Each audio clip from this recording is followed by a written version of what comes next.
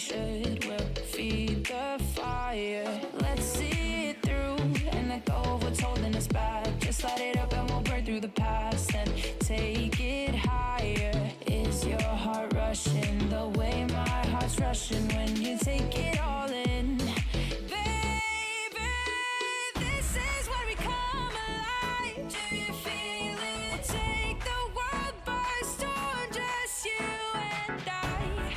You and I.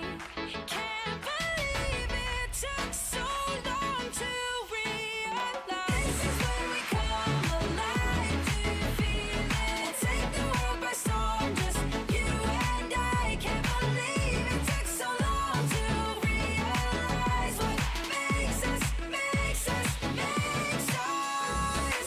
This is where we come alive. Do you feel it? Take the world by storm, just you and I. Can't believe it took so long to realize what makes us, makes us come alive.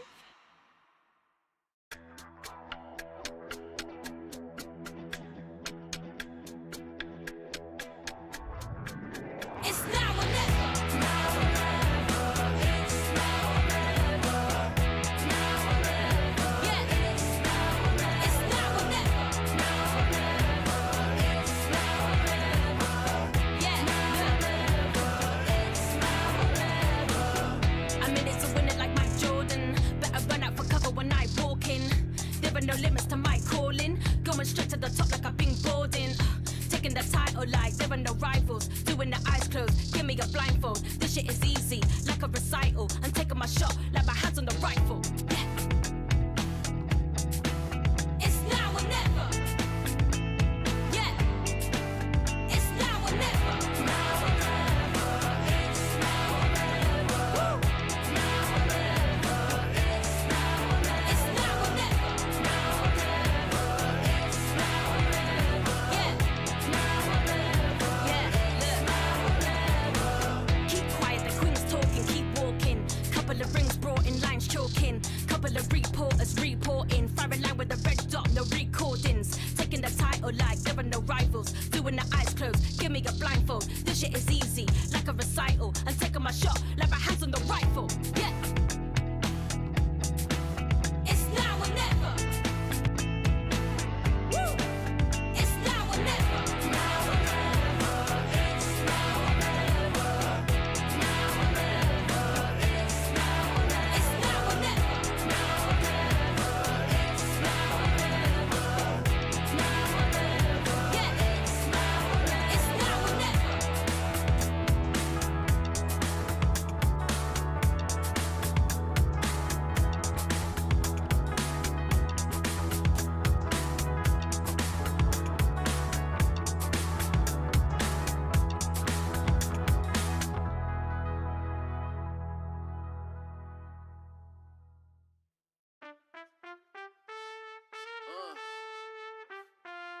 Too easy.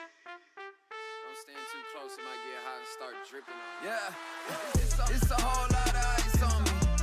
Don't stand too close, cause you don't if you say that you might know me. No, you lying, you don't know me, dog. Yeah, it's a whole lot of ice on me. Don't stand too close, cause you don't if you say that you might know me. You know you don't know me, dog. Spent a bag on the whip, parked in valet. Just took another trip, skipped a drive, called my pilot, then jet down to LA. Yeah, tell me, who you know like this? Let the beat bang, turned off the light switch. I was in the VIP and met a spicy mamacita. Took her ass straight to Costa Rica. Yeah. It's a whole lot of ice on me. Don't stand too close, cause you don't if you say that you might know me. No, you lying, you don't know me, dog. Yeah, it's a whole lot of ice on me. Don't stand too close, cause you don't if you say that you might know me. You know you don't know me, dog. Step back, homie, don't let this freezer go dripping. Cause these jewels might mess around and flood the whole kitchen. Took a bit to get it, was on a mission. And now it's platinum plaques, back to back. I spent a couple mil, you spent a whole rack. Bout the block just to give it back. Remember I was moving rocks, now I spit crack. Yeah, it's a whole lot of ice on me. Don't stand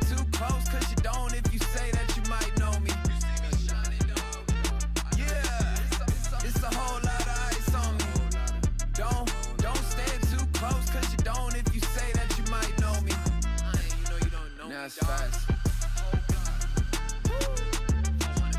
I'm too cold for you. Diamond straight out of Mount Everest with it. Yeah. It's a whole lot of ice, homie.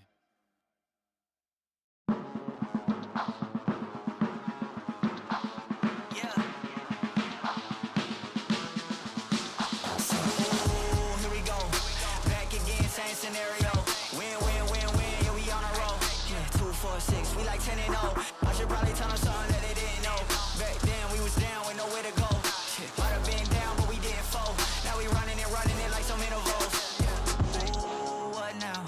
Tell me who you see when you look straight up. Like, wait, who? Us now. What you gon' do when we pull up on you? Like, ooh, touchdown. You already know what it is when I come through you. Ooh, shut down. Shut down. Say, ooh, what now? Tell me who you see when you look straight up. Like, wait, who? Us now. What you gon' do when we pull up on you? Like, ooh, touchdown.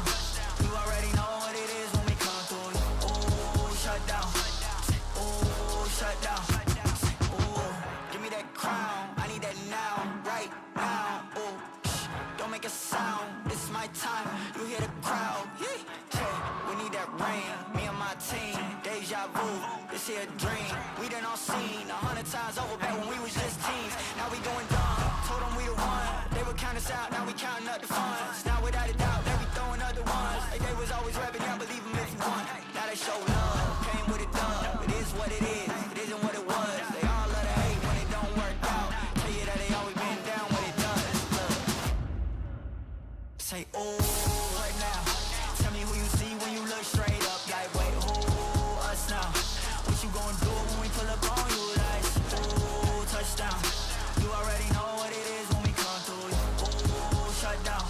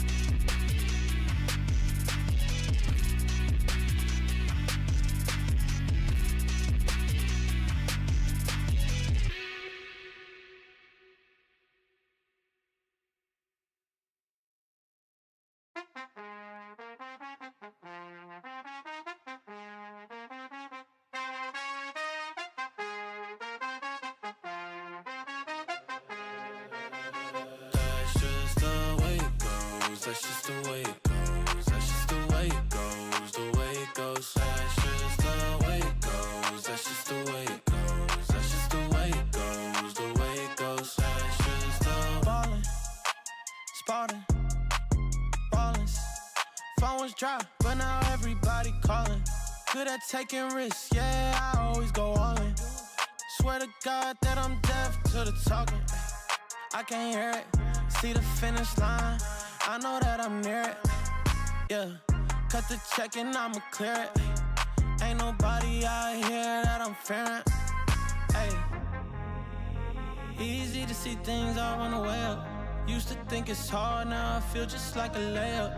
I've been in the gym, yeah, I'm tryna get my weight up. That's just the way it goes, that's just the way it goes. That's just the way it goes, the way it goes. That's just the way it goes, that's just the way it goes. That's just the way it goes, the way it goes. That's just the way it goes, that's just the way it goes. That's just the way it goes, the way it goes. That's just the way it goes, that's just the way it goes. That's just the way it goes, the way it goes. That's just the... Hey, you ain't realist, like you got a few disguises. Walk in the room, I know I'ma be the flyest. She like me, yeah, it's hard for her to hide it. One-on-one, ain't nobody like this. Got this far by doing me, I'm everything I knew I'd be. I don't care what we used to be, no, yeah. They tryna get close to me, you can't get what you want from me. I got this vision you can't see, no. Easy to see things all run away up. Used to think it's hard, now I feel just like a layup. I've been in the gym, yeah, I'm tryna get my weight up. That's just the way it goes, that's just the way it goes. That's just the way it goes, the way it goes. That's just the way it goes, that's just the way it goes. That's just the way it goes, the way it goes. That's just the way it goes, that's just the way it goes. That's just the way it goes, the way it goes. That's just the way it goes, that's just the way it goes. That's just the way it goes, the way it goes. That's just the...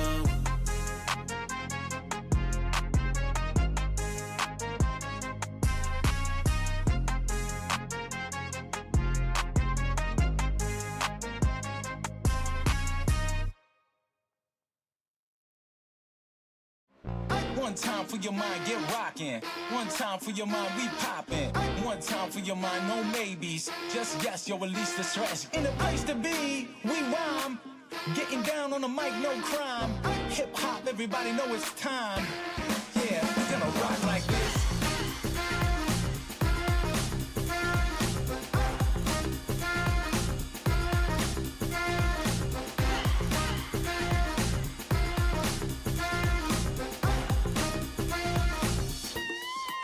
We're gonna rock like this.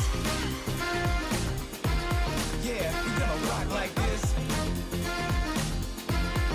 We're gonna rock like this. Yeah, we're gonna rock like this. We're gonna rock like this. I just can't stop. No, no. Yeah, you got me, yeah. Ooh, no, I just can't stop. No, nothing you could do. I just can't stop. I just can't stop. I just can't stop. I just can't stop. Rock the party, not stop like this. Gonna rock the party, not stop like this. Gonna rock the party, not stop like this. Gonna rock the party, not stop like this. Yeah, we rock the party, not stop like this. Rock the party, not stop like this. Gonna rock the party, not stop like this. Gonna rock the party, not stop like this. Yeah, we rock the party, not stop like this. Run it up. We got the fire. Run it up. We got the fire. Run it up. We got the fire. Run it up.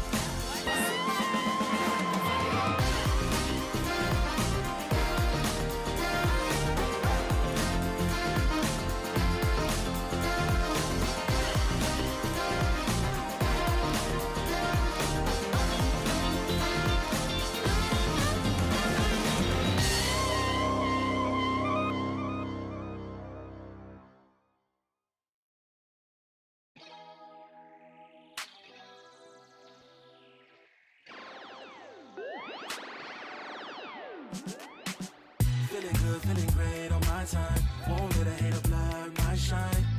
I'm just living my life, too busy chasing good vibes.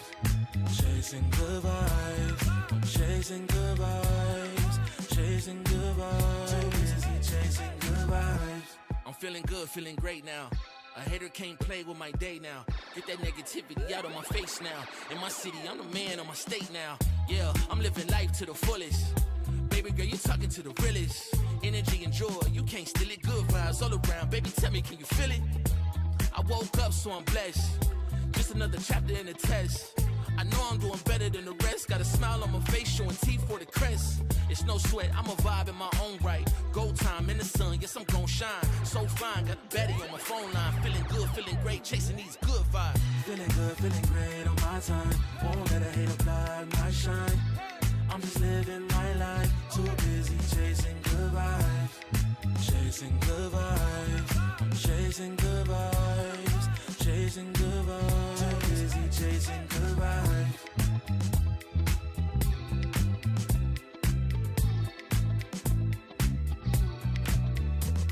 Put my soul on that beat, I'm ready to feast. Margaritas with some divas, I'm pouring the drinks. I'm living life to the fullest, the blessings in me. Don't really care what you say, whatever you think. Nah, unequivocal miracles with the lyrical. With the homies tryna pop like the cereal. Lucky Charms, got a model on my arm. Go watch on my wrist, garlic parm. No alarm, fireworks, I can feel it in the sky. I got love in my eyes, but there's money on my mind. I see passion and pride, I despise all the lies. I've been around the world, so I'm down for the ride. Good drinks, good people, and good times. Fast cars, pretty women on FaceTime. More money, more fun in my life. I'm just chasing my shots with good vibes. Feeling good, feeling great on my time. Won't let a hater block my shine. I'm just living my life, too busy chasing good vibes. Chasing good vibes, chasing good vibes, chasing good vibes. Too busy chasing good vibes.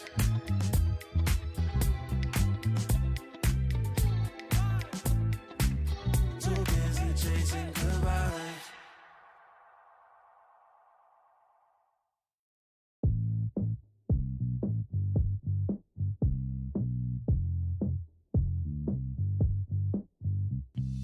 Ooh, you love the fame, you are not the same. Girl, when I was with you,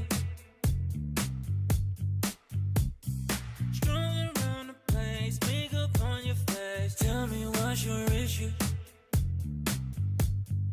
What did I do? What did I?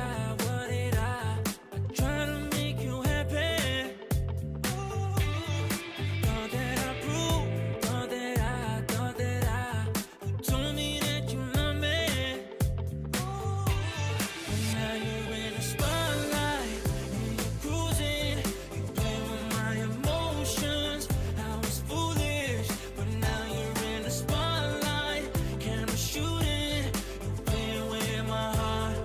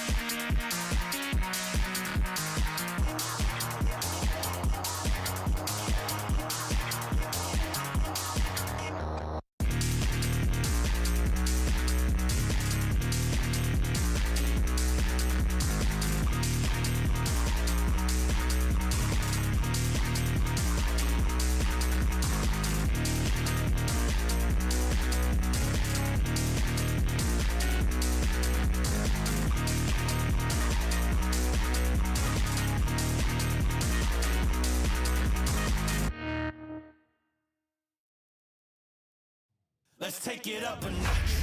Running out the clock. I shoot my shot. I cannot be stopped. Let's take it up a notch. Let's take it up a notch. Let's take it up a notch. Running out the clock. I shoot my shot. I cannot be stopped. Let's take it up a notch. Let's take it up a notch.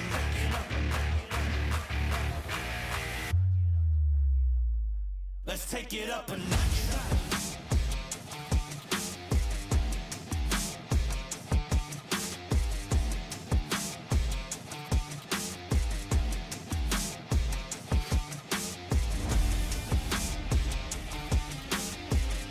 Let's take it up a notch. Running out the clock. I shoot my shot. I cannot be stopped. Let's take it up a notch.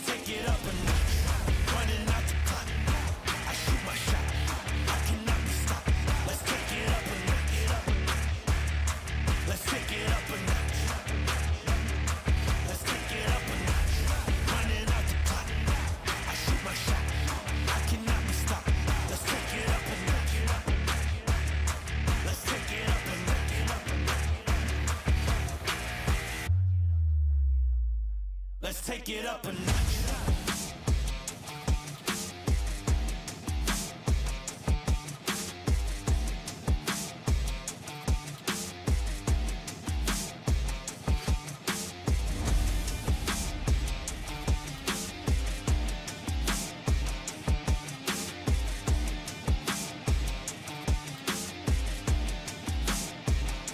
Let's take it up a notch. Running out the clock. I shoot my shot. I cannot be stopped. Let's take it up a notch. Let's take it up a notch. Let's take it up a notch. Running out the clock. I shoot my shot. I cannot be stopped. Let's take it up a notch. Let's take it up a notch.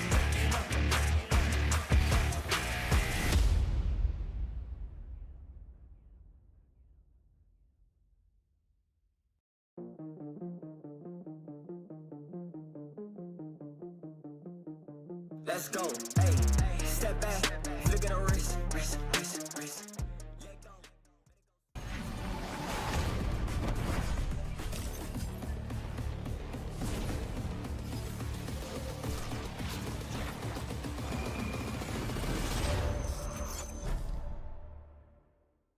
Hey yo, listen up. If you're here for the safe plays, if you're here for the hero shots and predictable endings, you're in the wrong place. We're here to shake things up. Teach lessons the hard way.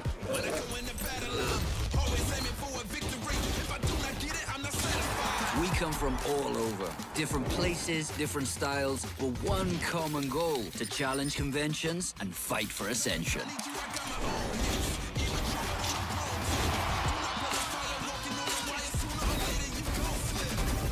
We're stealing the spotlight. We're the ones everyone's gonna be talking about tomorrow. In short, we are the future.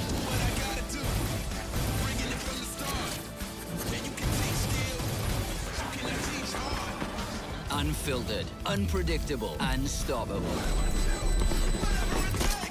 Here comes him. Hey! We are challengers. Hello everybody, welcome back to Valorant Challengers EMEA. We're done with the group stage, we are on to the playoffs. It is day 4 and we've got 4 more days for you to go.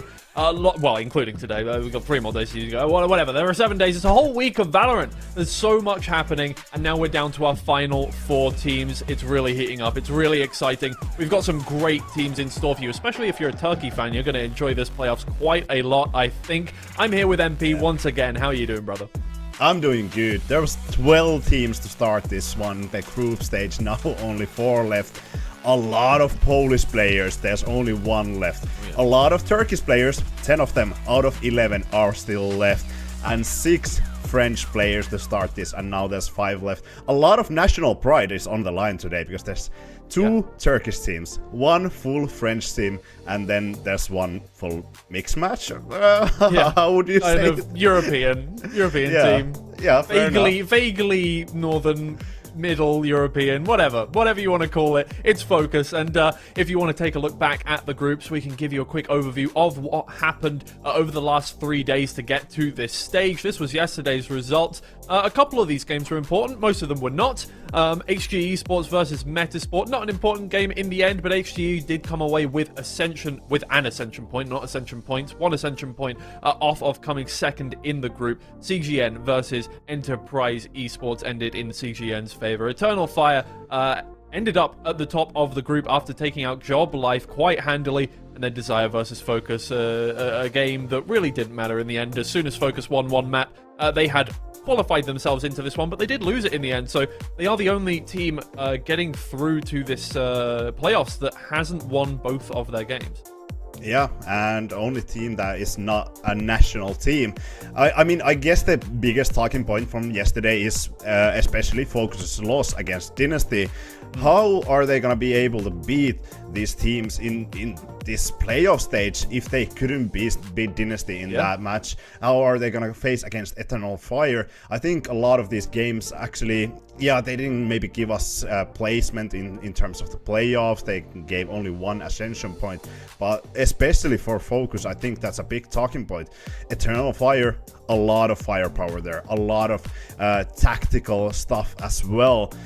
How are you gonna beat them if you couldn't beat Dynasty yesterday? Yeah, exactly. Eternal Fire, I would not say they were in a easy group whatsoever. I mean, obviously, Job Life did not perform as expected, and Go Next was not the first seed from Northern Europe, but still an insane performance from them. They absolutely breezed their way through that group, so Focus going up against them are going to have a real tough time, I think, but that's later on today. First up today is going to be BBL Pacific versus Mandatory. Mandatory, they had a tough time getting through each of their series, but they closed out all of their series with very convincing map 3s, so they do have a lot of quality, and I think they can perform higher than their expectations as the second seed from France. Yeah, especially from yesterday, Eternal Fire, the second seed of Turkey, took out the first seed of France. So today would be good redemption for them.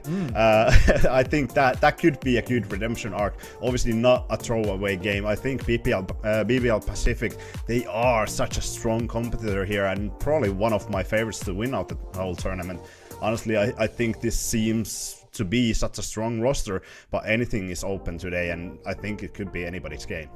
Either way, as we get started with the playoffs here, you're going to want to keep up with all the action on social media. We haven't got 2 streams running at the same time, so you don't need to be going back and forth, but you're still going to get all of the highlights there on our socials, Val League, NE, everything else on that one. So keep up to date with that. Obviously, we are the English stream where we can't be biased anymore. We can't. There are no Northern European teams left in the tournament. The most we can do is root for your boy Lewis, or are there even any Finnish players left? I don't know. Hoodie is left. I can be biased. Of course, Hoodie is left. Yeah, you can be a bit biased. I guess I've got your boy Lewis. That's essentially it. And Mystic. So, Mystic. Sorry, yes, I completely forgot. Mystic is still here. But still, I think it's gonna be a lot for the Turkey and French players. Yeah, obviously we have the Europe mix team pretty much here in Focus. But it's gonna be a difficult time because I think these Turkish and the French teams, they have shown that they are not one to be messed with. Obviously, we do have some kind of predictions for today. At least for me, I do have. I think it's gonna be a Turkey show today, and we're gonna probably see that face off tomorrow. But anything is still open. Well, fortunately for the teams that do lose today, whether that is a Turkish team or not, they do have a second chance. They'll be going down into the lower bracket. They can fight their way back through that one. It's not just going to be we play this game and then it's into the grand final straight away. We've got lots of action left for you. So let's take a look at our first match for today. As I mentioned earlier, it is BBL Pacific versus Mandatory. And obviously coming into this one, I think kind of the favorites in everybody's mind is the Turkish team BBL Pacific. They had an amazing grand finals to get through to this tournament in the first place, and they have been doing very well for themselves in the tournament. Yeah, they haven't lost a single game in this tournament, and they have only actually lost 2 games throughout the whole year, and those were best of 1 games, so it doesn't really matter that much. Their record for this year is 11-2, and I think that's a crazy thing when there's only 3 months that has passed in this year. I think they have started really, really strong.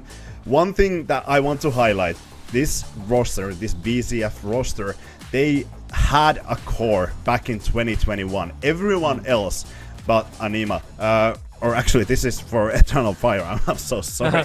I mean, mixed match of Turkish players, you always get kind of mixed, but honestly, I think this is a crazy good roster. Not too much of experience alongside these players. There's few players that has played for multiple rosters, like Rose for Fireflux, Jan, Surreal, New Boss, a lot of rosters, Cruin as well, but then you have Comeback, you have Loita, you have Larok, who I think honestly in this roster they are in their best team. They are getting the most experience that they have gotten throughout this whole season, or throughout their whole career. Absolutely. We can take a look at some of these players here with a couple of highlights. Obviously, I think on everybody's mind, Comeback. The highest ranked player in several rankings here.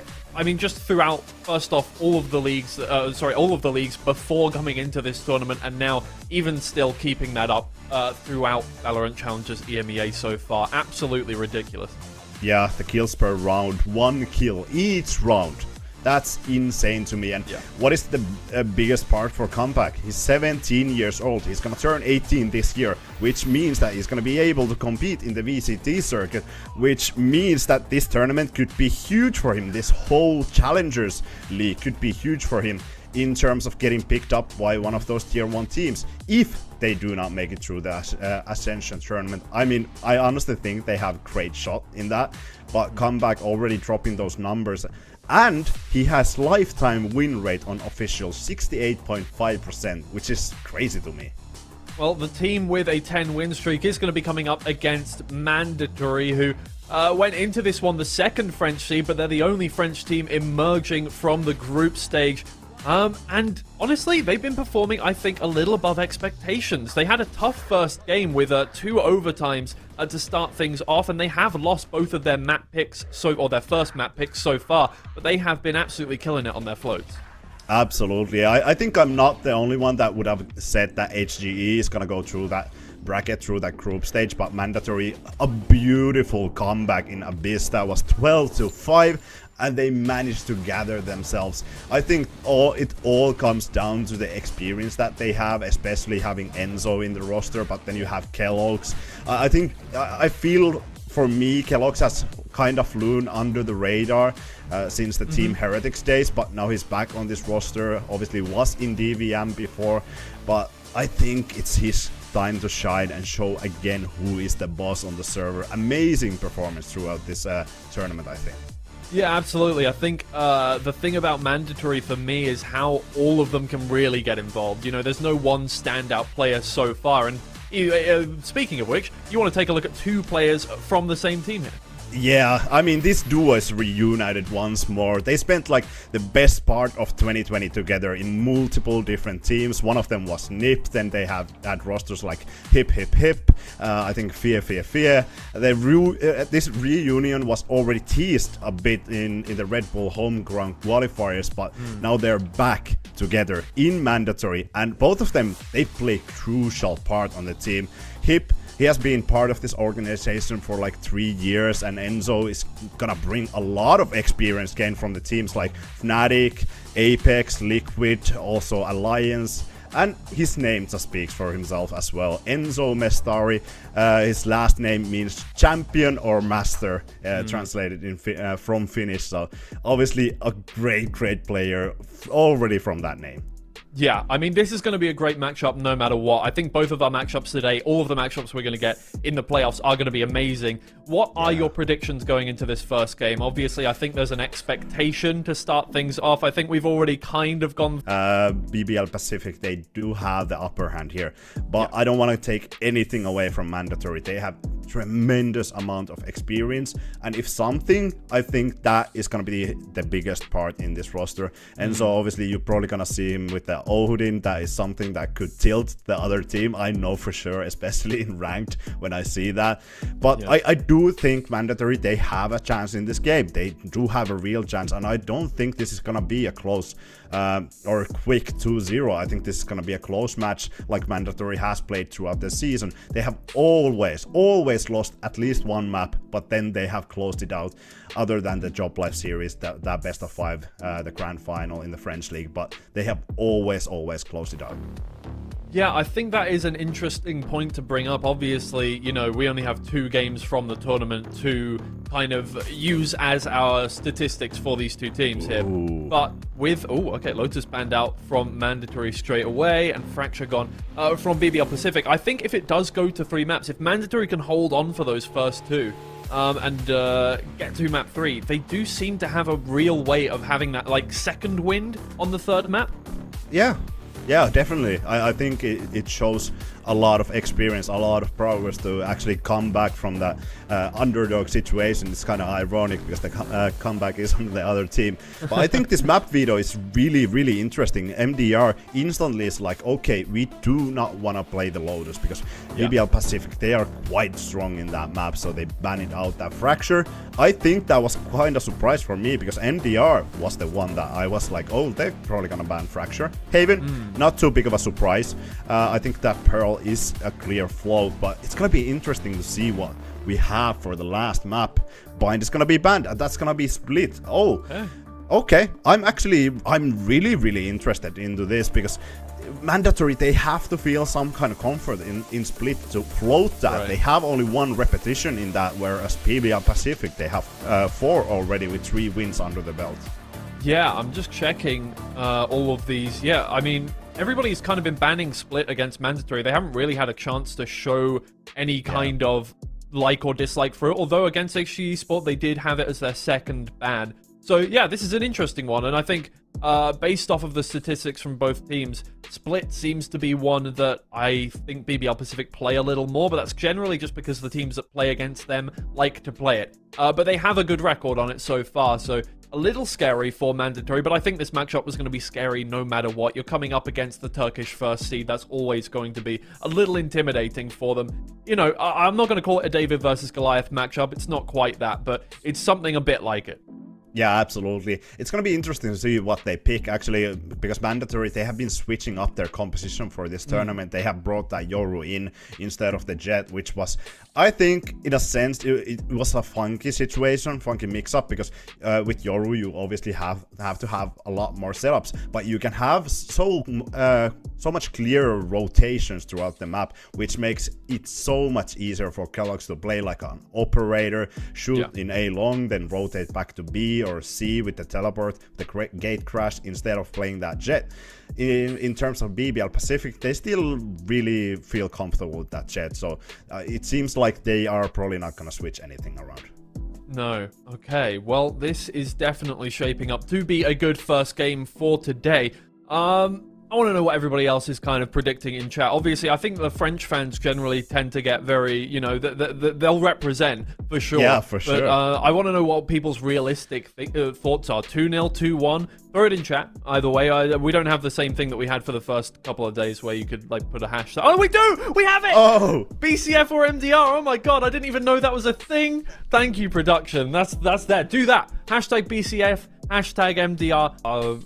I mean, you're the real analysts here. We're just kind of here to guide you through the show. I want the armchair analysts to get involved. Tell us why you think your team is going to win. Yeah, absolutely. I mean, I know where my vote would go, but I do hope that we're going to see the 3-mapper. And I actually do believe that we're going to see the 3-mapper. I don't think Mandatory is someone to be thrown away. Obviously, you have so much experience in the roster, like I said. Enzo, Kellogg's already, Hip. I think the biggest part is Hip actually being like like the cornerstone in this roster. Sure. He has been throughout in the organization throughout many years, over 3 years now.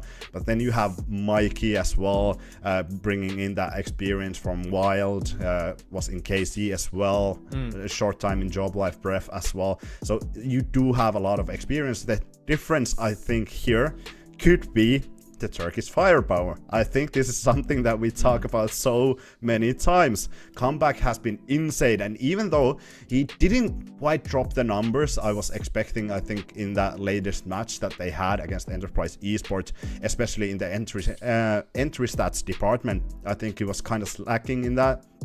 He couldn't quite get under Jazz's skin there.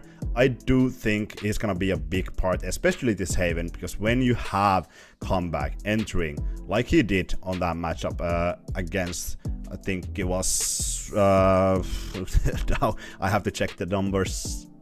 Enterprise Esports, is this what we're... CGN. Oh. Yeah, their Comeback was amazing. Didn't play Haven there, but he was amazing in the entry department. On split, 7-0. That's crazy to me, have those numbers. And then you go with the double duelist as well. You have Larok as Raze as your companion there, dropping 5 entry kills. That's already the rounds over pretty much for you to get OT if you get to play that advantage. And then you have Comeback Larok dropping almost 50 kills in that one map. It's like, how are you gonna dodge those duelists, or how are you gonna counter them, especially in these tight matches? Yeah, I think that is another big part of this one. Obviously, we were kind of singing Mandatory's praises for having very much a roster that can all get involved, but that does kind of mean that while you do have keloqz on your team, keloqz has been known to be kind of, how do we put this in a way that is nice? Kind of either here or not, you know? Like, has his moments and then kind of sometimes just goes into the background for a little bit. And I think that kind of consistency is something that Comeback has. It's the reason why he's up at the top in terms of ACS, ADR, KD, everything in all of the leagues right now, and why we haven't really got a contender to that in terms of a duelist.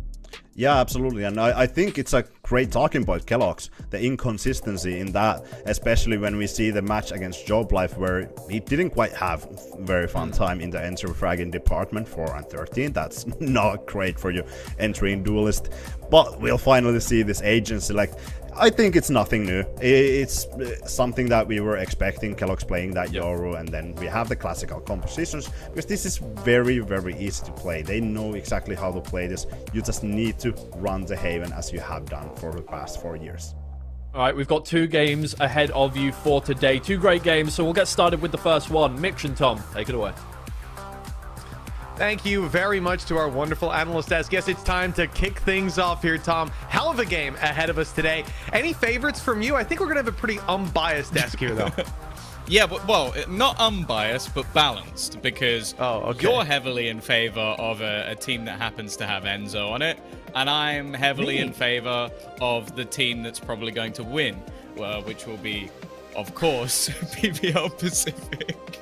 Is that so? Well, it looks like Tom's definitely expecting some level of bias here. I personally, just a fan of good Valorant. I think that's going to come through here today. You know, I wish best of luck to all the players and both of the teams. It's time to get into the game. BBL Pacific versus Mandatory, map number 1. And let me tell you, what I love about this is Sova from Enzo. I mean, I'm kidding. I'm not going to be that bad just yet. Pistol round's about to kick off. And Tom, looking at what they're bringing to bear, there's a little bit of an identity difference, I suppose, when it comes to the duelists, at least. Yeah, well, I think that's going to be a comparison throughout the series. Firstly, you're going to have keloqz playing on the Yoru for this one, which I think on this map is absolutely fine. We even see, like, a lot of teams running the double duelist with Yoru. I'm more going to question if he can match up to Comeback, because when Comeback has a game, I don't know if keloqz has it in his locker anymore. Rose, he's off to a good start, swinging out wide on long. It's a big crunch from BBL Pacific, and it's worked out wonderfully. 1-0 in the lead with the pistol under their belt. This is why, when I saw this matchup was one that we got to cast on, I found myself saying hip, hip, hip, hooray. Because this is a squad on the BBL side that they are relentless. They'll get in your face, they'll be aggressive, and they feel like in a lot of their games, they just have this tendency to say, we are the better team, and they play like it. Oh, for sure. Yeah, I think they have a very sort of, I guess, high skill ceiling across the board. Like, you're not really... I guess maybe Rose is a little bit further down in a lot of cases, but... Well, if that's how things are going to start for Kellogg's, that's not great. A little more of that, please. God, it's almost another wall bang. LaRock, a man after my own heart, I have to say. It was Lloyd on this map. I think this was where he had the 3 back-to-back 4Ks or 3 and 4 rounds, whatever. It's just as good. They are definitely strong when it comes to Haven, and then starting out with a statement victory here. Only one player dropped, 2-0, and both rounds, the first because BBL Pacific were aggressive, this because MDR Mandatory did the same, but both very quick blitzes of aggression. Yeah, I like the fact as well the ban change that's actually come through in this series, because we did get to see BBL Pacific play Fracture last time out when we were casting them versus Enterprise, and it looked rough. Like, they looked incredibly uncomfortable on that map. I think Comeback didn't have a good game either, so they've switched up the map pool. They're starting on where they actually ended up finishing off the series, and a lot of their sort of defensive half was so difficult to play against because you have, again, such high level of individual skill, but they seem to be so good at just pressuring the map. We'll see if that continues. I imagine it will. With 2-0 on the board, BBL Pacific in a good spot. This is the round that they have a bit more of a challenge. Rifles that they're up against. The last one was a nice easy one that also started with a wall bang. This time the first kill shouldn't come quite as easy, although Comeback steals it from the side. It's LaRock. His shots don't land this time, but Kreven and Comeback are putting in the legwork. This is a round where they should have disadvantages, and Comeback has picked up a triple. Now we're starting to see the teeth and the claws come out.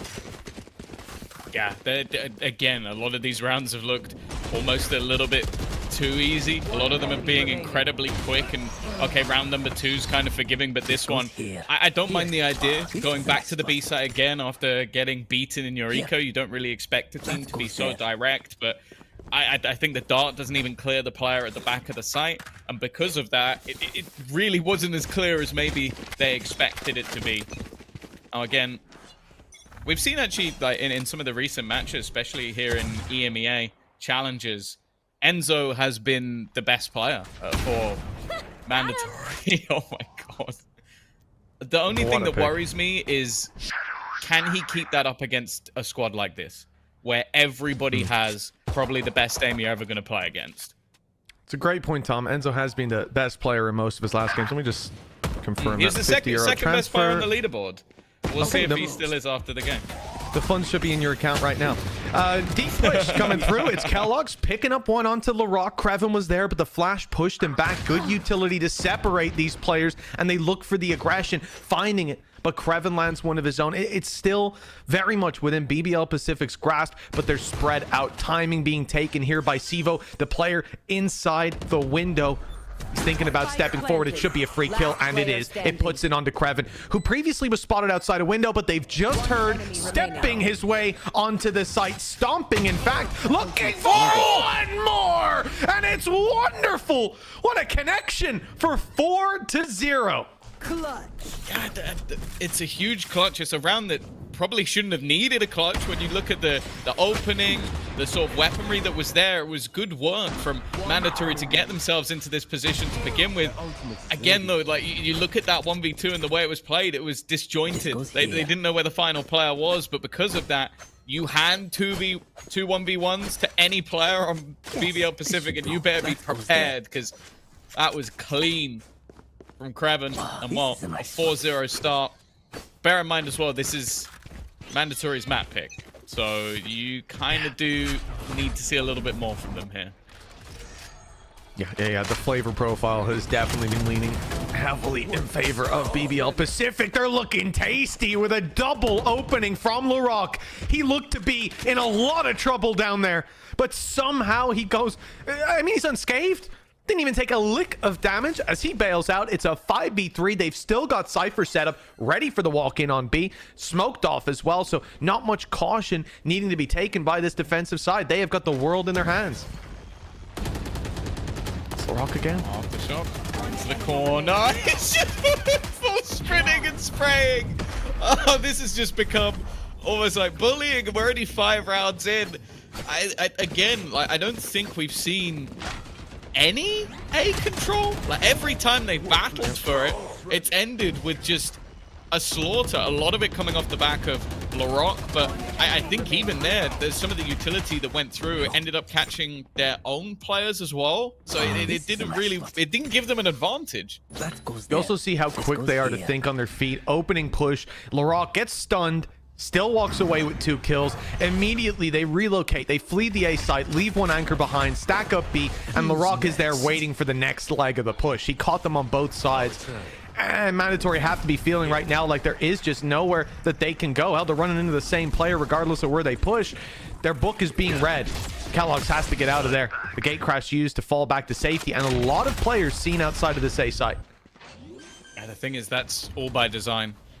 I like the tap. It's a bait to try and get the Rolling Thunder to be utilized. They know that their opponents are waiting on the other side to try and use that ultimate to catch the planter or deny the plant altogether. So Enzo's idea is, okay, if I tap, they use theirs, maybe they waste it. But in this case, it's much more patient from the opposing side. This time, Larocque is going to throw the stun through. Ultimate still in hand, but the same can be said for Sivo on the other side. And in fact, keloqz playing aggressively. It's only going to be the one. Yeah, but here comes Rolling Thunder on the other side. This could put Mandatory back across the line. It's Sivo taking the double and leaving it down to just 1 with the shock dart of Enzo connecting. It's Comeback who has to be the hero, and not today. Very well played by Mandatory to still walk out of that, because I have to commend BBL Pacific. This is a team that feels in control of the game so far, and I think it shows in the fact that there's no cracks. They don't throw that Rolling Thunder through early. They don't panic when they hear the spike tap. They just sit and wait and say, okay, ball's in your court, make a move. Didn't work out this time. Yeah, and a big round as well from Sivo. Obviously, I feel like everybody else we have seen quite a lot through the last few years of Valorant. He's sort of my one unknown coming into this that I haven't seen too much from, but a big individual round from him, not only with the impact of the ult, but also picking up 3 kills off the back of that breach as well. They're in the game, they're on the board. I do expect almost an immediate response, and seeing Comeback with that operator in hand already strikes fear into my heart, and I'm not even on the server. I don't think he took the ping there, the drone, keloqz, because he went for the gate crash back to spawn, getting out of dodge, and maybe that could have worked as a bait. Otherwise, BBL Pacific, after seeing 1 and not seeing much more after, they want a bit of confirmation on their suspicions that this is an A play. 4 players towards this side of the map. It's a heavy stack, and now no one's seen. There's Cypher. That could still be your lurk on the other side of the map. It's not confirmation, and it's not going to keep the cavalry as strongly on that A site. But now they start to rotate. They're suspecting they've got the hit read right, and from what we're seeing, it's spot on. That stun, though, it'll be just the same. That's catching everyone. Utility thrown through. They're gonna know there's at least a few players here. There is that Hunter's Fury, normally effective from Enzo, and the rest of the team are capitalizing while it's being utilized. Gives them the space to try and take those fights. Even still, though, you've got to be careful of Loiter. As you mentioned, he was fantastic in their last Haven map. They know exactly where he is, but that doesn't mean jack. Fakes out the TP as well. 12 seconds. He knows that plant's under pressure, wants to isolate the fight, but won't win it. It's Enzo on the other side to put 2 on the board for Mandatory. The road to recovery is very much being mounted. A little bit more to be done. You saw that stun, with the Hunter's Fury. That could have been huge, but it's delayed just that little bit longer until they're able to go through that choke point. And it's a good job as well, because you saw, as you said, Tom, that counter utility. Perfect stun from the attack, delaying stun from the defense just to counter that out and buy them a little bit of extra time. But Mandatory had that little extra fallback of the Hunter's Fury to open up space. Yeah, I like as well that Enzo is waiting for his own dart. Like, it's what ends up pinging up. I think it was Comeback who tried to retreat towards short, so it basically gave him that opportunity for an opener. Now we're going to see an early pause from BBL Pacific. I like this. You're 5-2 in the lead. You might be thinking, okay, taking a pause here seems a bit extreme, but you've lost a couple of rounds after some very sort of clean, easy ones. And this is where your economy starts to be on the brink. So if you win this one back, it's not really that much of a problem. You're still looking at least an equal half. But if this one slips away, then the buys start to struggle. And well, Mandatory are right back in the map. Well, that's it. And we've seen it many times. We've seen leads far bigger than this squandered on the regular.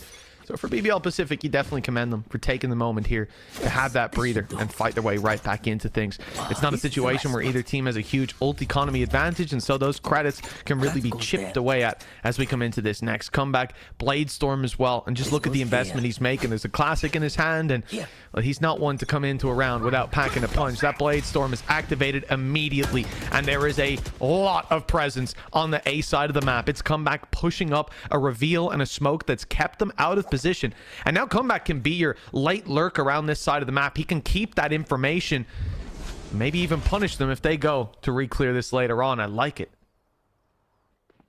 Seems like Paranoia coming in. Very aware that this position has been lost, though. In fact, even opting to go back in the other direction. I'm a little bit nervous. I know Kellogg's is going in with the sniper. This could be a gun to the other side if he's not careful, but not over-facing. The thing is, they still haven't revealed the man up close, but they are going to go walking back towards this B side. No trip to delay at this stage. Only Larocque really standing in their way. Faster rotation possible by Comeback, but we are definitely going to look at the site itself for a bit more success in holding and slowing them down and buying that space. The Paranoia still held will be useful here, pushing them back for just a moment. Hunter's Fury put into play, but it was a bait. Mandatory, we're just putting pressure on. The problem is Comeback's capitalized, and he's walked right up behind him. That's another shot connected. Beautiful reactions, and another a three-piece under his belt. Mandatory, they thought they were pushing and pulling the map, playing it well, but this man had other ideas. Wrapping around for a flawless round.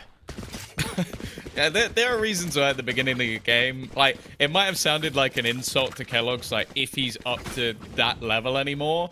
This is what I'm talking about. Like, Comeback can literally walk into a server and just take over. Like, that second shot, like, you could slow that down to, like, I don't know, 1% of the original speed, and I still don't think I'd see the head of the guy that he killed. Like, 2 frames, man. It's absurd what he's able to do within this game. 9-3, operator back in his hands. As I said, that was a crunch round. Now it seems like the response is there. An attempt from Mandatory. Interestingly, they've kind of gone for a half buy here. Sivo with just a classic and shields, and Hip's only going to be on a pistol. Yeah, going to be playing this initiation utility and a little bit of pressure on the back of that smoke. Nice flash. Pops behind him, gives him a chance, but won't be able to connect it. BBL Pacific backing off in time to save their lives with a more passive play. The turret, or the drone, excuse me, it spots one further outside. And they think that the rotations are coming in. The read is good from BBL Pacific. The timing might be a little tough to capitalize on, though. Sure, you've still got Kreven here. They're already on the site when the reinforcements get in. Kreven, though, luckily has a setup to punish one, and they'll be able to hold backside control as long as Hip doesn't get the space. The Paranoia might have caught him, but he's still good for one. Stays close for damage, buys them time, but not time enough for the plant. And now the man with the classic is the last one alive, and he meets the classic of Larocque.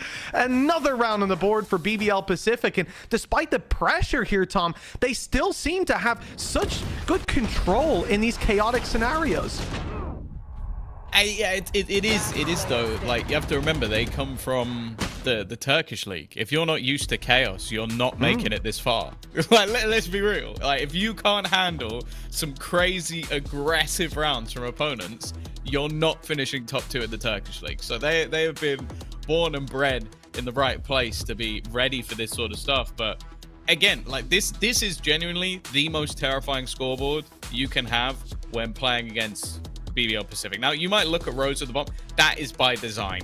Like, this guy is the leader. He's the cerebral player that is putting people into place. If these 4 are all fragging, it is over. And Mandatory are going to use that to take a pause. It is understandable why, because you've just been wrecked in one round. And the last round was kind of like a, okay, we're going to half go for this, and then we still have a buy for the next. Well, if they lose this one, it's already 8 rounds on the defensive side. It is getting to a point of no return. You're going to have to hope that scrims have been going very well on your defense, and that's why this pick came through. I think maybe Mandatories just haven't scrimmed a team like BBL Pacific, because they play... but look, unless you're scrimming them, I don't think you're scrimming a team like BBL Pacific. Rose, with these young guns, he just knows how to use them, man. And I think it's funny, you know, you look at the last series and you'll even see in chat and everything like this, people being critical of Rose. He's got 6 kills, 5 kills. You know, it seems like an easy solution. Oh, just drop Rose, just get a replacement, get a shooter in there. But it's not about that. It's the value that you bring behind the scenes. It's the leadership. And I think he's got that in droves. We've seen many successful teams under his flag. This and right here. Interesting. Look, Mike has already TP'd all the way up into the back lines. They're trying to hold on to Heaven control and make that retake a little bit more difficult. The problem is they don't have control of the site. Wow. You talk about the supportive utility. Rose has supported himself. As said, this is their economy completely on the brink. This needs to be a victory. And while Enzo tries to fight versus 4, but that round was done. And that's the thing, like, I don't think we really saw anything come out from the Heaven TP. And in fact, I kind of expected that to be a little bit more difficult for BBL Pacific to deal with, Mitch, but it really wasn't. They lost control and then just got it back within seconds. Yeah, and I think that round was playing out as a perfect example of kind of what I was talking about. Rose doesn't need to get kills. Look at how he was set up in that. We're going to touch on the fact that he sat on short, hearing the information. Here's the TP up top. Immediate rotation from comeback to go into Heaven, hold the smoke with the op. He drops out. Sure, he gives up the control. It is what it is. But he steps out, and exactly what happens goes down. It's a free kill for comeback. The guy is just pushing and pulling. He's pulling the strings like a puppet master. Doesn't need to get his hands dirty himself. In there is Kellogg's for 1. But again, look at BBL Pacific. They have these fallbacks, these protocols. There's a second player in that smoke. Sure, you're going to get 1, but that's all. The weapon isn't retrieved. The space isn't claimed. And BBL Pacific are again waiting at the gates to kick that door down and have their site back under control. I think, yeah, this is going to be an easy spot onto where Hip is. I'm not going to lie, I thought he was going to die there. Surviving in that corner's rough, and they don't have the weaponry for this at any stage. You're going to have to try and fall back. Do they invest a Rolling Thunder when they're so low on health? I'm not sure it's worth it. Shock Dart goes in, but they are nowhere near low enough. It's looking so comfortable right now for BBL Pacific. I think other than the round where we saw a couple of ultimates go in, there has been very little to write home about for the French side. Yeah, no, it is. All compliments go to the BBL Pacific side because they are 1 or 2 or 3 steps ahead every single play that we see going down. Mandatory. You look at the rounds where they're trying to bait out ultimates. BBL Pacific aren't falling for it. You look at the times when they try to push and pull the map. BBL Pacific, they wait in position. They're ready for your overextension, for you to make a mistake. And once that happens, see Mike up in Heaven falling. There's an immediate response. The rest of the walls close in very quickly, and you realize the trap you've been caught in. Aggressive push from Kellogg's. They've lost Mike in the background, though. Kellogg's is still able to capitalize 1. That's something, but they need so much more at this point. Already down a player. Kellogg's tagged, and, well, there's a lot of players he's running into. Corner's not cleared, and the round is again thrown into disarray. A 4 versus 2. Enzo with an Odin. Sivo playing down with them at least, but the op has now found them, and he might miss once. Twice is not gonna happen. Not today. Comeback, closing it out with a 3K, and at 10-2, we remind you again, this is Mandatory's map pick. Yeah, this has been a brutal half. A very small blip before anything came back online. As you said, we're gonna hope Mandatory have got a lot going into their second half. We'll find out after the break.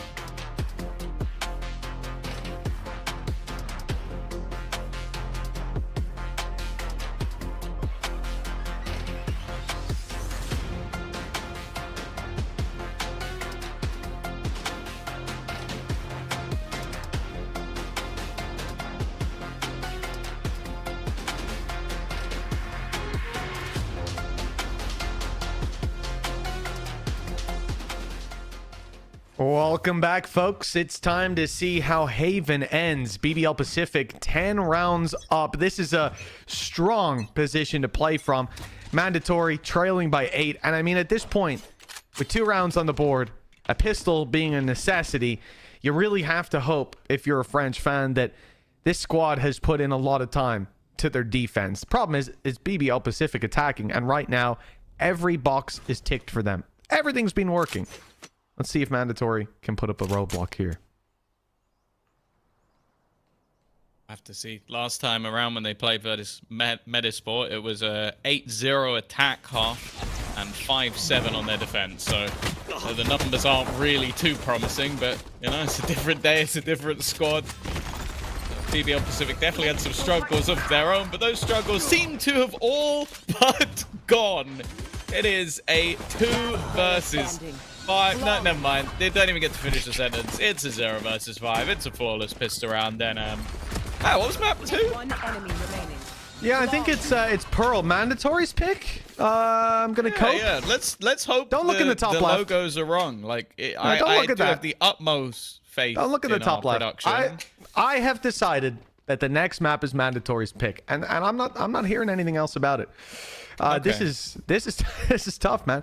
This is tough. You know, before we started today, Tom, you made a tweet, and it angered me. Which but it seems like which one? It seems like you might be spot on. I've cast Enzo a lot in VCT, and he's never won. Never once. And now here we are. But you know what, Tom? I'm confident today is the day we turn it around and see Evo. Nice shot to start it out. That's come back down in the dirt. They needed the pistol. They didn't find it. If they can get the follow-up, Mandatory are back in action. Oh, I don't mind this idea. They are going to walk into the firing squad, though. That's the only issue. I like the idea of the re-aggression, but can they get much more of it? Mike's done well. And now it comes down to, well, who else? The man of the moment. The guy to bring them back from the darkest times. It's Enzo in a 1 versus 2 that could save the Mandatory team. Mitch, man, take it away. I feel more pressure than Enzo does right now. He's only got a classic to work with. Kreven already tagged up. Timing will be key, but the camera has spotted him. An outlaw that he's up against. 1 shot needed. This looks like a death sentence. A firing squad on the other side, and the second barrel enough. It's Rose to lead them to victory at 12-2. Just 1 more round, and BBL Pacific, well, I think most people will favor them to take the series on their own map pick up next. But luckily, Mitch, you're not most people.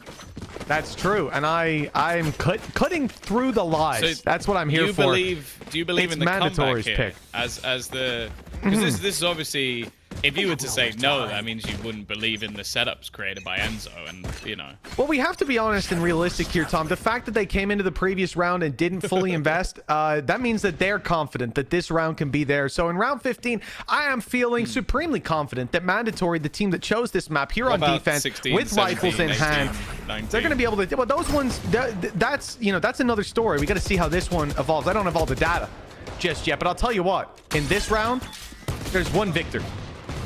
And they've already got a kill. Good start. It is, of course, the bonus round of BBL Pacific, so they have a pistol. And a few other missing pieces here and there. We'll see if they can at least make this one costly. Oh, no. I don't know how Loiter has managed to get out of that one with a kill, but he has. They're not going to retrieve any of the weaponry, though. So, again, like you look at the HP, you look at even just the weaponry still, and the advantage definitely sits with Mandatory for this round. Obviously, it's not even worth talking about if they lose this round because they've lost the map at that stage. I am a little bit worried about Kellogg's positioning, though. This is a spot where, realistically, you're open to a fair few angles with no cover. If they wrap around and check this, he's almost screwed. And while he's going to be stuck in the corner with an aftershock, does incredibly well. Managing to get out of that with 2 kills and stay alive, not take any damage. Paranoia goes through. Eventually, he's met by LaRock. Somehow, this one just got interesting. Fight coming in from Mike that makes it almost impossible. Time is ticking away, and he'll spray down both through the smoke. Mandatory, they have a 3rd round. But of course, as said, that was just a bonus. Yeah, that's where it starts to look a little shaky. Loida making that play inside a garage, that was crazy. Spotted, tag down to 31, and just simply TPs to the right side. As easy a kill as you like. Mike's just a criminal through those smokes, taking down 2, stealing the round away. But this is the thing, BBL Pacific didn't have all the bells and whistles. Now they do, and this is where the real uphill battle begins. They not only need 9 consecutive rounds on this defensive side, they need BBL Pacific to not have players like Comeback, Lloyd, and LaRock, who we have seen put up 3Ks, 4Ks like it's nobody's business. We need to see them deactivated, and Comeback, at least for this round, will be. Rose goes down, and well, Enzo, he's not getting out of there alive, unfortunately, but it's still the advantage in the 4v3. He chose the aftershock rather than the bullet. I'm not sure if I respect it, but we'll see. We'll see. He's gone down nonetheless. Even still, I like the 1-2 punch. I like the bait and switch. Whether or not they can capitalize off it, Kreven is going to face off against Kellogg's, and we're right back into an even scenario. If anything, stuck at the back of the site. Everybody's going to be here. An all-out brawl between the remaining, and it needs to be a survival effort from the remaining players of Mandatory, and it's looking like a done deal as they will close. LaRock with another triple to add to the collection, and a 13-3 decimation on map number 1. Yeah, that's a tough one to start out the day, isn't it, Tom? For Mandatory, this is their map pick. BBL Pacific, they come in looking like they're playing lights out Valorant. They're looking hot to the touch, and right now, Mandatory, they've got to bounce back on their opponent's map pick. After a defeat like that, that is going to be tough. Let's see what hope our analyst desk can sew together. I've got some hope for you right here, right now. I've got 2 stats for you. Mandatory, 2 games in this tournament. Guess what maps they've lost? Only their own map picks. Yesterday. Oh, no, not yes. Yes, yesterday. No? I don't know. BBL Pacific's last game against Enterprise Esports. Map 2. Guess what the scoreline was? 13-4 to Enterprise Esports. It's not over yet. BBL Pacific can still be taken down. That's insane amount of copium. Honestly. I mean, let's just say that Haven wasn't... It wasn't how Haven is supposed to be played. Mandatory, they felt scared. Literally, Hip... It didn't feel like he was comfortable doing any flanks on the attacking side. The Cypher trip on the defensive side, it was always on Garage. It didn't felt any pressure. And if you felt like BBL was always had 4 players on the right side, they did. They pretty much did. They left so many gaps on the defensive side, but just because Mandatory wasn't too comfortable, they weren't able to exploit those gaps. If Hip actually had round or 2 that he would have gone lurking mid when they pressured A quite a lot, there would have been multiple gaps in B that he could have exploited. Find Larok maybe on the rotation, find gaps that he can walk through, because BBL was rotating so early on those positions. But no, Mandatory, it just felt like they weren't playing their own game. They were scared. And I'm gonna be honest, against Comeback and this BBL roster, I would be scared too. That's the thing, right?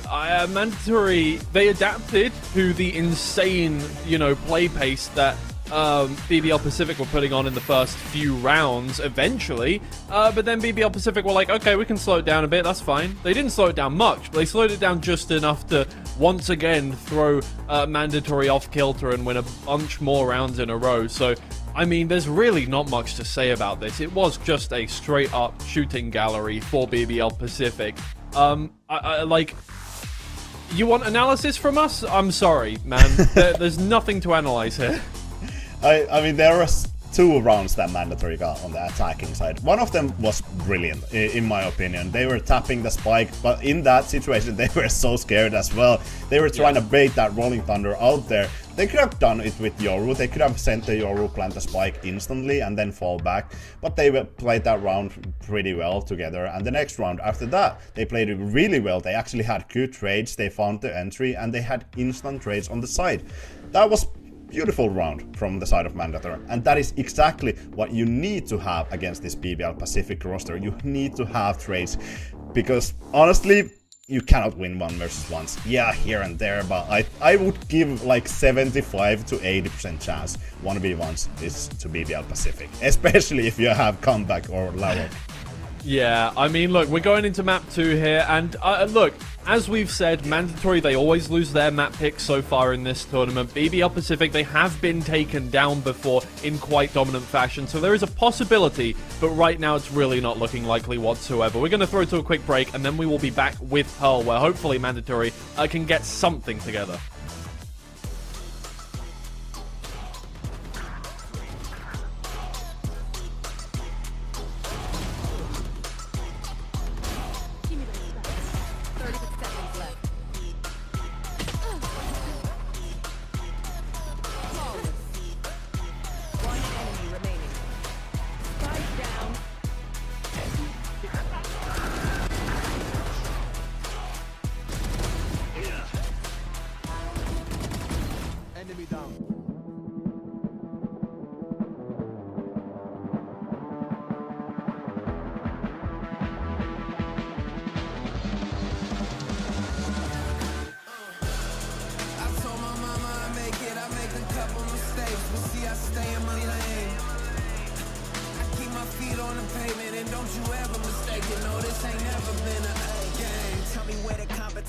Seem like they all been missing. Never made a wrong decision.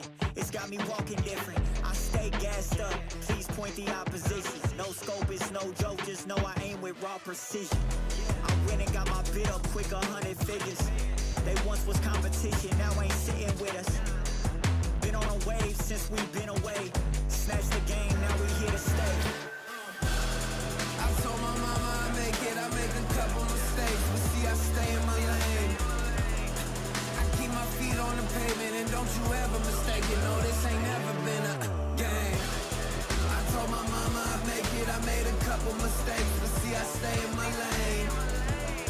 I keep my feet on the pavement and don't you ever mistake it, no this ain't never been a game.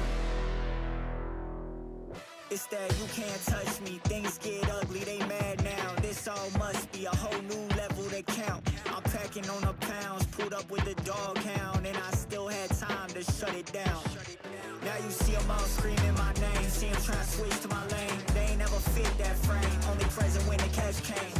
Plenty days I've been on the road chasing. No legend ever said they was complacent. Nah. I told my mama I make it, I make a couple mistakes, but see I stay in my lane. I keep my feet on the pavement and don't you ever mistake it, no this ain't never been a game. I told my mama I make it, I made a couple mistakes, but see I stay in my lane.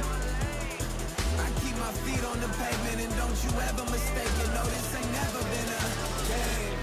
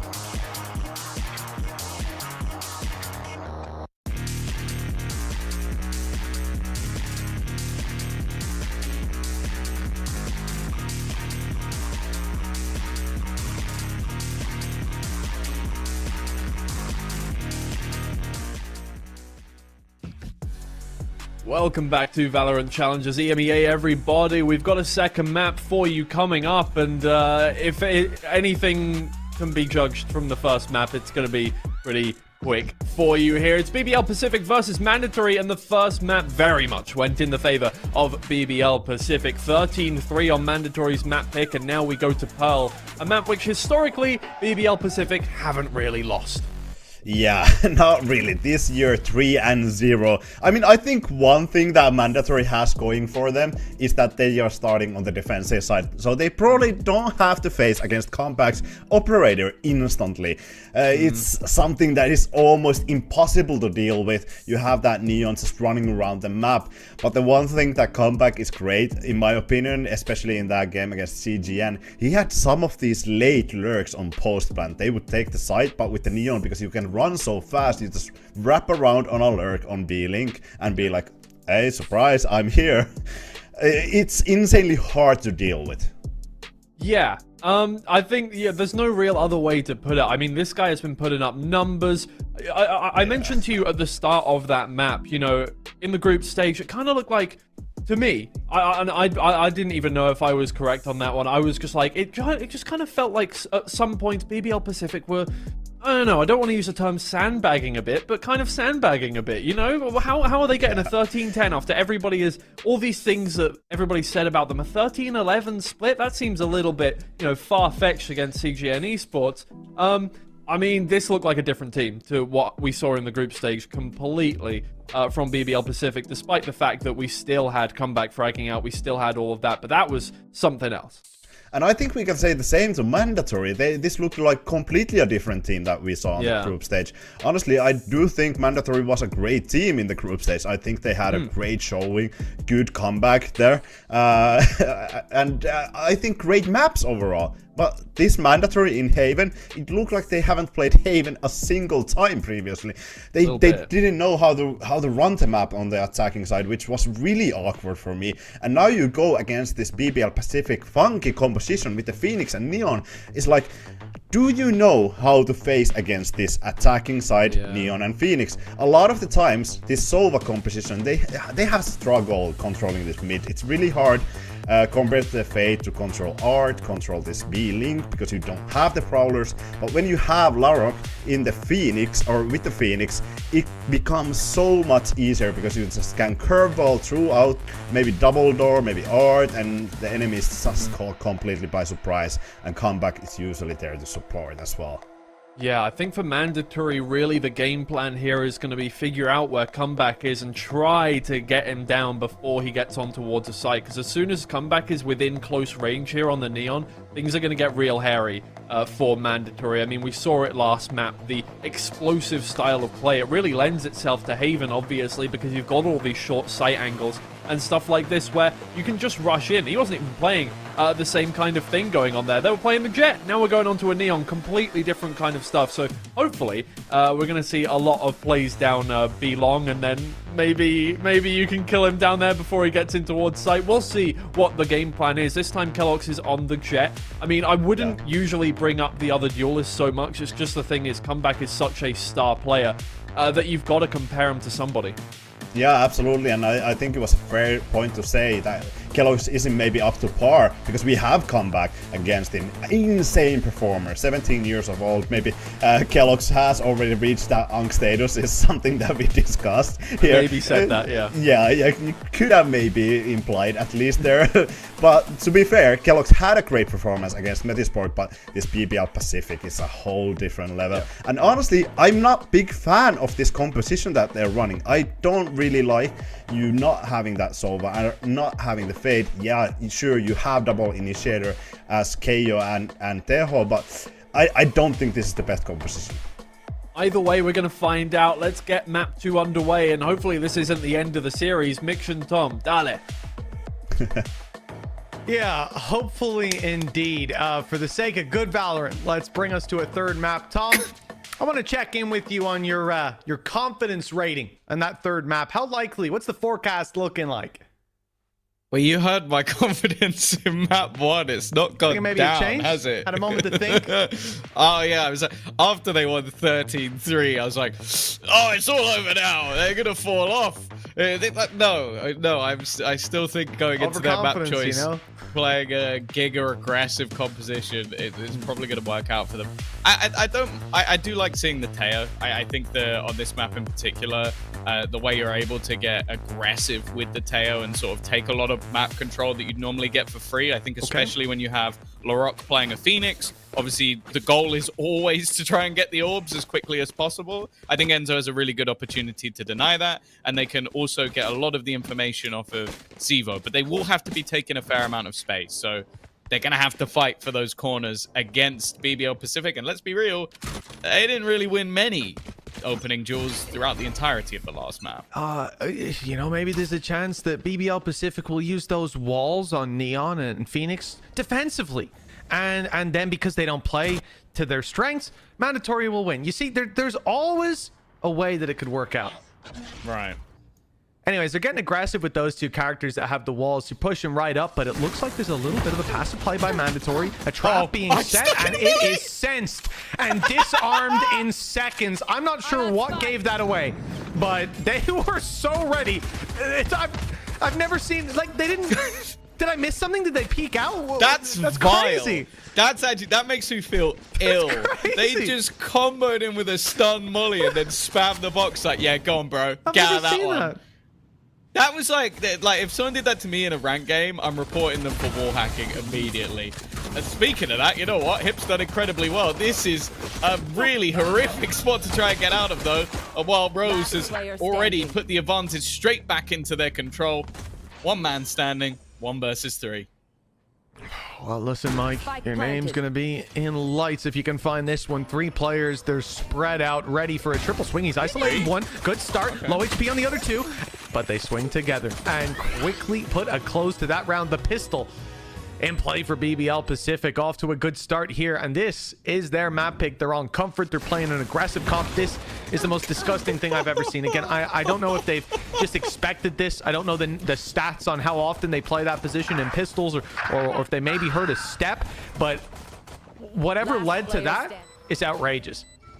I would see, this is the one time I really miss having player cams, because I want to see like how hard Kellogg's punched his desk, because he did nothing wrong. Like, it's not like he made a stupid mistake, went over aggressive, or he did nothing wrong and just had one of the cruelest deaths I've ever seen. He also got wallbanged, by the way. He didn't even die to the Molotov. They didn't let it kill him.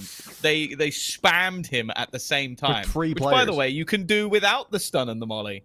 Yeah, you could just spam it to check, but no, oh my goodness, that timing could not have been any better for Rose.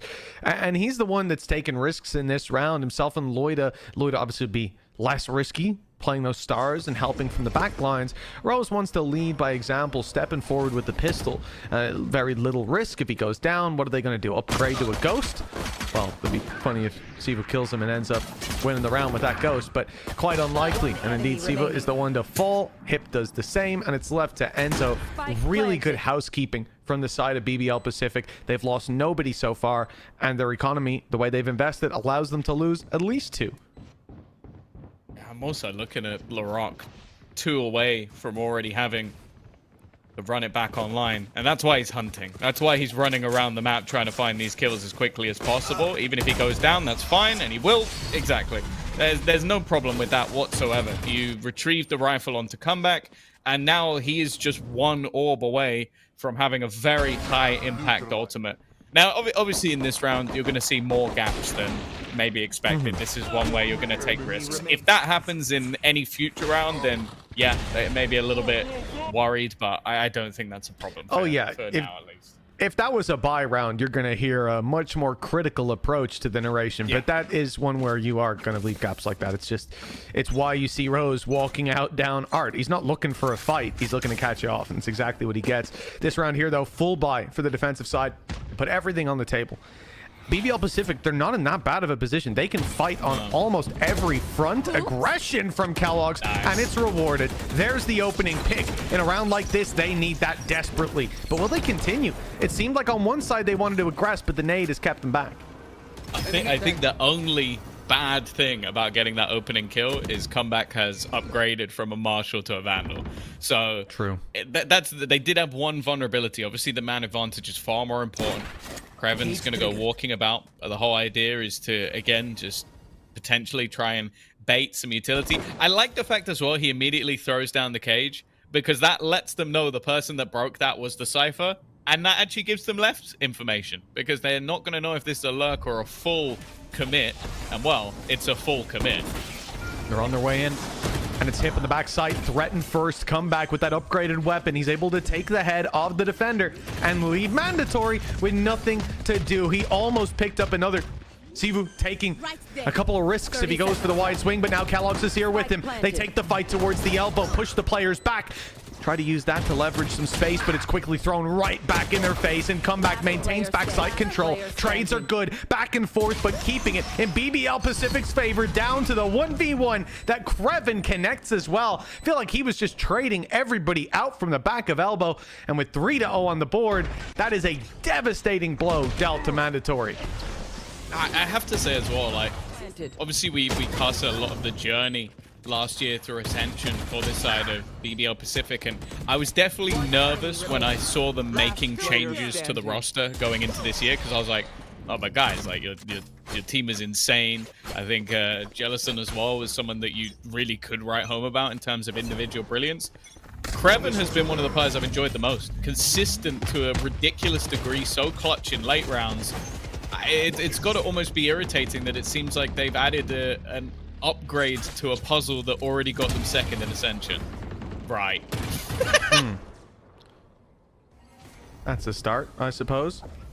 Down by 1. Mandatory with already quite a bit of weakness. I like their decision making. They're going to group this one up. Just push together. It's Comeback that's holding them. That's an outlaw. He gets 2 shots and both connect. Ult activated from Hor. He is hungry. And these plates are packed. It's Mandatory with Hip in a 1v5. And, you know, it really does just feel 4 rounds into this map like it's a continuation of Haven. Like we're playing out the second half and nothing has changed. Oh, hello. There's 1 kill at least, but then you have to walk into the hands of Comeback. That's the thing. Like, if they weren't dominating, that ultimate would have annoyed me. But yeah, it is just flexing at this point. This is literally just him going, I'm in such a chill position in this game right now that I can get 2 kills. We can have a 3-man advantage. And just to try and almost frustrate Kellogg's even more, I'm going to pop my ult. Like, it's just, it is looking like a completely different caliber of team. And I agree with what they said on the desk as well. Talking about the concept of, so far they've been a little bit underwhelming. Like, I kind of expected them to dispatch of Enterprise a little bit easier.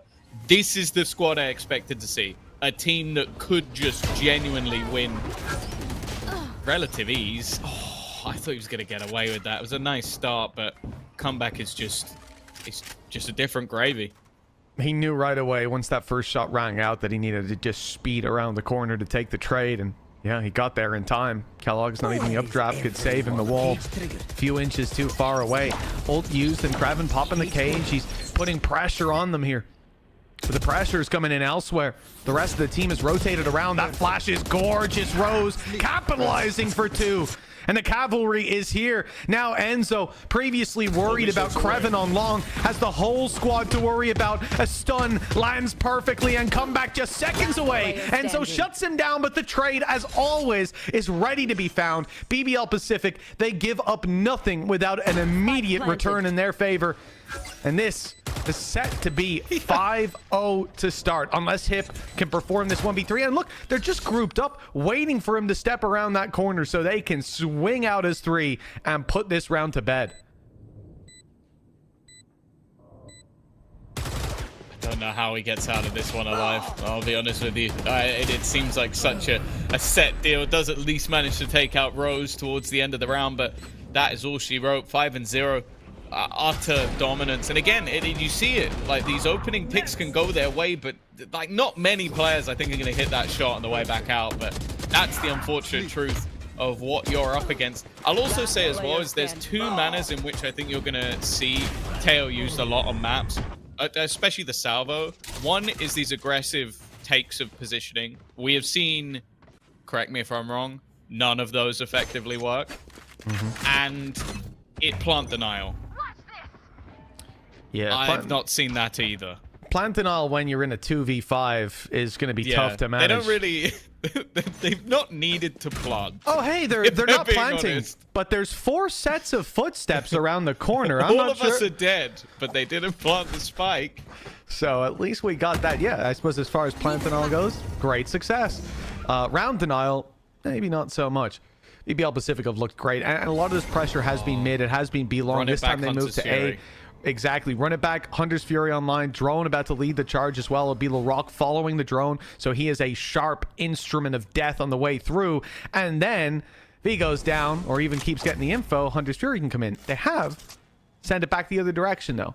So this drone may play out as a fake. Curious to see, or just a split through eye. Maybe anticipating that. At least some information. But the thing is, again, you've caught a Sova Cypher. You could use that drone as a fake and have your lurker on that side of the map with. It's actually just going to be the pop. Immediately throwing it out. That was the combination I was expecting. Instead, no, Kellogg's has taken over. Doesn't quite manage to close out onto, well, the player he killed initially, and somehow this has already turned back. This was looking like a almost done deal with the way that he opened up. Luckily, Sivo has given them advantage once again. No way they're doing this.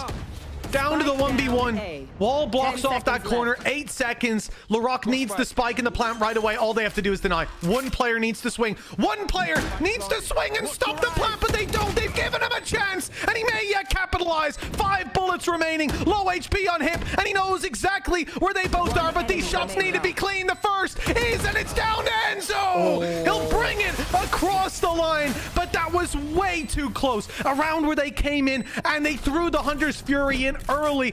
The run it back used and not defended properly. Bladestorm able to capitalize, what, 2 kills plus destroying the ult, and still it comes down to a 1v1.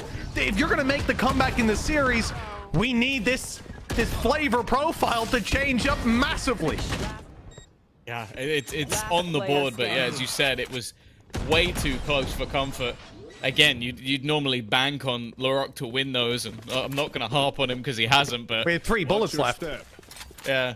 Hey, he normally needs 1. Let's not beat around the bush. But you know what you're talking about. You could see that he held the first shot. He waited. He was trying to one-tap. If he had ammo, I think he comes in with a lot more confidence to that 1v1, and it's a different story. Well, as before, in the last map, it was blips on a radar that was all BBL Pacific. And again, look at the confidence. You've got one guy who's pushed all the way through mid. You've got all of Arc Control. We are talking about 30 seconds gone in the round. They have half the map. Like, it's insane. I do genuinely feel like at this point, Mandatory are playing too scared. Like, they're having to utilize everything they can just to find info. They didn't even get anything from that. They don't even know. Okay, they do now. Yeah, the cam at least gets it, but they're going to push it. 3 players there, and none dropped. Mandatory are the ones to fall instead. An attempt at aggression, maybe to catch a player off guard or so. I guess they didn't realize just how many were there. And while that information comes with a heavy cost, as again, BBL Pacific on the site looking for the plant. No utility to push them off it. Enzo's ult not going to be there for them either. And with this, 5-1 down, economy in the bin, ults online for next. Do we save? I think Kellogg's is already. Yeah. Like, the thing is that we talk about them not needing a plant, but when it has gone down, the post plant has been so comfortable.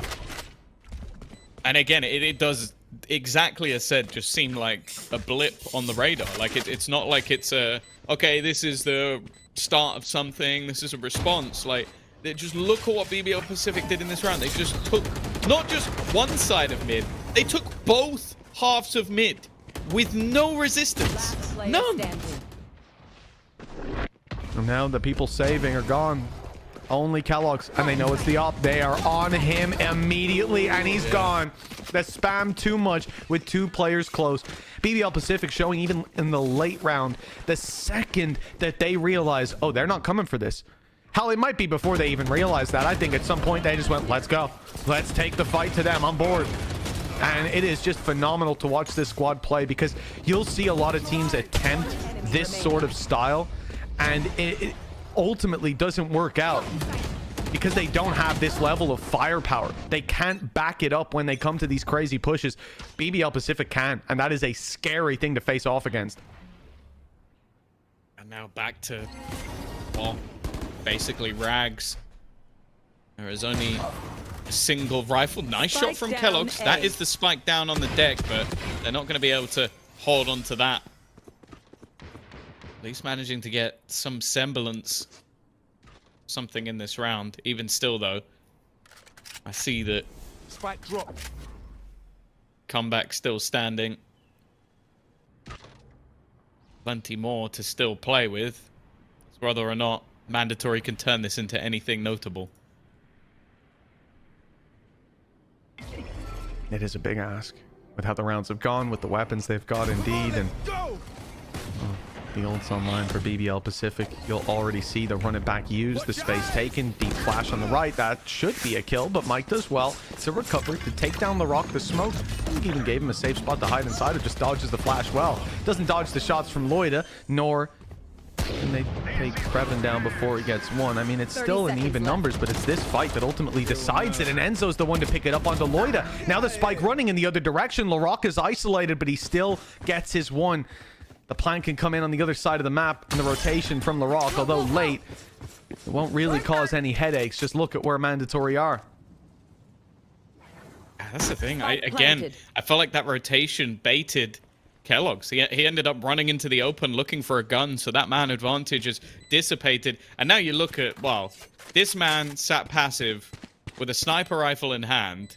They also used the Armageddon in the last take to try and deny the plant and stop them getting into that position. So that ultimate's now offline as well. But this is one of the best opportunities they've had. Getting past this seems impossible, though. This man doesn't miss a beat when put in crucial situations, and now Enzo stuck in a clutch scenario once again. Ace doesn't even know the position of the second player. He's still hunting to try and find where he is, and at this stage, that timer is gone. Well, it's not pretty, and eventually comeback is there to close out the round. It is the closest that we've seen Mandatory come, other than the one-round victory, but unfortunately, Close doesn't win anything. Oh, no, it doesn't. No, it doesn't, Tom. This is, like I said, it's deja vu of map number one. Not much has changed as we swap over again. There's a bit of a heartbeat to this round, but you put players like Comeback and LaRock in this squad, in this form. We really didn't need to see that one again. That would have been okay with me if you just didn't put that in, but that's all right. Yeah, I'll remember that. The reality is a few more opportunities at least. Yeah, the reality is, man, like where BBL PCIFIC are at right now, they're playing like they are just the better team. We started out the day saying that this is a squad that will come out, they will swing, and they will say, we're swinging at you because we're better, because we know your chin can't take the hits. And, well, every single time they be landing shots on jaws. Hip, I think a wall might have saved him there an inch or two, and he was gone, but he'll at least hold on to his life. The information they get, not really worth much, because again, smoke goes up and these players, they're moving quickly across the map, pressuring here Krevin as well. He might have an angle to look how open the side of the map is. I think as well that you can tell how conditioned they believe their opponents are. When on the map, I just walk back through A long on his own with the spike. Like that's how he's just like, they're not taking that control, are they? So I can just walk around wherever I want. Cosmic Divide thrown down. Post plant seems impossible to deny. Yeah, there's not going to be anything. And now we need to see a full-on retake. Now, they do have a null command. They do have a Cosmic Divide of their own. So there is potential here. And yet, I'm not a believer. I'm not feeling faithful. I just saw LaRock fake B by standing out in the open, popping a flash in his own face and just jumping around, and he didn't get punished for it. He's still alive. He might be a big player in the late round.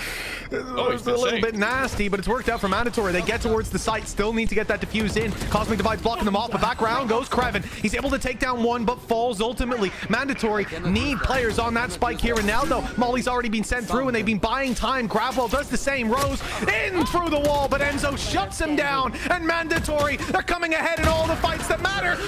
Almost down to the wire, and he'll get it across the line. Half a second in it. Mandatory are back on the board. went through the later stage of that round with bated breath, but my goodness, they've done it. There's so much utility being thrown into the latter stages, and I feel like this was the deciding factor, just not quite able to get it. Loiter with an incredible attempt. It came down to just half a second difference from then having another round on the board. Again, though, we're looking at the rounds the Mandatory are winning, and they are coming down to ults being committed, clutch scenarios. I guess the saving grace here, that Blade Storm's back online. And last time, it was impeccable. I just don't know what to expect anymore. Loida on his way towards being long. Krevin's picked one. They've caught the player in the corner as well. The trap set up. And it's Mandatory falling into the trap of thinking that they can go blow for blow with BBL Pacific dominating across the board. Is this attacking side? Hell, they've got comeback as a lurker right now. Maybe not his best role. He has been dropped, but it's a 4v2, and the save was called before the spike even touched the site. Yeah, this feels like me going into an arm wrestle with Mike Tyson. Like I'm just not gonna win. Like it doesn't feel good seeing a lot of these rounds being so comfortable, and also just some silly mistakes like Zevo being caught with a nade in hand when a player faces off against him. And well, I think Loiter had a pretty quiet start to this game, now coming to the party as well. As I said, when you have even 4 of the 5 online, it's normally a done deal. Right now, I think even Rose has been having a pretty solid performance. I know exactly Again, it's just, I think the one, if you're going to beat this team, it's not going to be on individual duels. I think you look back to how Enterprise won on Fracture. Sure, it's a worse map for BBL Pacific, but they had set plays that forced them into more awkward battles, that gave them openings that looked good. This is, can Kellogg's beat this player in a 1v1 duel? And I hate to break it to you, the answer is no. Well, certainly, in every result we've seen so far, that has been based on all data. It's on every piece of available data. Well, look, Mandatory, they can't beat them on individual duels, perhaps, or they haven't been able to, but look at the push-up now. Taking this as a unit. It's a lighter buy. Hip is the one running the rifle. But of course, he is the solo player on the other side of the map. He'll hold down A on his own. Now that that's fallen, he'll rotate around to greet the team. Kellogg's Blade Storm in hand, and this really is the hope of the round. I think they know. They know already. No, the trap was already look at how much triggered. space they've taken. They pushed, no, but not even that. They pushed through mid, they pushed through spawn. They know it has to be a push coming in from behind at this stage. There's nowhere else they can be. They even set up their cam to watch behind them. Nice work from Enzo, though. That's one down, but everybody else played sight. They know what control has been lost, and they know what control has been taken. BBL Pacific never just giving things up, and there you go. But look at the angles that are set up, and sure, with the remaining players, the weaponry is not there, but did it ever seem like it was in doubt? They are so aware of everything their opponents are even attempting to do. Last round in this the just half. looks so easy. It really does. I mean, the main danger was Krevin, who did get dropped, but look at the recovery. And it's not just Larocque. It looks like he gets that third kill, but it's Loida who stepped in to help him out. Comeback was there as well, and sure, a shot lands from hip, but look how quickly the response is there. BBL Pacific, they are like water. They're filling whatever space they're given, and doing so remarkably well. It seems like in these chaotic moments, there can't be that much of a plan. It's a lot of reaction. It's a lot of playing off of each other. And they've got these things nailed down to a level that just makes them terrifying. Unless you can throw something in there that puts them on the back foot. But honestly, with what we've seen today, what is that? Wow, okay. I guess. Huh? Oh, hello. He's gonna get two. He's gonna get two. This makes it interesting. Okay. No, I'm a he's liar. been forced into the open. That is, I don't know if I've ever seen an Annihilation used like that, just off a whim. But it does end up getting an opening kill at least, something we haven't said too often for the side of Mandatory. The question is, can they capitalize off it? Because it's still going to be that post bomb. That's it. They need to find the value, and with Kellogg's dropping Loida, it looks ever likely that this third round will go on the board. The foundations will be laid strong for this second half, certainly compared to where they could be. For BBL Pacific, though, 10 rounds. It's a tasty treat. And Kreven, he's already found one as the timer starts ticking away. The trade goes in. Mandatory back into a 2v4. Rose locked out, goes for the Hunter's Fury. Buys more time. Comeback blinded. Still gets one. Looking for more. And of course he finds it. They've dropped him. And Sivo's dead too. BBL Pacific have won the 2v4. And at this stage, it doesn't seem like we'll need a second half. This team is leagues above what's on the other side. I need to see a turnaround unlike any we've seen in recent memory, if any memory. It's just so brutal in the way that that has happened. I don't know if there is a response, but we'll find out after the break.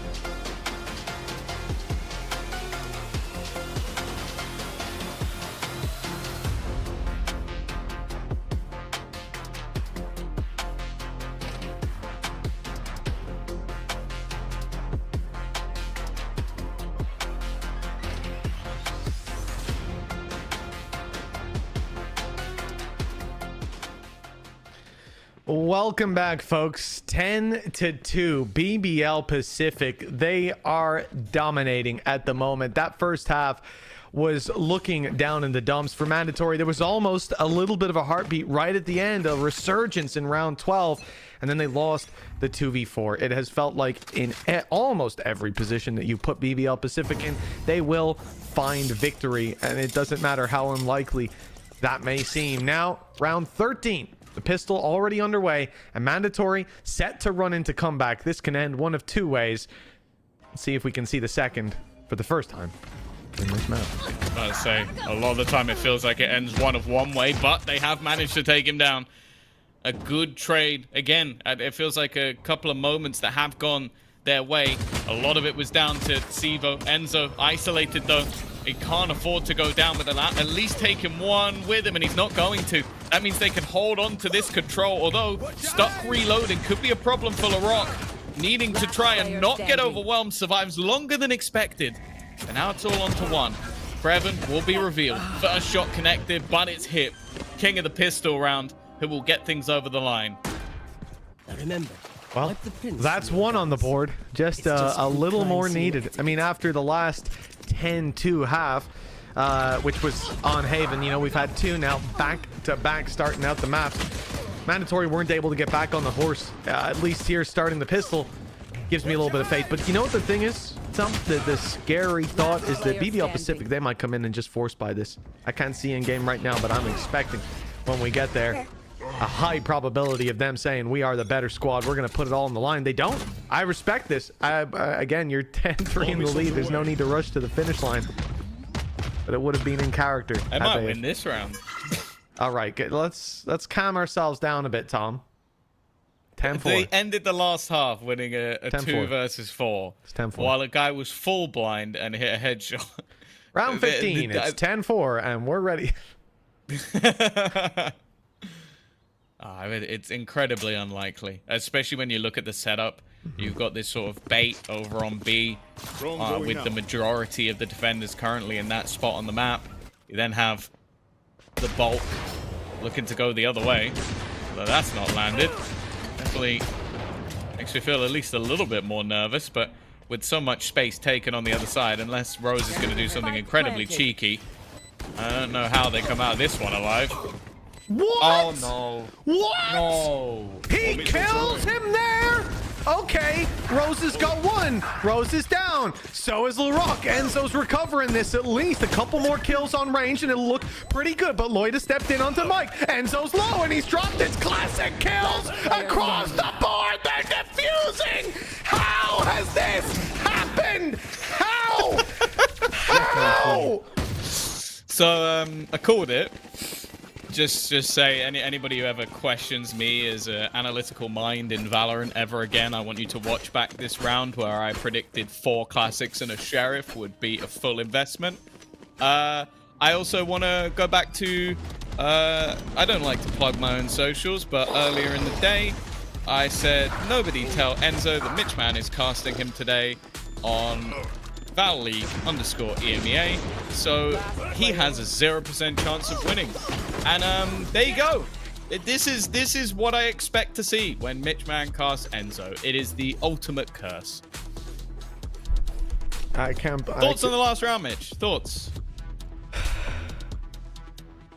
You know, there's a couple things maybe we could 10-4. We could talk about in the VOD review. They got three retake kills with classics. The players were already tagged. The worst thing about that is that was a 5v5 post plant, right? Yeah, they got on site, and then Rose pushed out. So they had a post plant. Their opponents had no guns. Yes. And Rose pushed backside with a classic on his own, got spotted immediately, fired a recon that didn't connect, got pushed, got tagged down to 30 HP, and then killed one with a classic. That got a weapon on the floor that his teammates picked up. That they 2 kills came in, but they did enough down. I feel like I'm undergoing a mental breakdown at this moment. How has that happened? I'm having a great time. 11-3, folks. BBL Pacific, you know, they're a pretty good team. We told you that starting out today. They can make retakes happen. I said this earlier, you know, even when it looks like they're going to lose a round, somehow they win it. You know, that probably shouldn't have happened. I'm sure the call in that one was Rose gets the kill and he goes, let's get the retake started. And after that, everything went their way. Let's get this retake started. Well, they did that, and they finished it quite quickly as well. For mandatory, like, they called a pause, and it really, I think for you at home, you're probably in a similar boat to us. It's hard to get right back into the game. You can only imagine for these players being down 13-3 in the first map. Look at the X. He barely even pinged. What? These shots. You make a frag movie out of this. Loiter, let them breathe, man. Oh, dear Lord, this feels like literal bullying. Like, what even are these guys? Look at this one. He barely gave him anything, and then gone. Yep. Go on, get another one. It's just filth. No, it is. I need a shower after this. This is just desolation. I mean, you imagine being 11-2 down. You imagine being in that position where it looks like the round is yours. It's the follow-up. You know, you've won the pistol. You need the second. It's easy. It's the easy work. A little bit of housekeeping, a little bit of tap it in right at the end. But right now, Mandatory going to wish they were in their happy place, because this is their sad place. This is not the good place. I'll tell you that. Your sad place. Boy, this is my very sad place. I had a nightmare last night. I woke up. I'm having another one. I don't know how this has happened. 1 round for BBL Pacific, 9 chances to close it out. Kellogg's in the corner, starts it out with a nice shot. Swing out of the smoke is good too. Cloudburst used defensively, now aggressively, and it's come back. I thought he was gonna, I reckon the wall saved his life there, but at least the shutdown is there. They've got the site and a 5v3 off it. Spike planted. This one seems unlikely. But you've always got to have a little bit of faith when it comes to these BBL Pacific superstars. He's killed Mike behind him.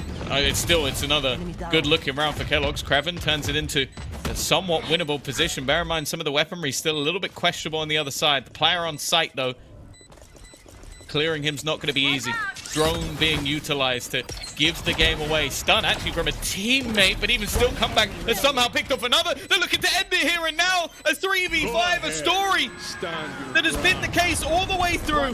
Halfway already gone, and Enzo looking to try and clutch this one out, stuck by his own ultimate, and he'll just about take it home with the classic.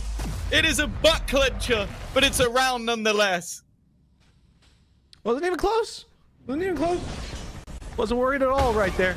That was, well, from a start with kalox taking a double opening, deep aggressive push from him as well that capitalizes even further. It is terrifying to see these rounds so consistently come this close. You have to think about the fact that you want to win 9 rounds in a row from this point, and now 8. And even winning a round that seems to be guaranteed, it requires so much from you, from your team. What is that? Yes. Comebacks just shot him through a cloud burst. Oh, mandatory. You want confident rounds, you want clean ones, and this one starts out, boom, barrier up, player down. Yeah, what Watching this spot. What do you do about that? kalox dead, the hero of the last round, the guy who put them into a solid position. No command going to be utilized. We'll take the utility offline. But already the full force of this defensive side looking to get into position. The spam going through, but it actually is their undoing. Larok is the one to go down. Back into a 4 versus 4 scenario. The streak of rounds needed is absurd. No! How does he get away with this? How? It swaps from an operator up close. Sivo's down, and well, no, he can't end it with a knife. They're going to finally kill him off. At least he didn't die to the knife at the end. But, well, let's be real, Mitch. This match has been done for about half an hour. Defenders. I'll tell you what, Tom. These lights are hot, man. Oh. These lights are hot, but that's not the only reason I'm sweating right now. What in the world is this team made of? If he had gotten that knife there, I think I'd be starting a petition to get rid of this guy. Ban him. I don't know what we're banning him for, but let's ban him for something. This is just ridiculous. They are playing on a different level. The level of individual confidence they have, but not only that, and this is something we mentioned throughout this entire game, it's the fact that this squad of BBL Pacific, they think so well on their feet. I don't know what the comms are like on that team. I'm sure I wouldn't understand them if I could hear them, but the reality is they must respond. They must have the cleanest communication of all time because they just respond to everything as a unit. Wow, that was an incredible game and a quick one as well. Hopefully our analyst desk didn't need to get a cup of tea or anything. They might not be back. Let's see what they made of this wonderful matchup. Is it over? Is it Absolute over? cinema. I mean, comeback. What? I mean, you almost got that knife kill then. Almost. The knife kill was ancillary to everything else. He got an op kill and point blank shot somebody with a shorty before reload. Man, I don't know. That's not okay. You can't do that to 5 real people. I mean, when Enzo got that kill in that situation, I was like, oh, comeback? Maybe? But it was a different type of comeback. Comeback getting that op kill, shorty kill, and then almost knifing Enzo as well was a perfect showing that there was no chance in hell that mandatory got in that map. No at least chance. that map at least it took more than half an hour, that one. You know, at least it wasn't less than 30 minutes long. Like, that was a map. Was it a good map? I don't know. I don't... oh man, that... the word embarrassing springs to mind. Yeah, there's really not much to say, man. Like, that was just 5 dudes dunking on 5 other dudes. There's, you know... Yeah, I mean... Can we retire jerseys in Valorant? Because they already deserve it. Honestly, I think Mitch and Tom hit the nail in the head. Literally, how comfortable BBL Pacific were throughout the whole map. That one round where Rose was just running through uncleared A main with the spike in hand, that shows some kind of comfortability throughout your team. And comfortability that mandatory isn't gonna do anything. They're not gonna push. They don't have the confidence to push these mains. It literally showed that in the attacking half, and I think that was the significant difference on why mandatory wasn't able to get those rounds. You have to have so many set plays because you have to push this BBL Pacific to an uncomfortable scenario. Yeah, and I'm gonna be honest. Aim Duels is in uncomfortable situation to BBL Pacific. Comeback, insane performance. What? Look, okay, that's insane. We have an interview with Loiter now, and I honestly don't know what to ask you other than how was that so easy? That's an actual professional team that you just played. I don't know what to say because like after the Enterprise match, it was so easy for us. Like they have no aim power, I guess, and we beat them with our brains too. So I don't know what to say. Yeah, congrats, man. I don't know. That's kind of insane. Go ahead, MP, if you have any questions. We didn't really see enough Valorant to ask any, like, real...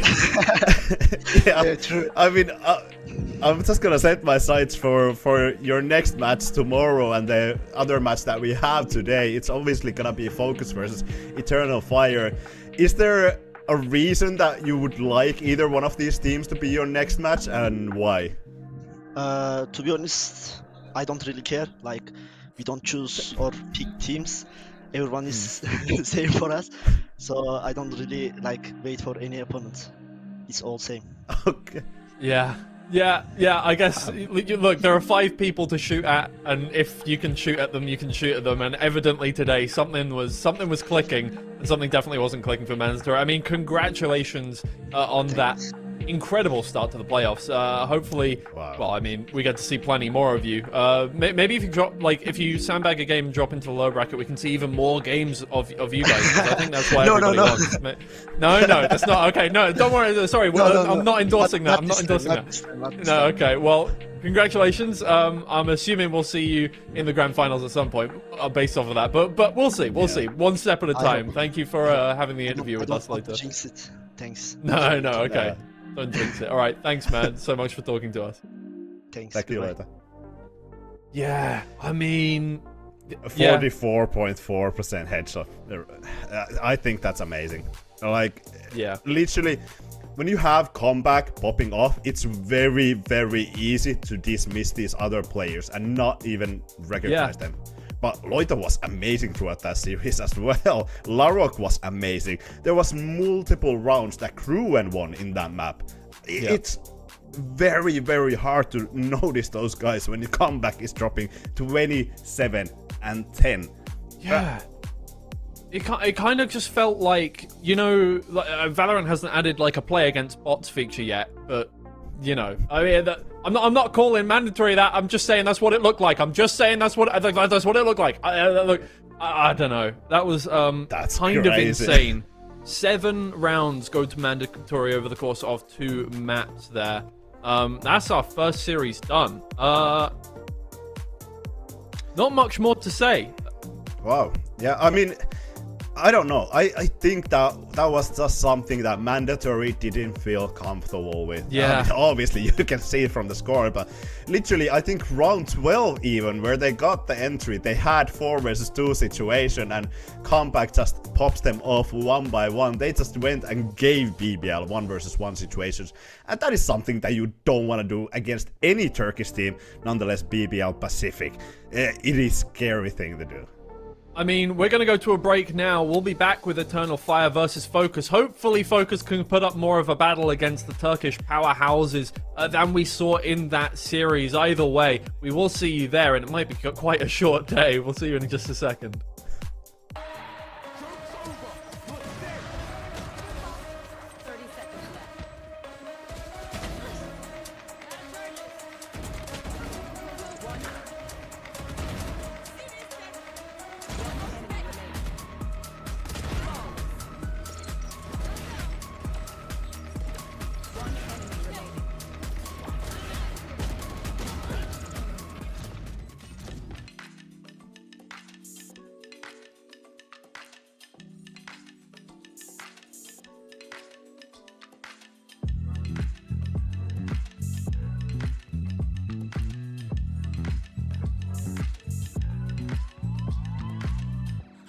You're stressing right, you need some meditation. Don't let them ruin your vibe, no time for rumination. Let's leave it all behind, take a flight, aviation. Want you, girl, by my side, let me show my appreciation. I want you here with me, I miss your body, baby.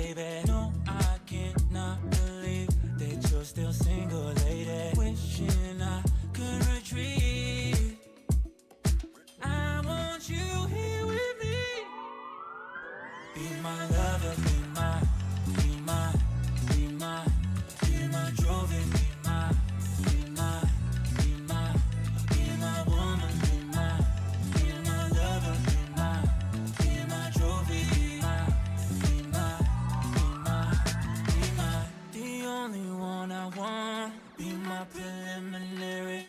Let me caress the way I think it's necessary. Monday, Tuesday, Wednesday, babe. 7 days, are you ready? I don't need to say you know it, girl, you're extraordinary. I want you here with me.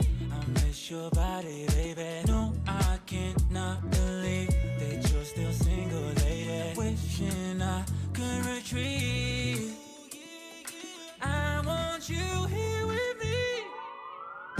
Be my lover, be my trophy, be my woman, be my lover, be my trophy, be my.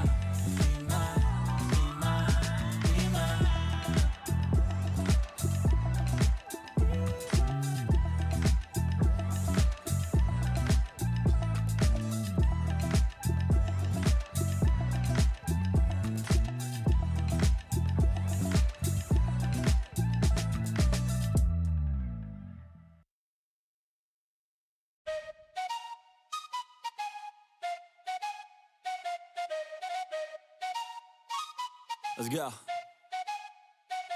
I got big dreams, I'ma do big things. Yeah, you see me on the big screen, looking so clean. I don't move slow, I move fast, right past anybody taking life for granted, yeah, that's too bad. I'd be grateful for everything that I have. You only got this life, you don't get it back. Make the most of it, become the best that I can. Everybody look at me, I got a plan. You gotta work hard, play hard, do it from the start. Cause how you do anything is everything is art. Stay consistent and do it every day. Don't let fatigue get in your way. Cause 10% of something is better than nothing. You better do something if you wanna be something. I can feel my stomach rumbling, I'm hungry. Big things coming, I ain't bluffing, yeah. No, I don't wanna stay the same, yeah. So I keep pushing through the pain, yeah. That's the only way to make a change, yeah. So I fight every day and train, yeah. It'll all be worth it. One day it'll all be worth it.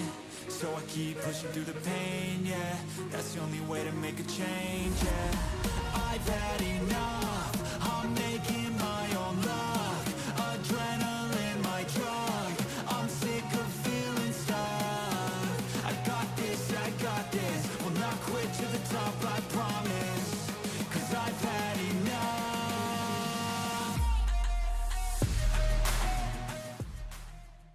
Hey yo, listen up. If you're here for the safe plays, if you're here for the hero shots and predictable endings, you're in the wrong place. We're here to shake things up. Teach lessons the hard way.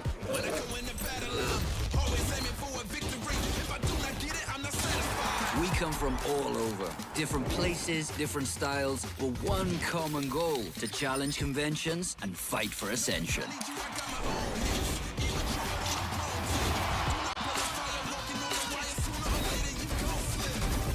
We're stealing the spotlight.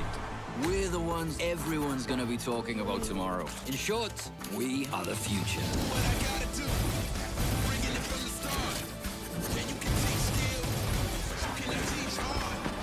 Unfiltered, unpredictable, unstoppable.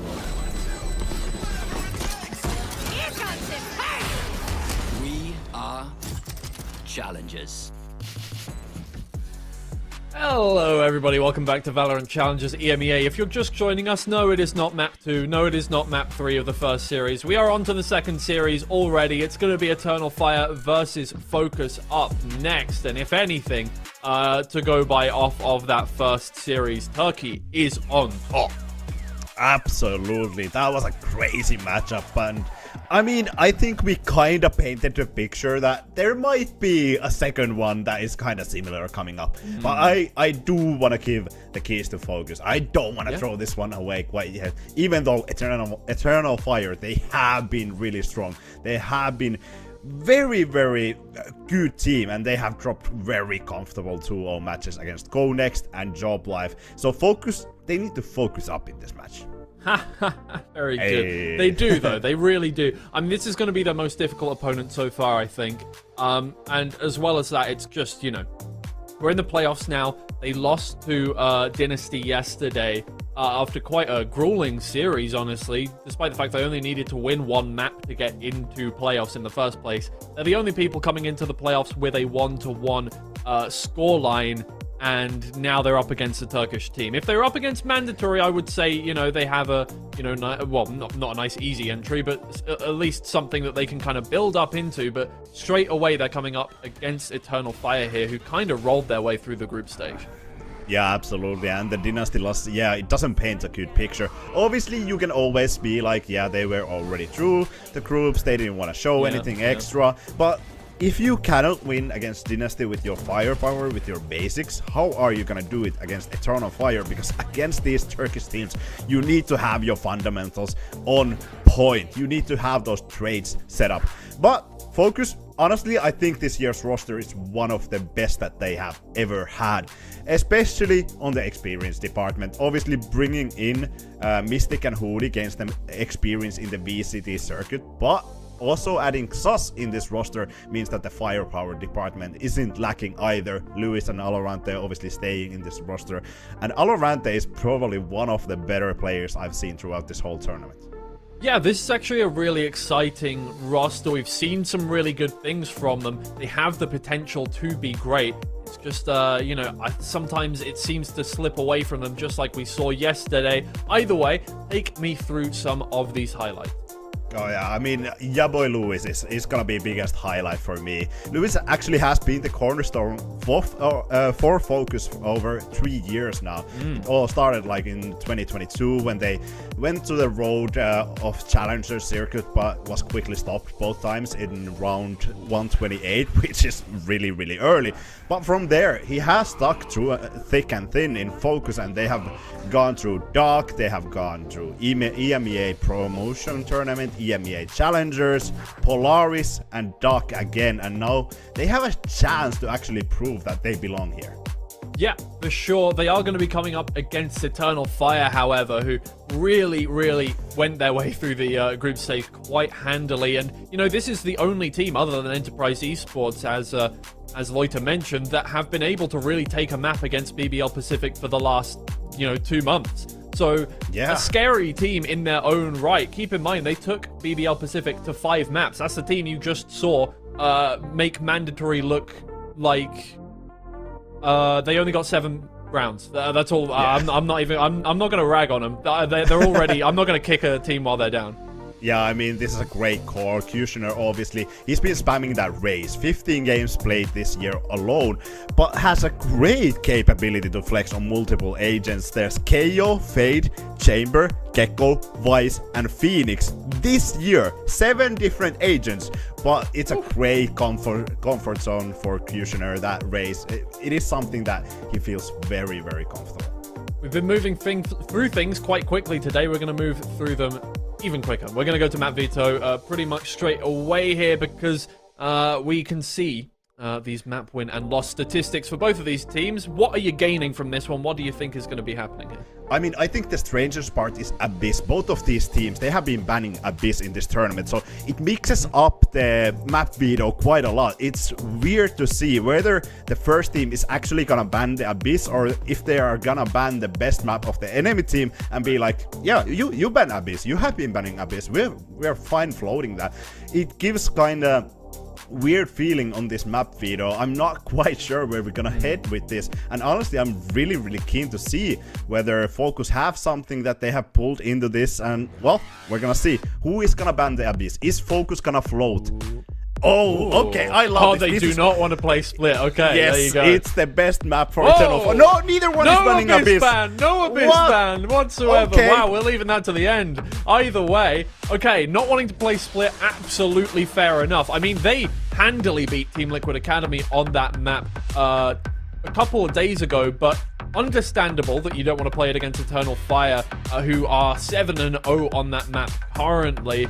And I mean, it shows respect at the very least. We're going to Haven first and Fracture second. Yeah, okay, I love this Fracture. I think it's a great pick, actually. Showing really comfortable dueling power, really comfortable power in your set plays. Finally, the Abyss ban comes through. I think Fokus is like, yeah, let's take this out of the way. It's not really comfortable map for us. We don't want to play that. Okay. And Well, I really hope we are gonna see Pearl here, honestly. But I think Haven is the first stepping stone. Yeah, Focus is really, really strong in Haven. They haven't lost a single Haven this year. But Eternal Fire, it's a different beast. Even though their Haven hasn't been the perfect, they have lost one game in that.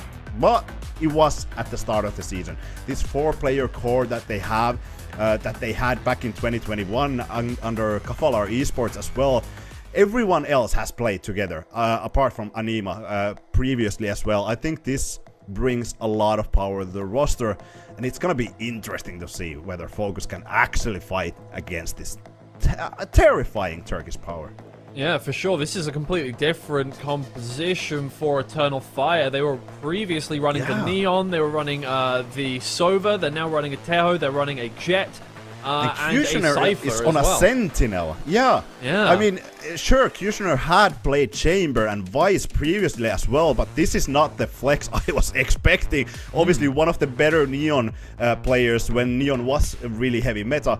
But Kushner putting up a Sentinel like a Cypher, that is a weird pick to me, but obviously giving a lot of role to Easy on that fracking department. And this is the flex that we have seen. Kushner bringing out a new look into him as well.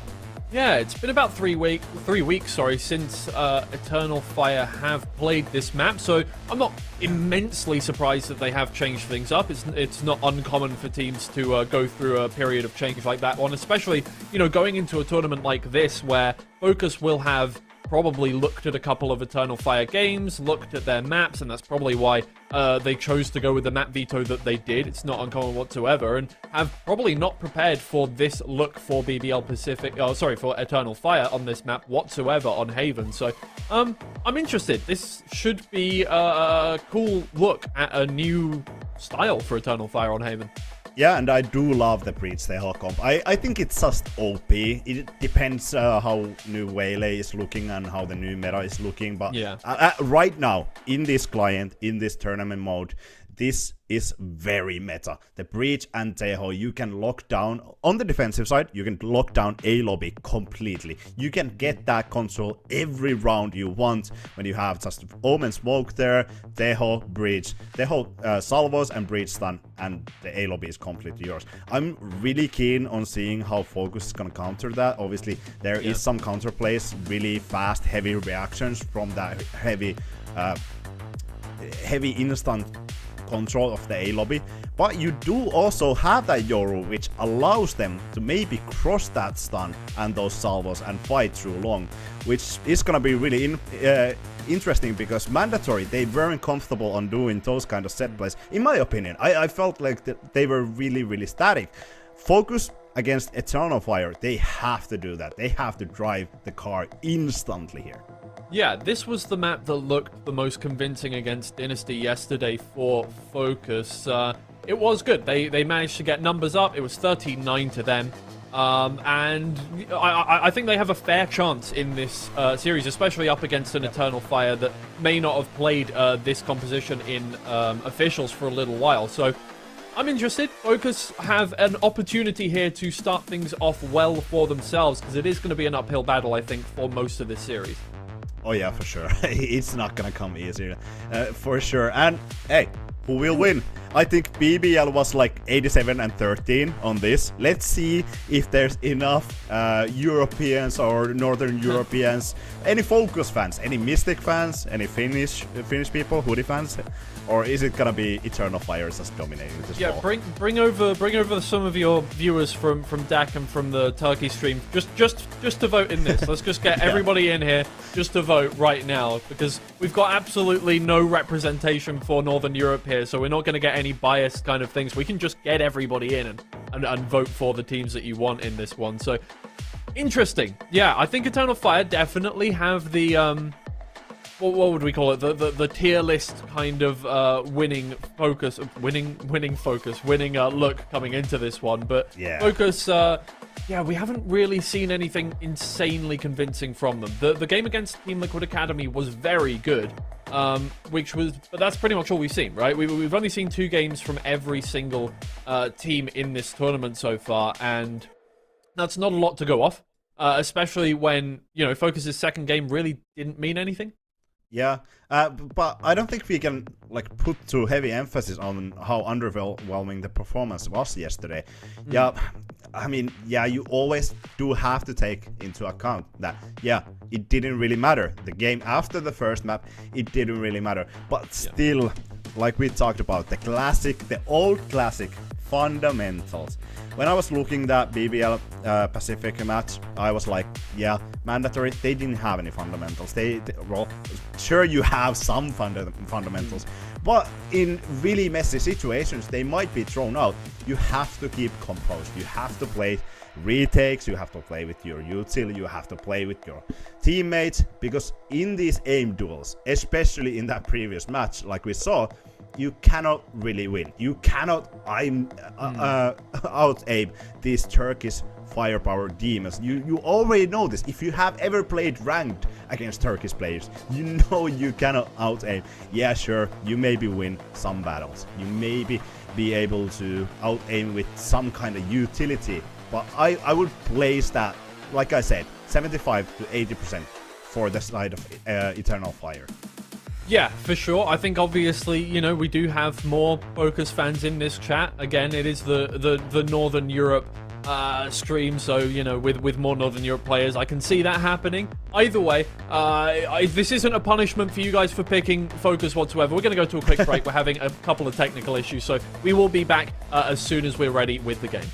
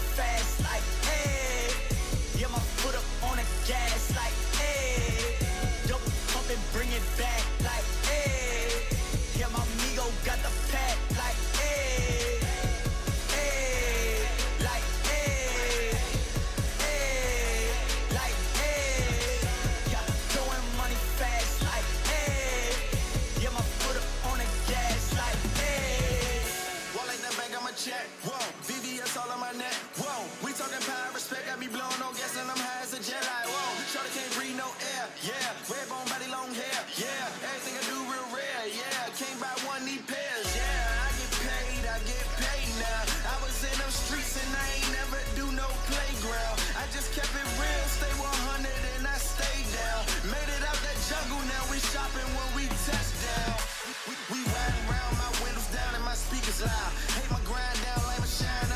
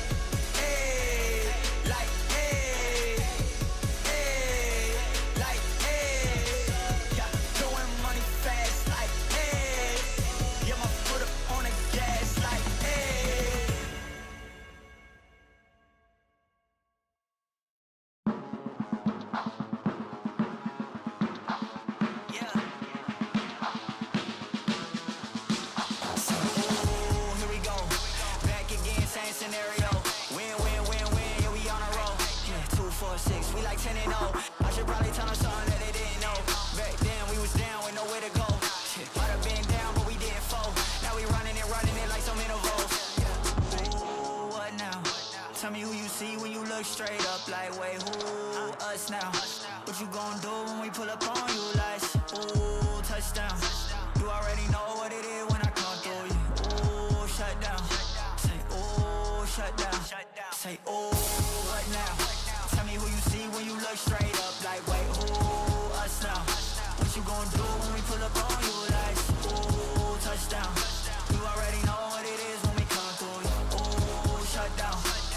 Ooh, shut down. Ooh, give me that crown. I need that now, right now. Ooh, don't make a sound. It's my time. You hear the crowd. Yeah, we need that rain. Me and my team. Deja vu. This here a dream. We done all seen 100 times over back when we was just teens. Now we going dumb. Told them we the one. They would count us out. Now we counting up the funds. Now without a doubt, they be throwing other ones. Like they was always rapping. Yeah, believe them if you want. Now they show love. Came with a dub. It is what it is. It isn't what it was. They all love to hate when it don't work out. Tell you that they always been down when it does. Look. Say, ooh, what now? Tell me who you see when you look straight up. Like, wait, ooh, us now. What you gon' do when we pull up on you? Like, ooh, touchdown. You already know what it is when we come through you. Ooh, shut down. Say, ooh, shut down. Say, ooh, what now? Tell me who you see when you look straight up. Like, wait, ooh, us now.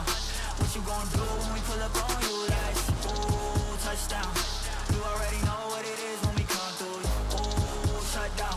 Say, ooh, shut down. Say, ooh.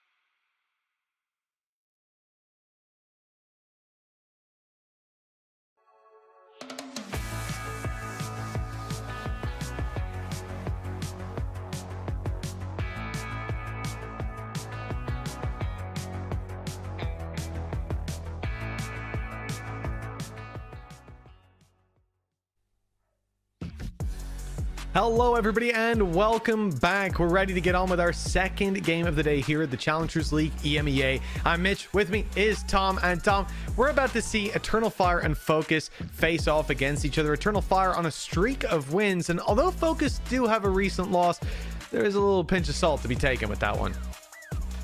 Yeah, I still kind of wanted them to see them win that one a little bit more, like, well, win it at all, but win it dominantly. I think going forward into the tournament, because I think that they are a squad that I'm always hopeful for in every single iteration of Fokus, I think, for the last 2 years, but they always seem to fall a little bit flat. So I think today is going to be that sort of major test of, okay, is this team actually going to be a competitor for that throne, or does it just belong to Turkey? Because that is what we're looking at this stage. Is there any team that can beat the Turkish region? From France, the answer is looking like a resounding no. Maybe the DAC League has something more to offer. Well, let's hope so, or we could be looking at another dominant series. I think the break might have been longer than one of the maps. We've got Haven to start us out, a familiar territory if you were watching the stream earlier on today.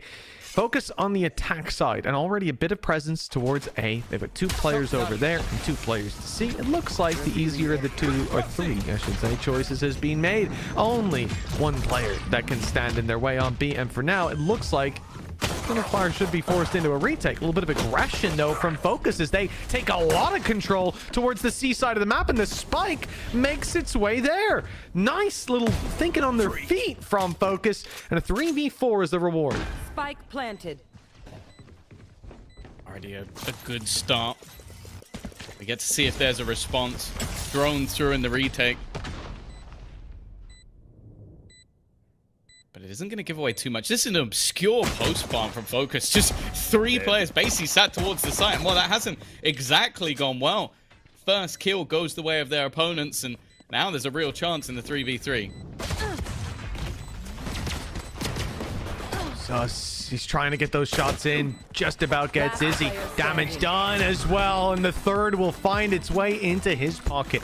A nice round from Zus and Fokus. 1-0 up as a result. I love this start, though. The fact that they go towards the B side. There was a bit of global map control to start. They see that, okay, there's no pushes from our opponents. They go into B. It's a little easy. They see some resistance towards Akon, but not that much else. And then they blitz through their own smoke, I believe, to take that deep control outside of the window. And you could see how caught off guard those players were. One inside the smoke, an easy isolated duel. And then as you're stood outside the smoke, maybe spamming in to help him, the rest of the cavalry comes charging through. Early aggression from Eternal Fire towards A. Long stun goes in, salvos too, but nothing really found by the orb. Time to jump. Yeah, that's the thing. The expectations in this round incredibly low. Obviously, getting towards that breach ult would be nice. Definitely something that you can utilize in those aggressive plays. And as it was mentioned on the desk, we've sort of seen that switch around of like who's going to be playing that duelist, who's going to be on the Sentinel. This time, Kushner X, someone who I do feel like had aspects of flexibility. Zarso is definitely a little bit worried there, but it seems like his only goal is farming up as many orbs no matter how it goes, and your boy Lewis will be there to sort of pick up the mess. And Salvo chasing Mystic down. He's lucky to get out of there. It was hot on his heels. And because he's still alive, they get this extra smoke to fight behind and to spray right through. Nasty stuff with the flank. Well, a risk was taken there on the Marshal. It's now being given over. And look, 2 out of 3 of these players, just 1 hit. I don't think this is something you're going to want to risk. And so they decide to back off, approach this one together, and hope that a headshot isn't hit onto Hoodie. This round could get very dangerous and very costly as well. You know, even 1 shot, and that's a weapon left on the floor. The Focus can't carry through. Yeah, it just came on. All missiles away. You're probably going to opt for the back of the site. That's one of those angles that's tough, but they know exactly where he is, and eventually, although it got a bit dicey and a real potential to drop some of those rifles, they end up with all of them. It was only a Marshal and obviously the Ghost that is still in the back pocket of Lewis, so everything else is absolutely fine. I mean, as we said, 1 shot away, really, 1 or 2 from this being a disastrous end to it, but They've managed to stem the bleeding, at least in that round. Coming into the next, though, there will be no easy fights to be taken. Eternal Fire bringing in 5 rifles alongside Fokus in the same boat. And this contention over A long was a big factor in the previous round. Mystic now goes to pad the gap on lost early control. The Shrouded Step across the choke point, but he lost a lot of his health in the process. The spam left him down to just 53 HP. It's a lower buy for Fokus. If he goes down, Valorant can still retrieve that weapon. But it's the numbers here. The fact that Izzy is left in the corner. That could be a little bit spooky indeed. Forced into a fight and one out by Zuz. Yeah, that's a big opening pick. You mentioned the potential of picking up a teammate's rifle. Well, an opponent's one's going to be even better. Player in the corner is nigh on screwed. Has to go swinging. Cider X was expected, predicted, and dealt with. And as was every single member on this A site. You have to look at the positions where everyone's dying. This was 4 players all around A. And they have come out with a single kill. For Brave, well, he has got to basically just hold on to this gun. There is no value in trying to overextend and try and be a hero in this scenario when your opponents are already playing a bonus round. They are going to have credits for the next.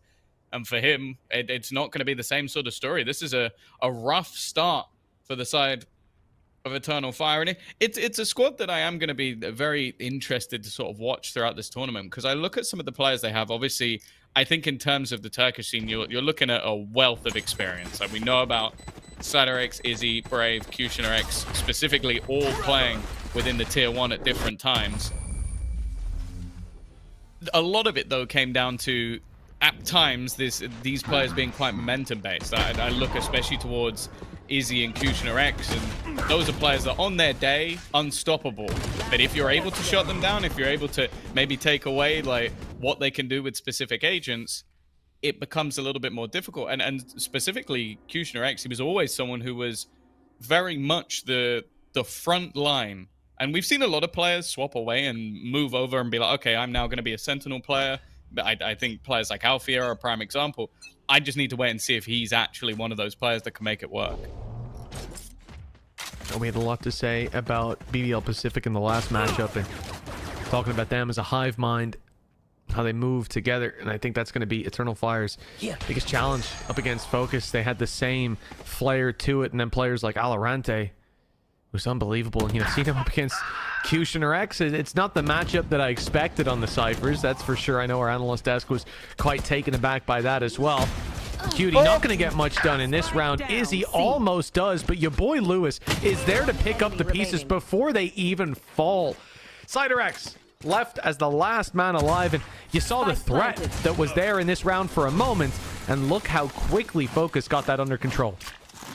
Yeah, and they've been keeping these rounds nice and clean as well. Like, to win your bonus with 4 standing, win the next round with 4 standing, like, you're already building up a pretty exceptional amount of credits for such an early start of the game. And sure, you're going in with this being their map choice, but I do feel like there's expectations of at least it to be competitive. Like, this is a map where obviously they beat BBL Pacific on when they played it in the grand final. So we know that this team can roll with it. What I will say, though, is they were looking at a comp that had a Chamber Neon, a pretty different look in terms of how they were going to play the game. Time to jump. So this has got a bit of space here, but I don't know what he's going to do with it. Is he looking to take backside B? Yeah, oh, he's just gone for it. Stun comes in, perfectly timed. That player's caught in the corner, and the spam is good for Kushner X, but he's taken down in the end. Cascade utility towards him that gets a rolling thunder out of Eternal Fire. They used that on mid. They expected that this would be a full hit there. Izzy's now realizing that's not the case, and he gets a pick for his trouble. He could back out of here and just play the man advantage. You'd forgive him for that. But now Brave is on the site with them, and so they shall brave this hold together. Fokus, 2 players on short, and it's the op that's under threat. It should be an easy trade if they can manage to take this fight together, to not be isolated, and that's exactly what they do. No trade needed. The advantage now for Fokus.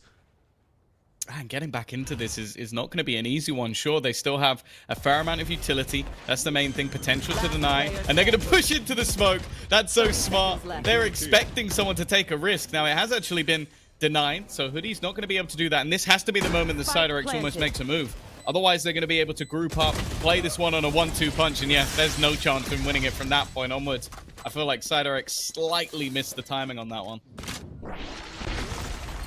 Yeah, it's a narrow window. This one here was interesting. The spray committed to keep him trapped in the corner. I mean, the whole thing is they know that aftershock is coming, so either he's going to be stuck in that corner for the full mag spray, or he's, well, if he is, he's dead, or he's going to step out wide and he's dead. Unfortunately, he did a little bit of both. You know, the spray towards the end of it, it's not in the same spot anymore. He swings in, gets a kill, but the trade is instantaneous. And Eternal Fire, they've had some of these opportunities to take that individual fight to outlast on a one-on-one basis. But like we say, the problem is that Fokus are not sending players in to do something on their own. It wasn't just the aftershock. There was 100 Fury coming for the man too. There was no way out of there. And at 5-0, it's a good time to call that timeout. We need to put a stop to this here and now if you're a defensive side fan. Otherwise, it could spiral out of control very quickly. Yeah, I think it's already been getting there. Your boy Lewis sat 10-0. Like, don't get me wrong, I've always thought he had the capabilities, but this is a surprising factor when you're coming up against Turkish representatives. Normally on the aim front is where we predict they're going to be almost impossible to beat, but thus far that really hasn't been the case. And these sort of switch ups that we've seen come in from them after not playing this map, at least so far within EMEA, it's not looking fantastic. Like, I'm not sure what the move was. I think also, like, Kushner X going from playing Chamber to Cypher, it's a completely different ballpark. He went 8-4 in opening duels in that matchup.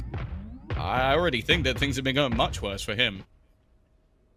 Yeah, it's definitely a compositional shift, or at least an individual comp shift that is hard to sort of see the value to from the rounds that we've gotten to witness so far, especially on the defense. That's where you think maybe you will get to see it. Izzy, here it is, early aggression with the Blade Storm.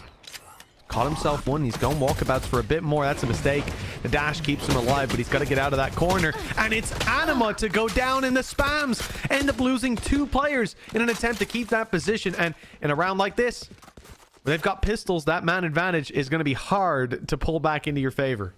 Like, yeah, I think more importantly, the Blade Storm. Like, well, once that's gone, the real threat of the round is diminished. Obviously, we know that these players can have the capability with the Sheriffs, but I also feel like Fokus have done very well to make sure that if there are individual fights, they always create an advantage with their utility. Like, they're not just making it so they're walking into an act. Like, look, exactly. He's hit with a dart. He's then immediately hit with a stun. It's like getting a free kill is just never going to be the case. Now, they've done well to at least deny the plant a little bit longer. That's the goal of the tail. Nice shot from Brave, but it's only going to be the one. Still plenty to try and deal with the seconds ticking away. And actually, that's going to be the ult committed. He needs to not only get the kill, but he needs to survive this one. If that plant goes down, it feels like it's going to be ropes for CyberX. A similar scenario to the prior round, but this time, he's only got a pistol. He's got a pistol. There's a rifle close, and that could have been it. Down to the 1v1. Instead, Mystic swings in to finish off CyberX. A chance, indeed, but squandered in the end. Still, a good start to this. Is he picking up the opening? Look at the response from Fokus. We've mentioned this a bunch of times. The fact that the aftershock intended to kill him in the corner catches him when he's already retreated to safety is just a cherry on top. And Valorant, someone that we've been very vocal about being a strong player. I mean, hell, it's hard not to be. If you were just reading the kill feed in their last series, or the one before, you would be very vocal about Valorant. He was dominating, and defensive side was where we really got to see him come alive on those solo side holds. 6-0 start for Fokus on the attack. Well, when we swap sides, Eternal Fire better hope that they're able to move off this starting point pretty quickly, or that their fracture's a whole lot stronger. It's definitely looked good. I think regionally, no doubt, but I think also you then compare their biggest competitor and it is their worst map, so we'll have to see if it still holds up when you're going across the pond. But for now, I'm looking at Izzy. Like, this guy, there's no doubt that he has the capabilities of that superstar duelist. We've seen it on the international stage when he's playing on the likes of Supermassive Blaze, and that squad could steamroll anybody. It was just that, and things were a little bit slow. It could go quite badly wrong. Zus has already taken down CyberX, and this means they have to shift a whole lot of their composition, or sorry, their positions. And just look, 1 kill 1 kill is the whole rotate? Everyone?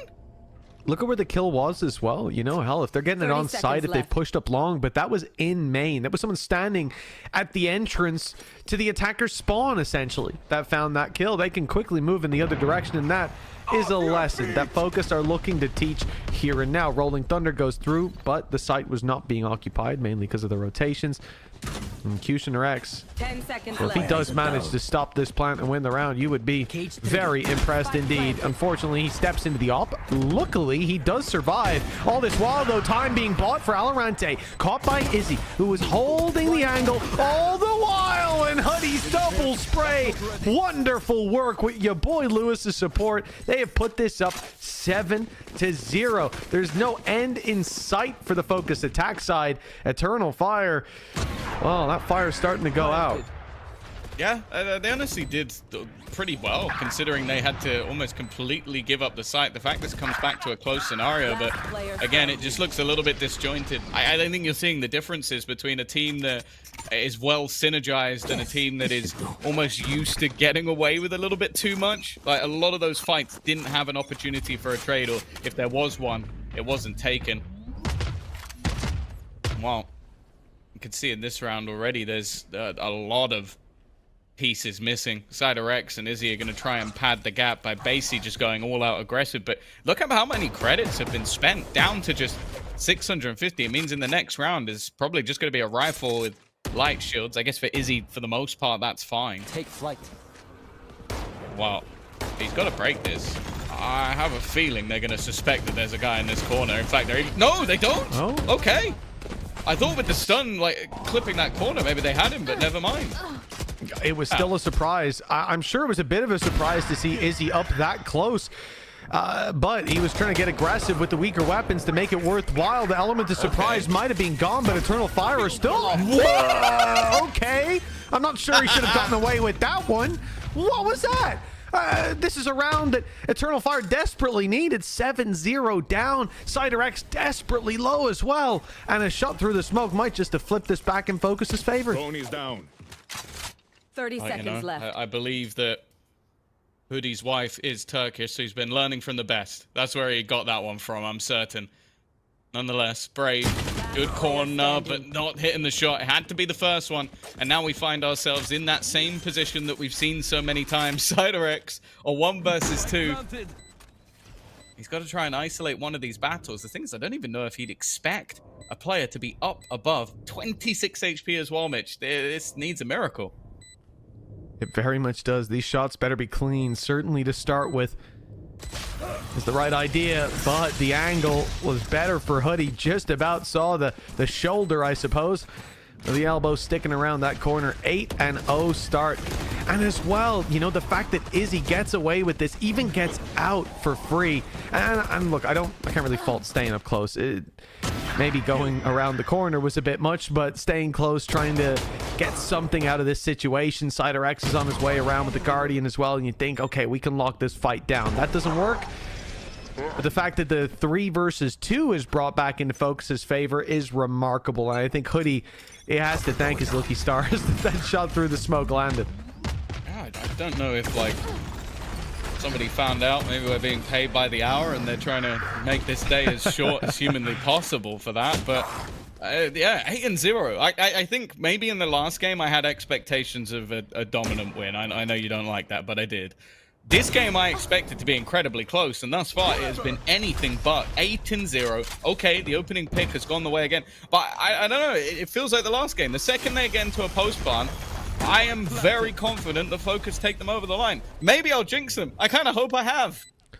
Yeah, it might just be. It is a post plan for Fokus, but the advantage for Eternal Fire now even more so. Kushner, he's getting sick of being shot through smokes. He's decided to give him a little taste of their own medicine. Revenge for the previous round, and the 3K will certainly cement them in this. That's 4 kills for Kushner X, 2 of which were blatantly through the smoke. Jinxed it. Nice. That's how you get back into a game. Very nice. I still have the power. I'm glad to see it, because yeah, this was this was brutal thus far. I will say there is probably a reason you see this guy on Duelist or a Chamber most of the time, because I don't think anything we just witnessed had to do with playing a Cypher. He just ran in and killed everyone. So maybe that's something they can think about, or maybe it's just the fact that they believe he can do that on any agent while checking his cam every once in a while.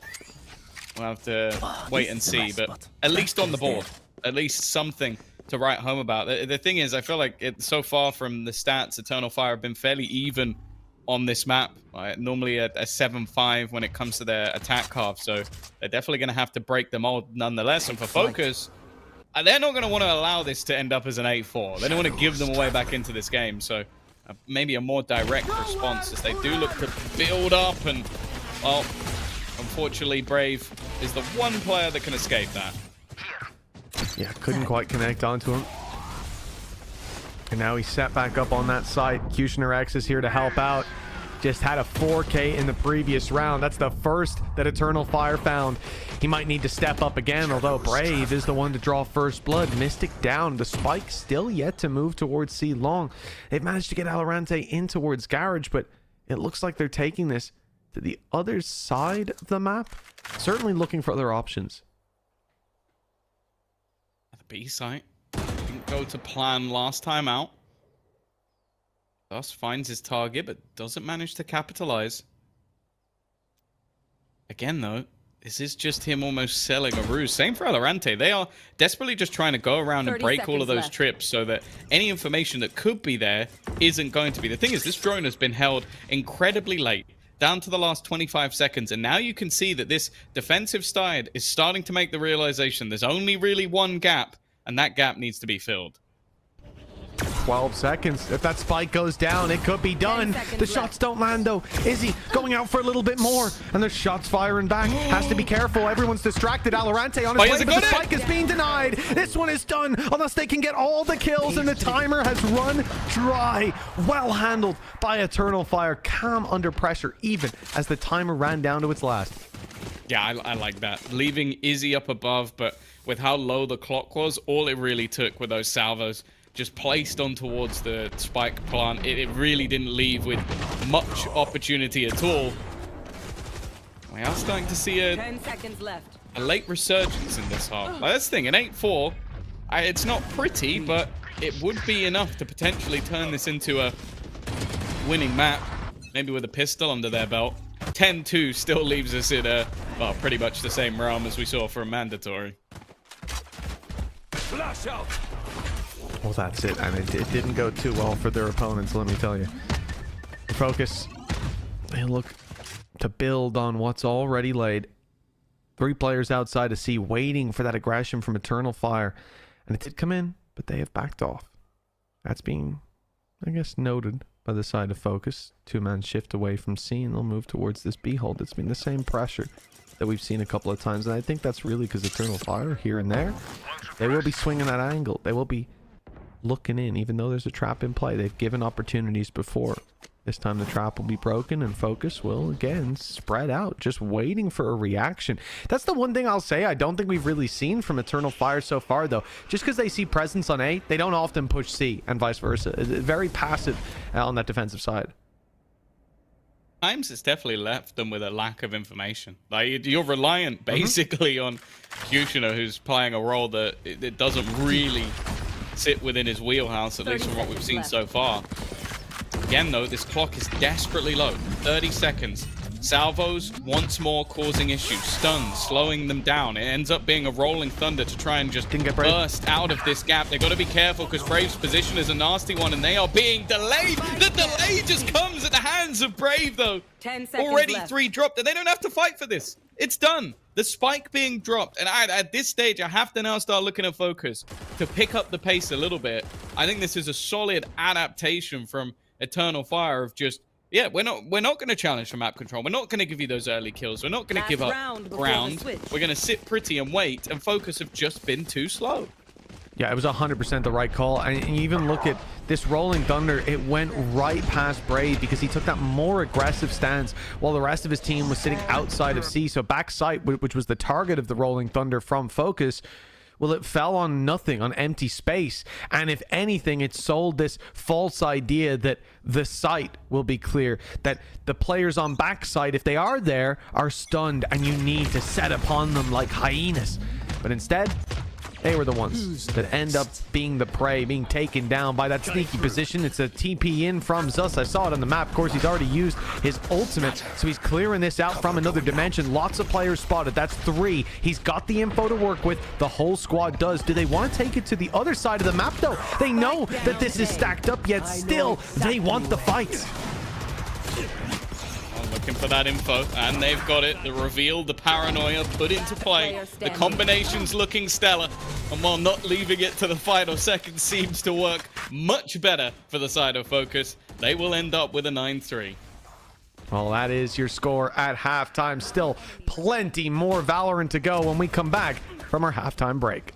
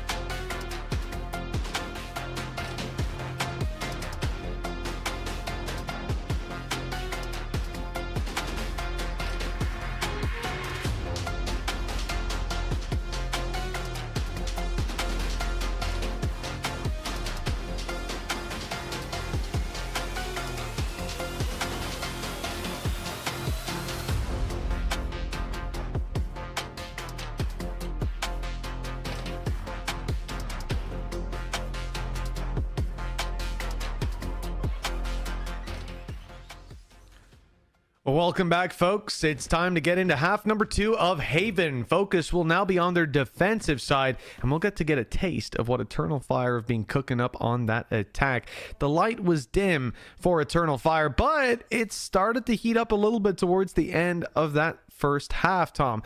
Now that they move on to the attack, maybe we'll see that resurgence. This pistol, I think, will tell us everything we need to know. Yeah, I think that's the thing. Going into this side of the map, this composition has so much in order to set up Izzy. Like, I think they have, firstly, the Breach. Breach is always going to be great on this map for putting him into position. You got the Paranoia as well, but I think that's where Teo can come into play. Like, having the drone, but also the ability to just clear out certain risky salvos could set this guy up just to go crazy. And that's why he's back on this jet. That's why we look at this guy as an individual who could always take over games if you make him that pinnacle. And that's exactly what I expect Eternal Fire to do in this map. Mystic. He's pushed right up to that corner, and he'll get the information early. Smoke there to cover his retreat, and the shots whiz past his head without landing on their mark. Aftershock to buy a little bit more time as well. And with that, they're going to the other side of the map. Eternal Fire have given up on their push. Will instead move to the A site, but let me tell you, they have not moved out of position here, and the camera on long should get them a ton of information. Focus. Camera taken out. There we go. Now know where the hit's coming in. Look how quick the rotations are. Yeah, well, he's seen basically everything. Salvo put through to try and make things more awkward. These two players have to do a lot. Nice work on the first. In fact, they've doubled up as well. In fact, they are taking down the majority. They allow the cavalry to arrive with Zus picking up a double. But that 1-2 punch of Lewis and Alorante, the duo that have been together for quite a while now, well, you can see where the work has been put in. This was glorious. And the timing here, the cage buys them enough time to focus on the short fight. Then the rotations coming in from Zus just in time. I think that this is exactly what they were planning. Once that cam goes up, you see that I'm surprised they don't even move more players off the A site because they have so much information early on. But again, there's always the possibility for someone to sneakily make it down short and creep their way up. So good thing that they still had numbers in play. 10-3. And with that pistol round, this is where Fokus are looking pretty cemented in their lead. Eternal Fire recognize that, and they come in with a force buy, lots of stingers, and they're already up close. That's the thing. These weapons in this sort of round really could be devastating, especially when your opponents don't have that much to play with. It's weak itself, but Hoodie, he's been having a game! 2 double spray downs back to back. That makes 4. What a lovely little response from Hoodie, and a needed one. If he goes down, that round goes Eternal Fire's way. Yeah, that was nasty. I thought Zus might have been the hero. It was a nice shot he hit to start this out after the double opening from Izzy. Then he fails at that point, and it looks like Hoodie's about to be blindsided, but Brave ran back, maybe needing a reload or just a reprieve. Either way, that gave the room to Hoodie to spray these players down, and he just made it look easy. I didn't catch in the replay where the armor and the health was at if they'd taken a few licks of damage, but 4 players off a weapon like that. 1 or 2 were low, but I don't think all of them were.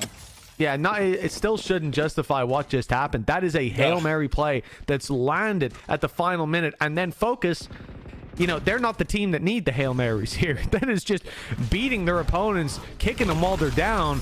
And look what Eternal Fire have to work with. Yeah, it's now just becoming more and more rebuys. They basically got to continue to gamble. Oh, it's not the prettiest. And you know what? This time, I don't think there's going to be any hero to be had.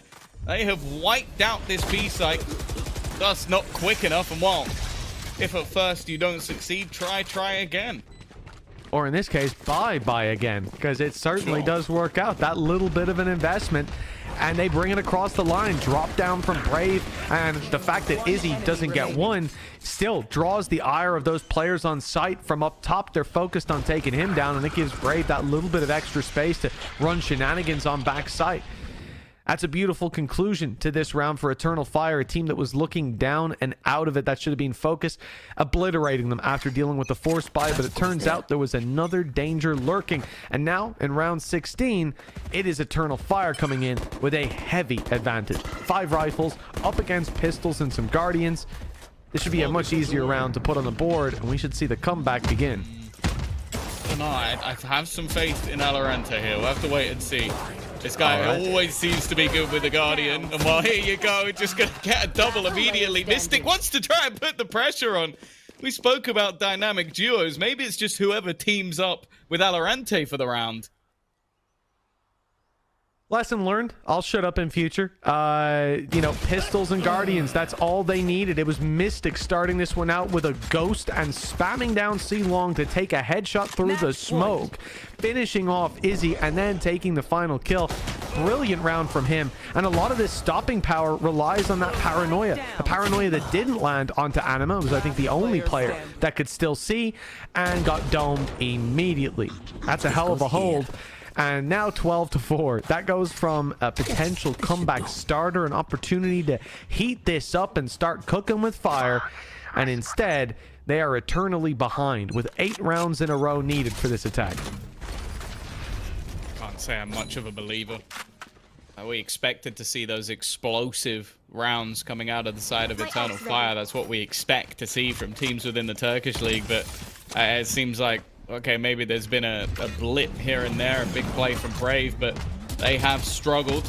Looking for that opener. Well, Mystic, you're not going to get away with that one. Valorant a little bit too far behind in the flash. Hasn't caught anywhere near as much. Is he actually, I don't know if he ran out of bullets or just hit the reload button. Somehow this comes back to a possible scenario, an opportunity for Lewis, but not this time.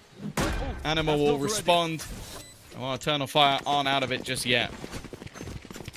Yeah, nice round from Anima. Good to see him activated as well. Someone I've heard a lot about. I know Hazu was telling me to keep an eye on him, but I don't feel like he's really had an opportunity to shine here. Not many of the Eternal Fire squad have, but we're starting to see them heat up, and that could be a good sign for the map to come. You want them to not at least bomb out of that first one to have a chance, that little bit of resurgence. And then keep in mind the fact that Fracture is, of course, Eternal Fire's map pick. So all we need to see here is signs of life, and I feel like we're starting to get to that place. Focus back in with a full buy. Valorant on the weaker weapon, but the A side of the map heavily stacked up. Operator in play, and that's exactly where Eternal Fire are walking into. Off your feet! Seems like realizing that Rolling Thunder is available, they have just opted to play the retake. It's going to be a little bit more difficult. Having that pistol, having a operator, definitely not the ideal gun. And okay, Brave saw just a glimpse, and that was enough to get the spam through. Now it becomes incredibly difficult. Izzy up close, the bouncer of this site, and while he's not letting anybody in, Mystic will at least remove him from action, but time is ticking. If they're going to go for this, they need to get a move on. The ultimate is ready. That's one done, and this round with it, I think. I almost expect an immediate commitment to the save. They wait a moment and bait a few players into the push. It might not be ideal, though. That operator under threat. It's sticking around for more. Your boy Lewis he's seeing that ACS, the ADR go up and up, playing for the stats in the last round, and I love it. Gotten away with it. By the looks of things, there's no way they can get to him in time. Operators carried through to the next round, and 12-6, we lock it in. It's not an unbelievable gap. Again, we've seen teams make it back, climb back from worse. Hell, Christian Bale got to fight Vayne a second time. But it is looking a little bit unlikely when you think about Focus and how they've just had these individuals pop off. There's been rounds where they feel definitively like the better team, and now they're calling a pause to touch base with coaching staff. 1 round needed, 6 chances to close it out. Understandable. It looked like this could have been done after winning round number 16. It seemed like they've had those individual moments. Valorant popping off. Lewis has been having an incredible game. The question now is, how much do they invest into this one? I'd say just keeping what they have, but I'm looking at Mystic buying immediately into a rifle, and I don't know. I wonder if that's a bit more of a over purchase than what I'd like to see. With how many rounds they still have left to play with, only needing 1. Ultimates not far off. Maybe that's the sort of avenue, is going, okay, we can win this with the ults alone, but I think eventually they'll just sell. They'll try and do some damage where they can and look to maybe take it home in the next. Yes, this should do.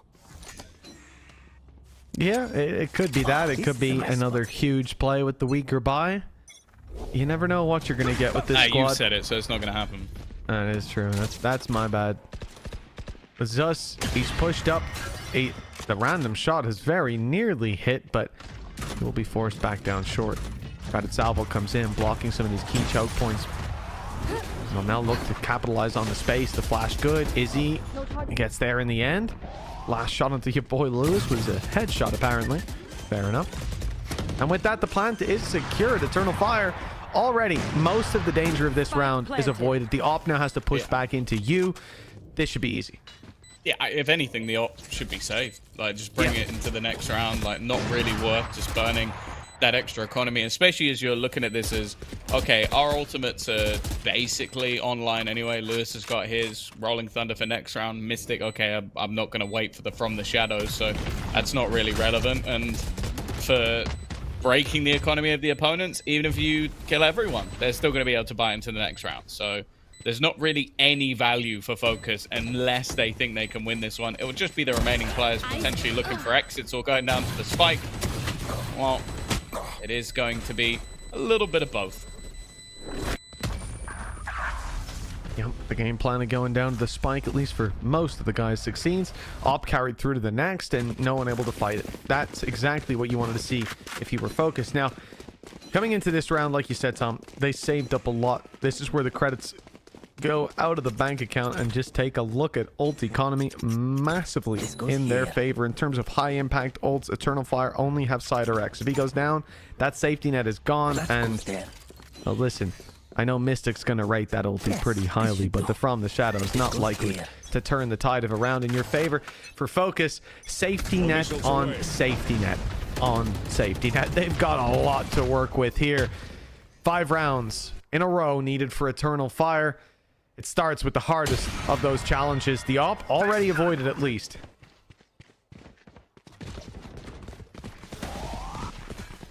The main worry for them is just those ults. Like, it's going to be so difficult. Like, they can almost opt to play retake if they want to. They've got so much to play with, and while straight in, that is a bit of a surprise. Lewis is completely blind, though. That ends up being a fairly easy kill in the end for Brave, and spoke about potentially playing retake. I wonder if that might have been the play. They are now stuck in the mud. 2 of those ultimates are gone, mainly because the players are dead, not because they've been used. And while I don't think Hoodie's going to be throwing it in, is it looking like another save? Eternal Fire are making this one look competitive from a game they were completely blitzed out of. I'll say as well, what I mentioned about Izzy being that focal point, I think has been such a true testament. Like, the amount of times I've seen him dash into a site, a paranoia going through one side, a stun going through the other, and it just means that he has, well, not the easiest fights, but much easier battles. I think the second they've gone onto the attack, this is where this composition has more value than what you would see with the Chamber and the Neon, is that he can take space so much more effectively. And he's been fantastic in the second half. Yeah, I'm exactly with you on that one, Tom. I think the fact that you see Fokus play on the site with those ultis, it speaks to the fact that they're expecting there to be gaps, to be mistakes. Your boy Lewis, the ult comes in on short, he found his kill, and rather than run for the hills, he stands close to try to take that fight. But like you said, the paranoia was there. It caught him, and there was nothing he could do from that point. I think he might have even been killed looking the other way.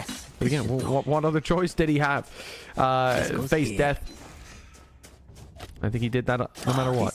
And at that point, it becomes very difficult to play that as that confident team, to make those risky plays. But at the same time, I can forgive Fokus for doing that because they're 12-7, 12-6 up. You know, that's where you go. Okay, let me see if these guys make a mistake. Let me see if I can make something out of that. Here. I don't think you'll see that same face to this round. I expect much more control from that defensive side around the aggressive spots, around the risks that they're taking. That's one risk there for Zus, and he's out of there with the gate crash.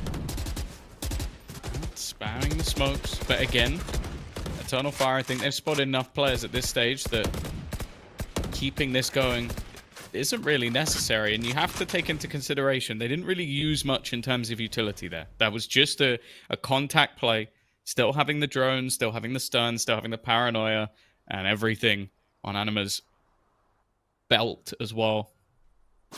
They're able to reset. Bear in mind the problem that Fokus had in that, well, the few problems they had in that first half was based around timing. An immediate usage of the TP. There's no way he's sticking there. He's just looking for information. That information being handed over to Izzy once again. Well, that Rolling Thunder has not connected in the way they would have hoped it was. That's an opener and the site again. Yeah, at this point for Fokus, the way back through is not looking quite as easy. The Hunter's Fury, though, is used to attempt to bridge that gap. Some damage may have been found, but still, Eternal Fire have their man advantage. They have the control they need to plant the spike, and Brave locking down long may just have put a pin in this round. Save might be the right call for Fokus. They're slow to make that call, but in the end, it looks like they will lock it in. Weapons into the next round is the most important thing, and at 12-6, around here or there, it's whatever. You don't worry too much. But here, you see less individuals looking to make those huge plays. The push up on long, the flank in the end doesn't really count. This is a nice controlled approach to the game, but you get caught on it. At 12-9, now I'm worried. Now I'm very scared because I think we've seen Fokus wake up and say, let's really try and win this, and it didn't work again. I think the thing that's a bit more perplexing to me, though, is that they seem allergic to trying to play the retake. Like, you have a Rolling Thunder and a Hunter's Fury. The Rolling Thunder was used preemptively, but there was no one to capitalize of it. Like, there was no one there. Like, Lewis had the idea to leave, and it seemed like Hoodie had the idea to delay them and push forward. So that's just either complete miscommunication, or the only goal was to delay the plant by like 4 seconds, which seems like madness. And then in that time, Zos also goes down. So you've used 2 of your high-impact ultimates, the ones you were basically saving for a rainy day, not to play the retake and not to play in front. It was a very... It seemed like miscommunication. That's all I'm going to say. Yeah, the words on the hymn sheet got a little blurred. At this point, 3 rounds in it. As I said, you really do start to get worried. This is where Eternal Fire is showing that they've got control over this map already. An opening duel for them. Again, it's Izzy. This time it's him stepping up on top of the site. There's no huge amount of utility to help him out. He is just doming. Now there is some more. A stun comes through. He looks for the duel. Won't find it just yet. 4 players round the corner. He's staying close. He's staying in the smoke. That's a mistake. Your boy Lewis shuts him down, but meets death right after. Brave barely making it out of there. Valorant holding on. Just a thread to life. He'll be taken down, but at least gets his one. Keeps this winnable for the side of Fokus. It's down to a 2v2. Kushner still alive, holding it down alongside Anima. They are lined up, but luckily they're firing back just as strong. 12-10. 2 rounds in it. This is not the same as the first series, Tom. We feared it maybe, but a quick game, no more. It's just more and more of the same. Izzy on the entry has been an unstoppable force, and okay, sure, we see these attempts to break back in early, but again, it felt like a half retake. It was like some went early, some went late, and I understand you have those opportunities to capitalize, but it does still feel like there's too many members of Fokus that are just attempting to almost be heroes rather than play as a squad, and I feel like you play that sort of like gloves off, brute force style of play versus a pretty well streamlined Eternal Fire attack, you are feeding into their playstyle. Like, you are going, okay, I'm going to run through a smoke and try and kill you. Okay, well, who do I believe in more to hit the shot? You running through it or them on the other side holding it? Them. Every single time. And while those holes are being exploited, 6 rounds in a row, 7 of the last 8. A single round needed for Fokus after a stellar first half. And of course, having the pistol as well. Like that's the other thing of note. Like, this was such a dominant lead, so far out ahead. Oh, this is a nice spot. Now we're down to just 2 rounds. Yeah, they're on the ropes. It's time to see if they can bounce back. 12-10. Economy struggling. This will not be a round where they bring everything that they can in. Instead, there will be some weaknesses, some breadcrumbs that lead them into the next round with a stronger buy if they need it. Still a chance in this one, and Fokus with just 2 chances left to close this map out in regulation. They will not be letting any slip. Looking towards the B site, and it seems like there would be success there. A plan, maybe a little more for Eternal Fire, but just broken the trap and looked for information, trying to put 2 and 2 together as far as what Fokus are doing on this hold. Fokus are putting 2 and 2 together. Rotation to the C side already. They expect the hit to come in there. This much control from Zus. I'm actually almost surprised that Lewis is still around. There's, I guess, maybe a little bit worried that they could have gone from short, but I think there's a real opportunity to gamble in a round where you still have pieces missing. Already an attempt for Garage being made. There isn't any pressure there at this stage. The attack falling off of it. Maybe realizing a potential for being, to be fair, the site is completely open at this stage. If they were to make a move in that direction, it seems like their best bet. Oh, the Rolling Thunder certainly signaling the push. Hoodie is good to find one. Izzy's been doing a remarkable job at finding these opening duels, but this is a bit of a change. Picked off by the weaker weapon, and Fokus still have some teeth to this buy. Zus has not seen Kushner X sitting down the bottom of middle. If he commits to this, he's going to be shot in the back. And Kushner repositions. Oh, in fact, the shot is going to be landed in the, or at least expected in the one direction. Zus and Valorant falling, and your boy Lewis keeps it even. The numbers on backside, though, they're kind of caught in the open. A crossfire of sorts as Fokus look to fight back through with a 3-piece from Hoodie. It's Kushner X, the player trying to fly under the radar in middle, who now has to bring it across the line. It's difficult for him to stop this defuse without just swinging in, but no one's watching. He gets a free shutdown, and the timer ticking away far too quickly. Mystic is gone to the other side of the map, and with that, the round is Eternal Fires. Well played by Kushner X. It seems coming down to the last moments, they did not expect him to be there, which is weird because he was definitely seen by Zus, right? Yeah, 100%, 100%. He shot an op at him, and Zus shot at him. Either Mystic thought that he'd gone all the way back around to Garage A, to window, or it was just, again, the communication wasn't there. And that seems to be the story of a lot of these rounds, where it's like, It wasn't said. That's such a long rotate to believe that he made in that short amount of time. I think he assumed he went garage to window because he was on the left side of sight, so he wasn't swinging out to watch mid. But again, I guess with the angle, there's a danger that he could be there, and timing-wise, it could have worked out. But, geez, Izzy opening onto Zus in this round of all. They're fighting for overtime here on Eternal Fire side, and it looks like they may have claimed it. Hoodie at a 3-piece in the last round. If he can keep control of short, they'll have an angle to fight from. They'll have some form of safety. But even he is now in trouble, surrounded and caught by Izzy on the updraft dash. This one, it very much is looking like we're going to OT. They need a miracle. They need some magic from Valorant. They have got absolutely nothing. This is a comeback that I can safely say I had absolutely no belief. It was 11-3, a 12-4. Like, these are scenarios that never should be even remotely close. Winning that many rounds in a row is super impressive. And well, if the mental of Focus isn't boomed at this stage, I will be gobsmacked. 8 rounds in a row will have an effect on you. I'll tell you that. Whether you're on the receiving end of it or the other, and you're dishing it out. Around 25, our first of overtime.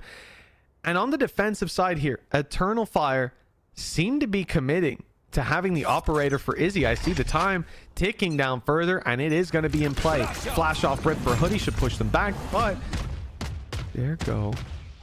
The barrage of rockets. Mystic has crept into the smoke, and Cider-X knows it's a possibility. Stun goes in. He doesn't see him, but the stun, it costs Mystic the duel. Cider-X finds it, and Eternal Fire with another opening duel.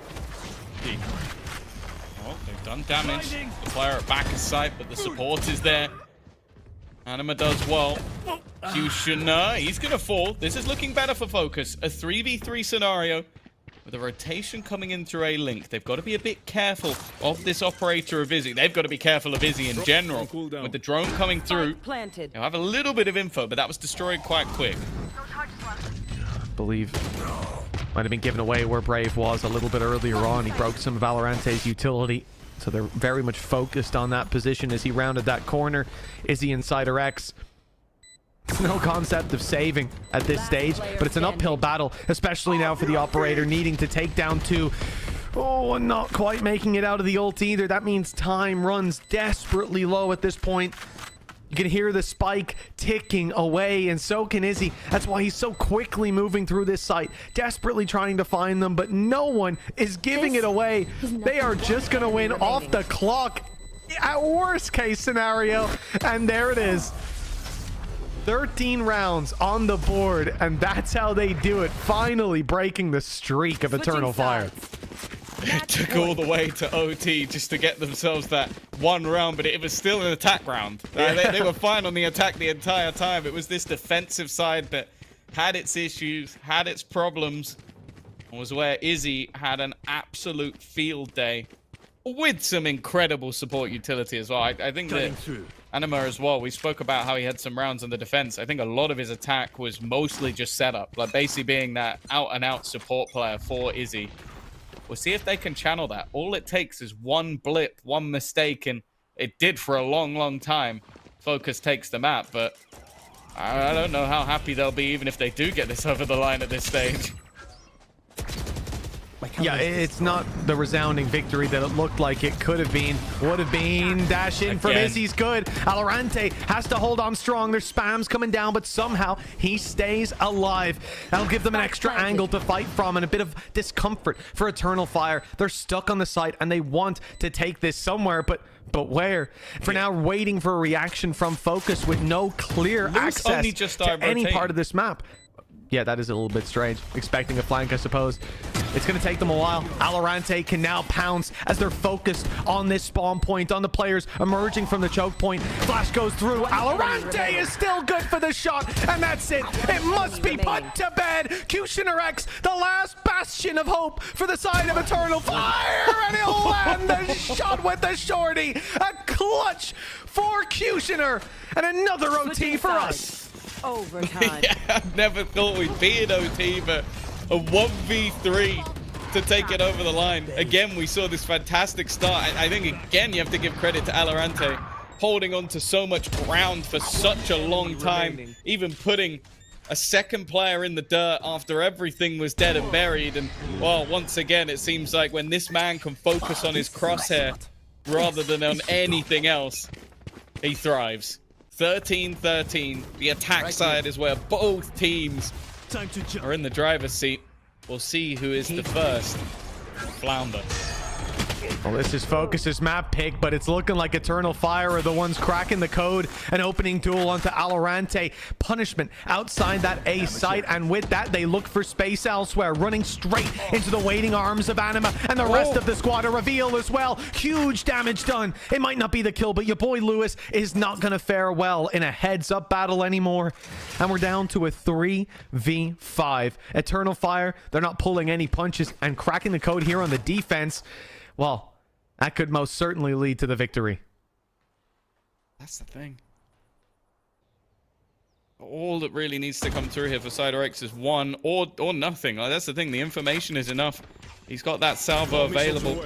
He can look to try and buy extra time. He's even just happy to sit in the reveal and looking to take the fight against his opposing IGL. It won't even matter. One man standing, one man falls. It is Eternal Fire for the first time taking themselves that lead after a massive deficit. They now head on to the attack where they won, I don't even know, was it 8, 9 rounds in a row? Something like that. It was definitely 8. They will try and close it out in OT.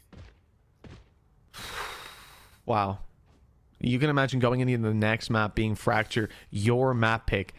And even after they start building up a couple of rounds, you're already saying, hey guys, look, we figured it out in the end. You know, we start that map again, we probably win it. Don't worry about it. But now they've proven it. They basically started the map again. They've gone to OT. They've played both halves, and they're coming out victorious. Eternal Fire, one away from stealing this map, from sweeping it out from under Fokus's feet and leaving Fracture as the final face-off. This is devastating for Fokus. The mental boom would be surreal. With a minute 20 left on the clock, Fokus are sat back waiting. That's what Eternal Fire did, and it worked. But up against Eternal Fire, I'm not sure this is the right call. You have to try to change the game up, but the reality is Eternal Fire have been so good when they're allowed to perform and execute on their own terms. Oh yeah, there's only one man we need to be watching as this entry looks to go in.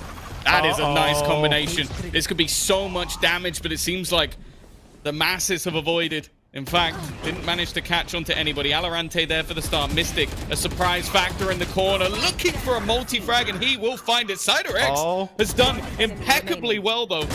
Valorant, this 1v1 is everything, but luckily he will take it home. 3 kills for Valorant. And you know what? The guys at home, they heard. So that first match went through a little bit too quickly. They're looking to make up time, use that extra time. 14-14.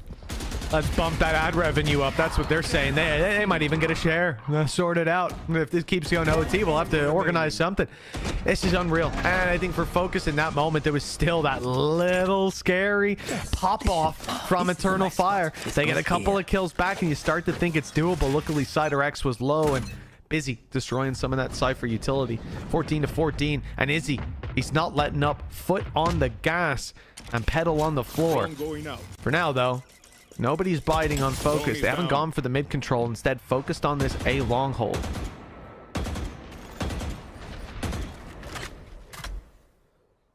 Well, the combo of attack round wins has been broken. Both teams winning on the defense. It always comes down to just those slight adjustments, those individual plays. And more, you can see the defense had the idea of putting pressure into middle. Fact is, though, Fokus throughout their attack side were very slow. Happy to pressure one side of the map. They baited rotations. Look, 3 players now sit within A and leaving just 1 man, in fact, over on this C side of the map. We've spoken about Cutioner X and what he's able to do. This would have to be the best of them. Starts with the flash, buying them the space, but no one's there to be blinded by it. 30 Eternal seconds Fire left. stepped back deep into the site, waiting for them to step into the crosshair of Izzy, who is ruthless alongside Kushner. They're taking this one by the reins. At least for the first fights, a few whiffs leave Focus with a chance. 4 versus 2. The defenders with the paranoia have only left Mystic with eyes. He's not going to land the shots. Valorant try as he might. Can't get it done either. And 15 to 14 we go. It's like an old-fashioned game of CS. We're going all the way to round 30. And for Focus, one more chance to push us to OT. To take their map pick. Not even here, but in the next OT. And to hold on to what was a remarkably strong lead for Eternal Fire. A comeback that they will not soon forget seems just moments away from being realized. Well, that's the thing as well. You then think to the next map and the confidence that is going to be gained, and more so the mental damage on the side of Focus. Mentioned it. They're a team that have always had expectations for success and never quite reached them. Izzy goes again. They expect him to be there, and it doesn't seem to matter as he gets 2. It's a quick response, a quick attempt, and Mystic has done well. Finding 3 in a matter of seconds. Holds for Hoodie. He's managed to deny the plant. Somehow this becomes possible, but it's all going to be left on to the one lone Finn. The support back on the analyst desk. Can he pull this through? No, he cannot. The comeback goes from dream to reality for this side. I don't know how Eternal Fire have done that. No, Tom, that is going to be something that stings in Focus's memory for quite a while. Losing a map like losing a map like that, and not only it being your pick, not only with Eternal Fire having comfort up next, but Eternal Fire were flat starting out this map. They've woken up, they've stolen that map out from under their opponents, and now they seem set to close it out on their pick of Fracture. But let's not get carried away with what's to come. Let's take another look back at the game that we just had with our fantastic analyst desk. Thank you very much, Mitch and Tom. I mean, look, they shouldn't have been let in there. Let's be very real here. Don't let the 3 overtimes fool you. That was 12-4 at one point. Yeah. I mean, it's not the first comeback that we've seen in this tournament, and I'm not talking about the player. That was a crazy comeback from Eternal Fire. And I'm gonna be honest, I think it came down to Focus making a lot of mistakes. At one point, they had 4 ultimates for a retake, but it never quite came online. They used those ultimates one by one. Xus, 4 out of 5 last rounds in regulation, Xus was dead first and couldn't quite use that dimensional drift, which was insanely crucial for those retakes. It would have been amazing to use with the Rolling Thunder, with the Hunter's Fury. They even had the Neural Theft if they would have found a pick, but they couldn't quite close it out. And I don't know, maybe they need to be more patient, just leave out the site, or maybe play more aggressive. I have one tactic that always works in Haven. If all else fails, just walk mid. That could have been perfect. I'm not saying I'm a professional, but I would have loved to see that. The thing is, right, look, it happens from time to time. You're having a really dominant start to the map, and then things slip away from you a little bit. You get a little too overconfident, maybe. You lose a couple of rounds, okay? And usually when that happens, timeout comes.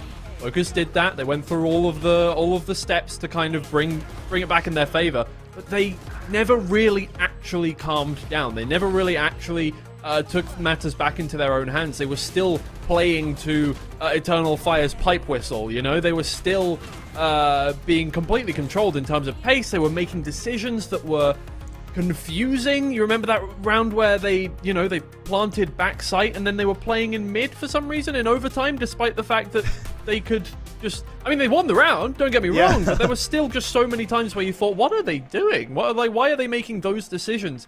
I think this is something that we saw from Focus as well yesterday, in that, just a little bit confusing at points. Either way, you have a round to take a look at for me. Yeah, absolutely. This was one of the brilliant rounds of Focus. This was pretty much where it all ended. The snowball ended. Focus, amazing attacking side. The intricacies that they have here is incredible. 1 minute 17. They haven't really done anything on the map. But look at the position where Xas is right now.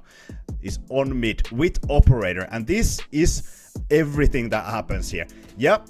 You see on the screen, Focus, they are just starting the pressure on A lobby, but the pressure starts when Xas gets that position on B. Yeah, they are trying to get that A lobby control, but this is the classical illusion. They are trying to create pressure somewhere and kinda catch those rotations coming through. Yeah, they get the A lobby, but this is the biggest part. They get that pick on Xas, they get that rotation out of there, and that is so perfect detail on how you run Haven. You try to bait out those rotations and try to have someone to play out of those rotations. Well, I mean, we're going on to Fraction now, and at some point during that map, well, at around 12-4 as the scoreline, I would have said this is a bit scary now for Eternal Fire, but the tables have entirely turned. It's now quite scary for Focus, because we saw them on Fracture yesterday, and they went to triple OT against the the second seed from Italy, from Spain, Italy, whatever you want to call it. Yeah, and I'm gonna be honest, I don't think their Fracture looked great. It wasn't bad, obviously you didn't maybe want to show everything, but it wasn't great. And against Eternal Fire, you need great. You had a lot of great rounds there when you played together, a lot of good set plays, but you need to have more of those in Fracture. And let's see whether Focus actually has it dialed down or not. That's gonna be in after this timeout. Or pause. No.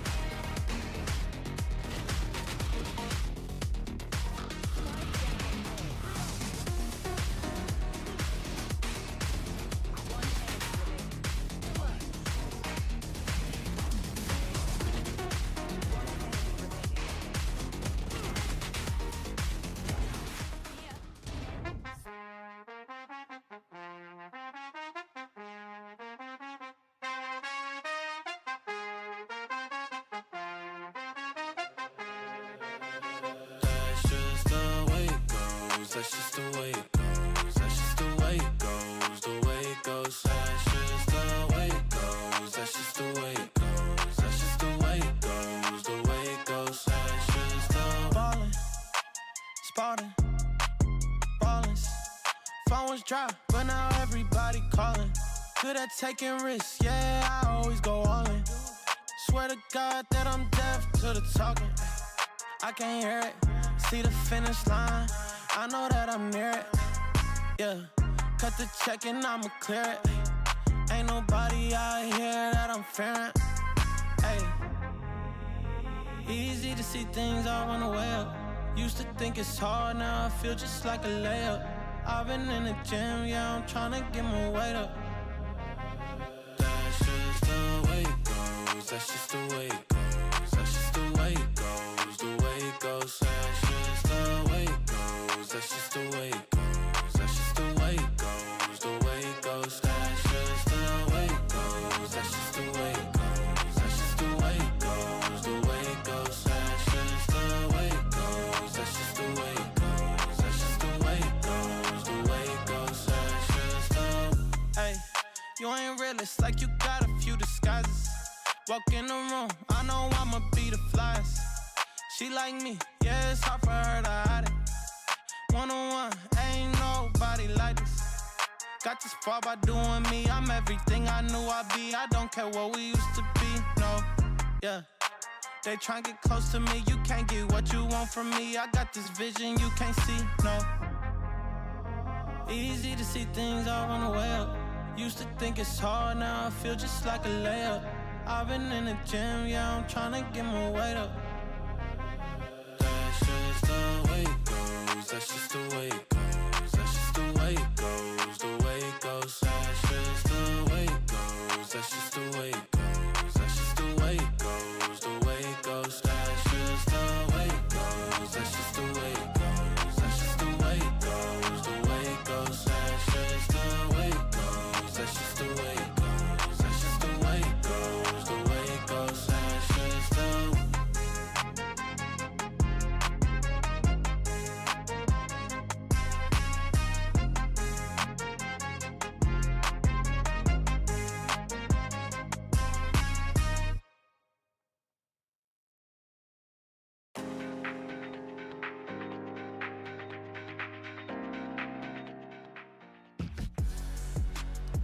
Welcome back to Valorant Challenges EMEA, everybody. First map done for our second series of the day, and it is not like the first series that we saw whatsoever. A lot closer, and it really should not have been. Things could have ended very quickly for Fokus there, but they let Eternal Fire get back into things with a horrific streak of rounds against them, and then OT was not in the cards. I don't know what to say. It's a very difficult situation to be in. Honestly, it would have been worse if they didn't get a single OT round for them, because if they had just got swept from 12-4 all the way to a 14-4, things could have been a lot worse for them. They managed to get a couple rounds in there at least. I remember the casters saying, I think it was at 7-0, that they weren't quite expecting this. They were kind of expecting more even fight. Well, in the end, we got that, but damn, it was a domination from both of the sides. Honestly, I think this Fracture could be difference maker here. I think Eternal Fire, they are amazing at Fracture. They have kind of switched up the composition. They used to play Chamber here, but now Izzy has picked up the Cypher as well. I think it's easier to play with that. Yeah, with Chamber, you can go with the aggressive bigs. But one thing I want to look at is Eternal Fire versus BBL Pacific, which is the latest game Eternal Fire actually played here. Yeah. That was 13-5. Insane game. And when you have Anima, you can add Al after that name and have Animal. And the Animal I'm talking about is a GOAT, because he was a beast in that Eternal Fire BBL Pacific match. 18-5 with the breach. That was, well, probably whole show, but yeah. The performance on Anima was amazing against BBL Pacific. Yeah, I mean, we're going to be looking at a pretty difficult time here for Fokus. Can they hold on? Yeah, they absolutely can. I mean, we've seen good stuff from them, but as you can see here, defensive win percentage, this is mostly from... Actually, no, this is all from yesterday that you can see that percentage stat from. It was not great for them. Their attack, fine. Their defense, really not so much. And then in OT, again, lost out to Dynasty. On that game yesterday. I can barely remember because it went up until like midnight for you. But yeah, no, it was an unfortunate one for them, and I think kind of similar vibes going to be ringing in their heads from that first map from this series. So for them, it's going to be really important for them to get a lot more out of their defense. Oh yeah, and interesting stat line actually. Hoodie as a breach yesterday got 6 entries and only died once as a breach, which is crazy. That 6 entries is insane. But one of the things that I really want to highlight for this match, for this Fracture, is the flank yesterday that Tag got, the crucial flank that actually got them into the OT, where Fokus lost 3 ultimates. I think that already shows for Eternal Fire that they have the capability to make same kind of flanks. That puts a lot of pressure on the Izzy to actually find those gaps in the map, find those gaps in the defensive side of Fokus. And I think Fokus, they weren't running this map as it should be. Yeah, they were doing some kind of safe plays, but sometimes it felt like they were stuck in their places. They didn't quite do anything aggressive, but when they did, it looked brilliant. Yeah, I was going to say, you know, like at the start of that, after the first half of Haven there and well into the second half as well, I was going to say, you know, obviously that game they weren't really taking seriously after the first map yesterday. You know, they were obviously kind of just trying new things out. Fair enough. Might not be the case now that we think about it. It could actually just be the case that I don't want to like use the word choke too much, because it's not, you know, that's not the be-all end-all of the way a team runs, but it does seem to be a running theme with Fokus so far that they're just not able to fully bite down on opportunities that they get. Yeah, I do think they really need to step it up. They started it brilliantly, but they need to keep that going throughout the whole game. I think the one thing that we want to highlight is as well that Fokus took both of their timeouts in that Haven, but they couldn't quite close out one round. And that is something that you need to be able to do at this level. If you take both of the timeouts, if you actually save both of the timeouts in that situation and take both of them, you need to find some kind of round, some kind of force to close out that round. And they absolutely did have the force with 4 ultimates, but they couldn't quite coordinate them together. We didn't see much adaptation on Haven after they started losing rounds to Eternal Fire. Let's see if we've seen some adaptation between yesterday and today, or more, you know, more pertinently between last map and right now. Mix and Tom, take it away. Thank you so much, Twiggy and MP. Yes, we're ready to dive on into map number 2. And Tom, I have to say, I expected to be here a little bit earlier. That was a crazy comeback on map number 1. And a big conversation has to be about where your mental is going to be at after getting boomed like that, reversed on in a map, and now you go into your opponent's map pick. Where is your faith at with Fokus? Because I'll tell you what, you're pretty reliable on your prediction in the last series. I think that I have to lean the way of Eternal Fire. Like, they're going into their map choice. Their opponents have just... Like, this is the thing. I like the Focus team a lot, but I look at this roster as one where there are players that I expected to maybe even make it to, like, Ascension Finals in the past. And they haven't. They haven't had that sort of... the gall to sort of get it through. They don't have the stones to do it at times. And I feel like a lot of that comes down to mental. I don't think it's ability. Like, you watch Valorant... in most games, he's incredible. The same with players like Mystic as well. I feel like they have had amazing moments, and then they've had moments where I've been left going, what happened? And I think this might be one of them, because that map was just brutal. Like, they were completely in the driver's seat. Everybody was popping up. Everybody was having a great game. And then it just seemed like they overstepped the mark on like 4 or 5 occasions, just making silly mistakes. And I just think now coming in, to not be mentally boomed is going to be very difficult. Sure, they've had the chance to reset. They've had a little bit of time to just sort of sit and talk that one out. But you're now going into a map where we kind of already would have favored Eternal Fire going in. This is a map that they lost yesterday to Dynasty. And no offense to Dynasty, but I think Eternal Fire are a better team. They're also a team that I said thrive off momentum. You remember that at the beginning of the map? I do, yeah. I don't think they're going to stop it. Yeah, guys, we just came back from a 12-4 down. I'm not feeling that confident. No, they're going to come in and try and bully them. And I think that's a very, very scary thing to have to come up against. Well, Tom, I'll give Cairo his flowers soon because he had something to say about Eternal Fire. Who? But before... No, I'm kidding. Oh, my goodness. There's no need for that. Before we get into that, there is a north side push. It is deep push coming in from the side of Focus. Dust is already finding one, but there's an extra flank to this. Valorant wrapping around the backside as the guided salvo picks up a double. Eternal Fire are right back in the driver's seat. This pistol round was looking to be in a dangerous spot, but instead they have taken back pretty much all control. They know where Valorant is coming from. Look at the pings on the map. Utility was destroyed. They have him locked in, stuck in a box. And they've closed the doors. That is 1-0 for Eternal Fire. And what I was going to just touch on real quick is that Cairo told me yesterday, we were sat there, myself, him, and Hazard were having a chat, and he said, Eternal Fire, get ready for tomorrow. Because when you see these guys, you're going to see them in positions where you think they have lost this round. There's no way this round goes their way.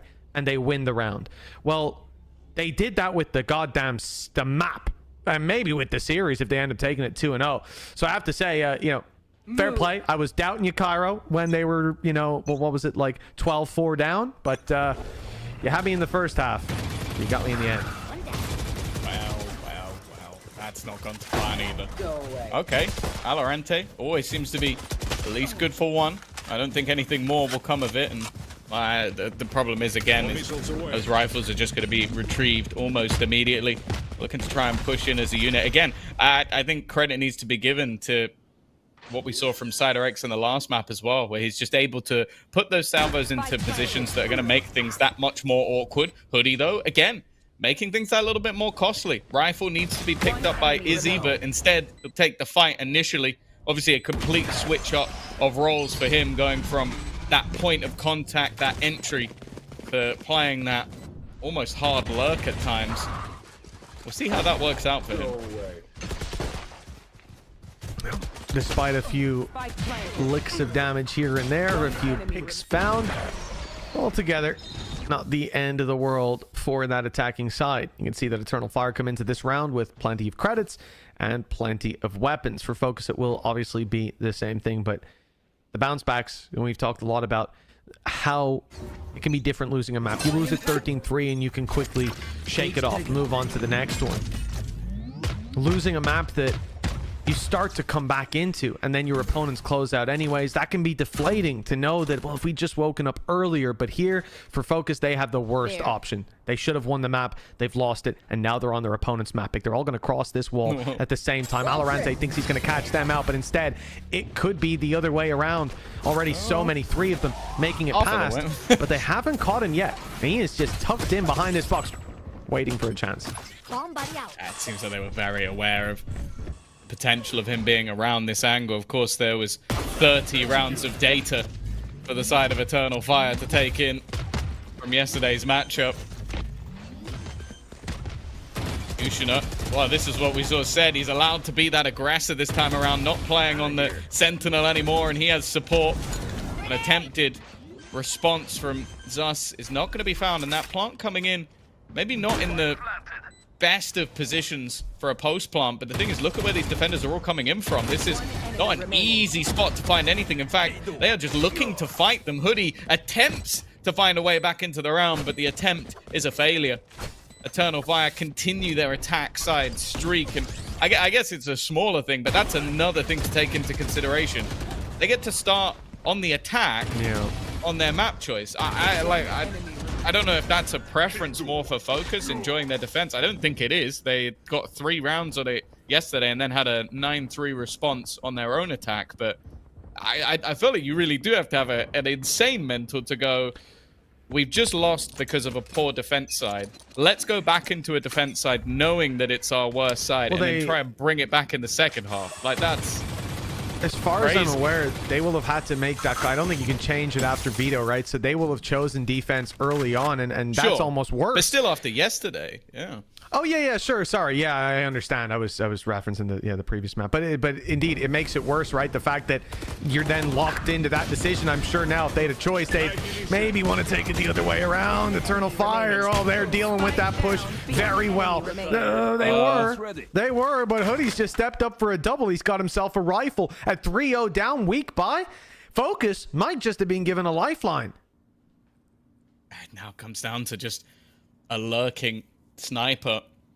One shot will be enough to kill off Hoodie. He's got the ultimate online. That, funnily enough, could be absolutely everything. If he's able to connect it, this sniper becomes a real burden.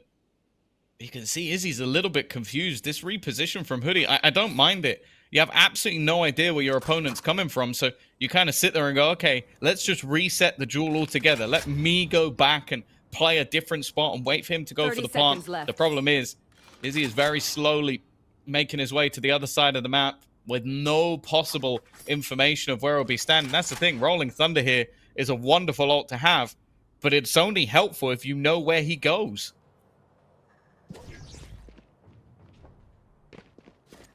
Look how far away he's going to be. Hoodie turning in the right direction. But he's going to get here too late. Doesn't want to give away the steps himself. But now Izzy could be anywhere.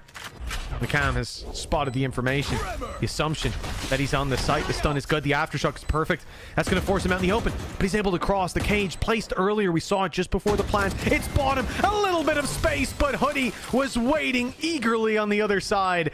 That's just rude.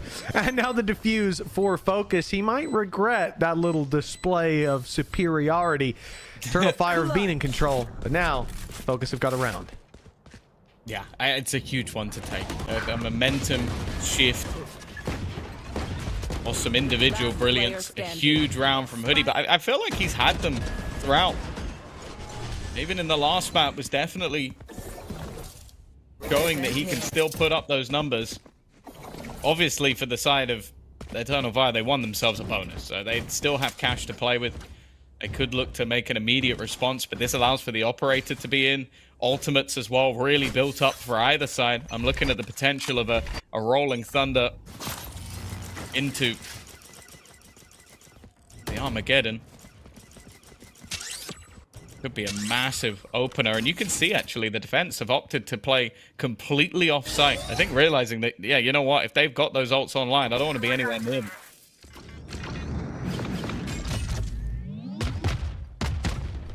This is going to be expected space that they've lost up in heaven on the B site. Full passive play for Focus, just waiting for those smokes to fade, waiting for the flank to come through. 2 players walking it up as we speak. They've been spotted. Information there, and it looks like the response from Eternal Fire is to fight forward, to take some space of their own, knowing that Rolling Thunder was coming. Brave got popped up in the air. An easy kill with a showstopper. Shut down. Izzy does well. Keeps it into a 3v4 at least with Eternal Fire up in Kushner on the back of the Rolling Thunder, but he can't find the kills. Valorant still connects. Anima barely able to escape into heaven. His primary no longer there for him, but the aftershock will buy them a little bit of extra time that their primaries can come back up online. In the shorty, not going to land for the kills, but they are stopping this defuse every step of the way. CyderX just needs to stop it one more time. It's being stuck. He's only getting there now, but luckily it's not too little too late. Just about the round goes to Eternal Fire, but Tom, that was way too close on the stick. Yeah, there was so many moments in this round that looked like the defining point. I think that the main one for me was Valorant getting hit by a Rolling Thunder and then still hitting the immediate headshot. We know that this guy is a machine when it comes to mechanical aim, but it seems like the IGL of CyderX is just one step ahead, being able to get away with sort of holding on in those late round scenarios. And even, like, I'll say Hoodie sticking that all the way. It was so close to working. The main scary thing now, though, is the economy is destroyed for Fokus. It is in the dirt. And they used up their ults. Like, that was, okay, sure, you've still got the Armageddon going into this next one, but that was a showstopper that got nothing. That was the Steel Guardian utilized, which, let's be real, it didn't have that much of an effect in the end, and a Rolling Thunder. So that is such a hefty amount of ults that it was the right place to use it. That was crunch time. But when it fails, it really puts you in a hard spot. And you have to commend players like you say that Alorante's ult didn't really have that much impact, the Steel Garden, and we see why. It's the fact that Anima is able to put down that aftershock. It buys them crucial seconds that then the approach is different from their opponents. It's not tap the spike and draw them into the open while they have pistols out and easily win the fights. It's now, oh, we're running out of time. We have to push them. We have to get in there. And although the weapons are back out, I think one player still has a shorty in hand, whatever, it's a chaotic conclusion. But that leads to them winning the round on Eternal Fire. And if Anima had panicked when all those ults were coming his way and just thrown out the aftershock, round ends completely different. But the patience there, they kept themselves together, and at 4-1 in the lead, this is theirs to lose. Focus. Well, they will not be finding the opening pick. I thought Alorante might have had it, but Izzy is quick on the trigger. And now this push up north side. They've gone through Dish. That's great. They've got control. And the spike comes in right behind them in the space they left open. Wow, also the neural theft lets them know that everybody's pushed the north side of the map. So it kind of meant that even though this space could have been valuable, holding on to Dish and all this additional positioning, it's so well known by this attack side of the stage that realistically, it all becomes null and void. Still, they have the paint shells to play with. One way of having an orbital strike, but I can't see that being used, and the same for Armageddon. It's just all of this util that will come back online in the next. See if they can find something with it. Kushner staying on site. You know, it's a big risk in a round like this, but he's bought them so much time. The spike now ticking far too quickly, certainly with the numbers online. Certainly with the guided salvo, and that weapon might sit on the floor, but it won't be carried through to the next. Not an easy pickup. That is a nice and well-handled round from the side of Eternal Fire. I think the only real danger being that, you know, maybe they kill Cutie and get away with the gun, but outside of that, there was minimal risk. 5-1 in the lead. Yeah, it's definitely looking like an incredibly strong start. The thing is, a lot of these rounds have been costly. It's not like this 5-1 start has put Eternal Fire in an incredible economic spot. And as we mentioned, like, a lot of what went well for Fokus was their own attack side, but they need something to play with. Izzy already doing a vast amount of damage onto Alorante. Showstopper. Not really going to garner too much, but Lewis is so close to death and actually going to use ultimate of his own. Alorante is in a nasty spot. It's not normal that you see a guy push basically into a site on his own and see an absurd amount of damage. Him still survive. Okay. Well, it would have to be an ace. I think Mitch would even meow if he gets this one. The return of Meow Stick. Yeah, perhaps, but Orbital strike, yeah, it could help him out. That spam could have helped him out, indeed. But time ticking. 5-1. Economy where it's at. Just thinking maybe you want the rifle. Mystic's thinking he wants the kills. That timer surely is now ticked too far. With 3 players left, they'd have to make mistakes to give him a chance. He's not going for the ninja. There's no way he is. Into the spawn and into his death. By the looks of things, Cutioner X waiting for him the whole time. 6-1 we go. This is how it started out for Fokus last time, but there's a different flavor to this. And again, it feels like maybe this is more of a case just for the defensive side, but I think focus on the defense and impact from their ults is 0 throughout the series so far. Like, I can't think of a single one where I'm sat there going, okay, that made the difference. Obviously, in the last map, they barely won any defensive rounds, so there's not really anything to write home about. But, like, even here, I think they misread how much space had been taken off the site. It was mostly just Kushner. And so I was looking at where that ult went, and it was mostly just to clear out the site and force someone into the open. That's now another ult that's not online and achieved nothing. Oh, Anima! They have lined up for him, really? and I gotta say, Cider X, that is messed up of you, man. That is really messed up. 6-1 in the lead. You can't let the guy have an ace. I don't know about that. I think this is that's where your IGO, by the way. That's your IGO that's done that. I don't want my players to be too confident, so I will. He's like, oh, I'm taking that. 7's all they get. They're infighting. Yeah, I'm not sure I'm a believer in that at all. They're already going to have... Well, Armageddon is available.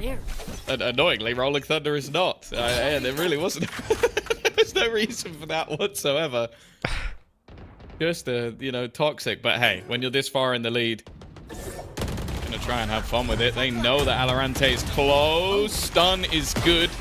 And he's going to continue. Doesn't expect your boy Lewis to be around this corner. The sheer will delay. And for the first time in a while, I can say Fokus have a man advantage. They do.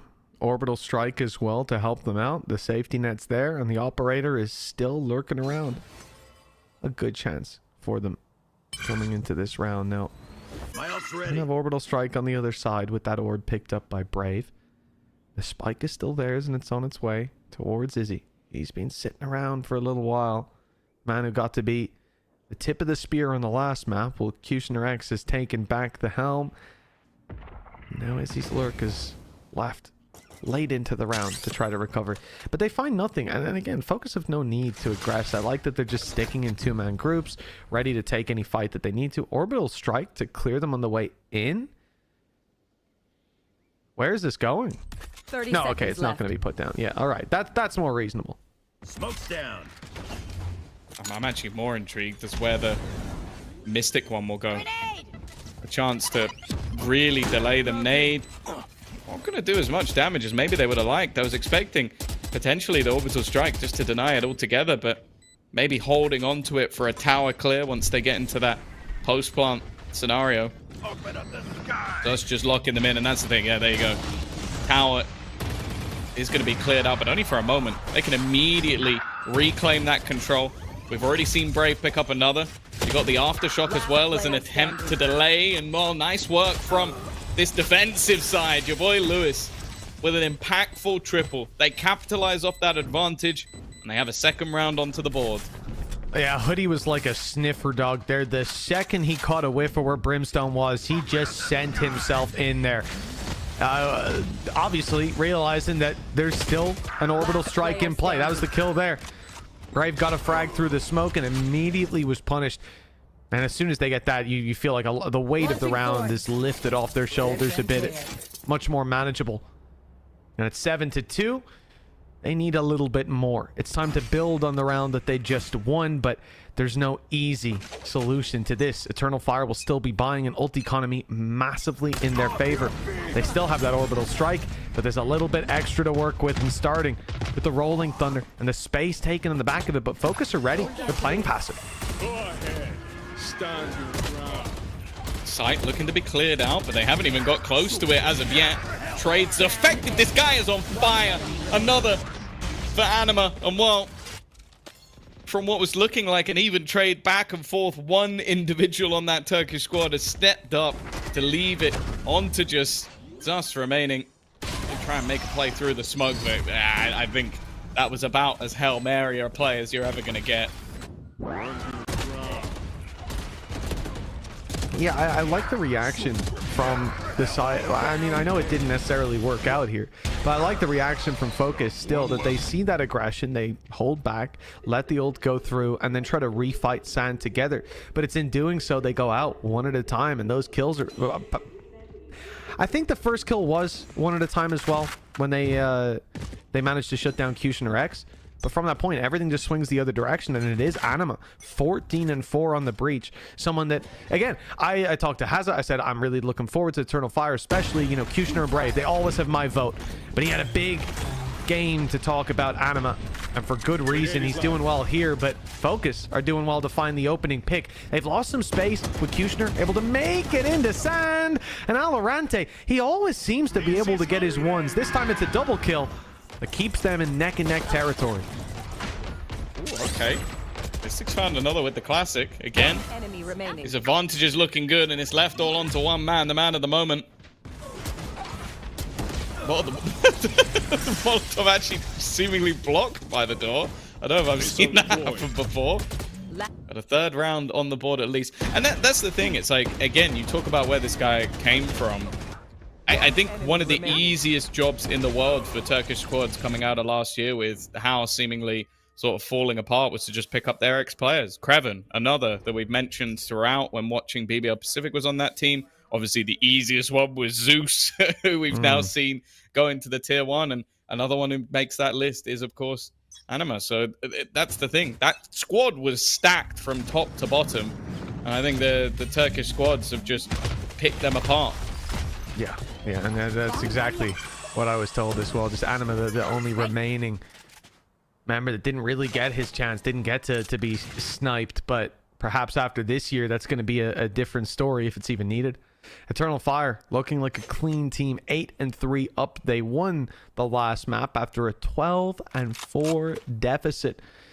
Being able to climb back into that puts them leagues above most teams in terms of composure in my books. Now we move into the final round of their attacking half of their map pick here on Fracture. That, of course, means Fokus chose to start in the defense.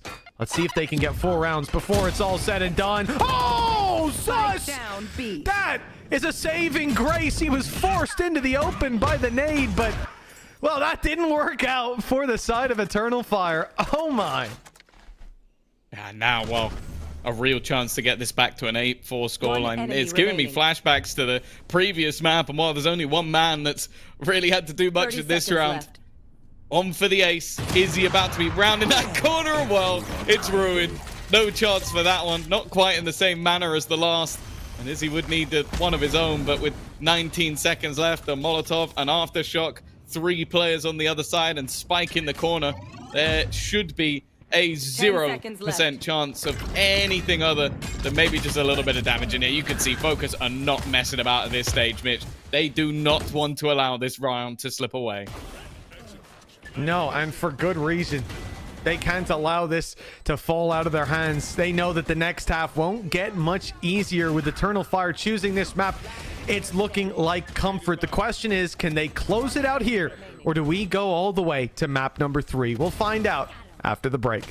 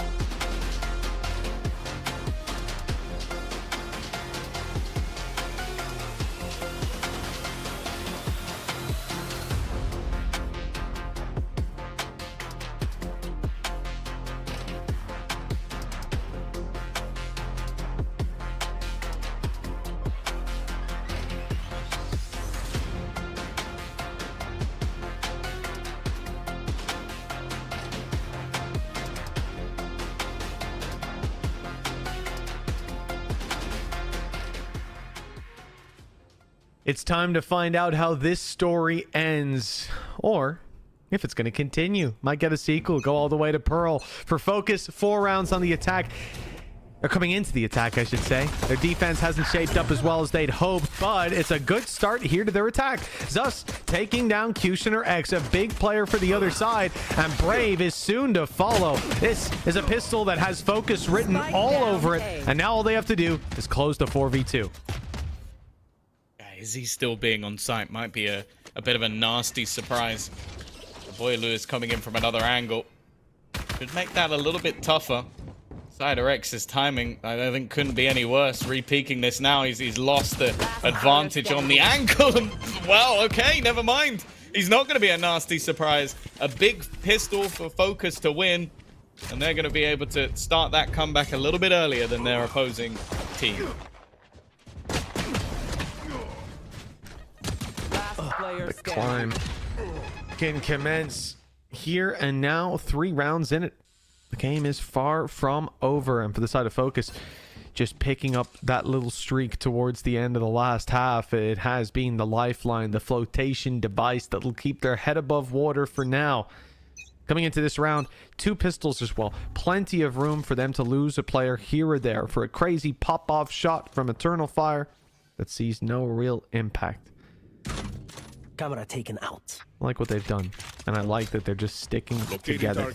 South side wall to protect them. If the push does come through, Valorant will have the info, and a lot of info on the site. Izzy not gonna last long because of that stealth drone.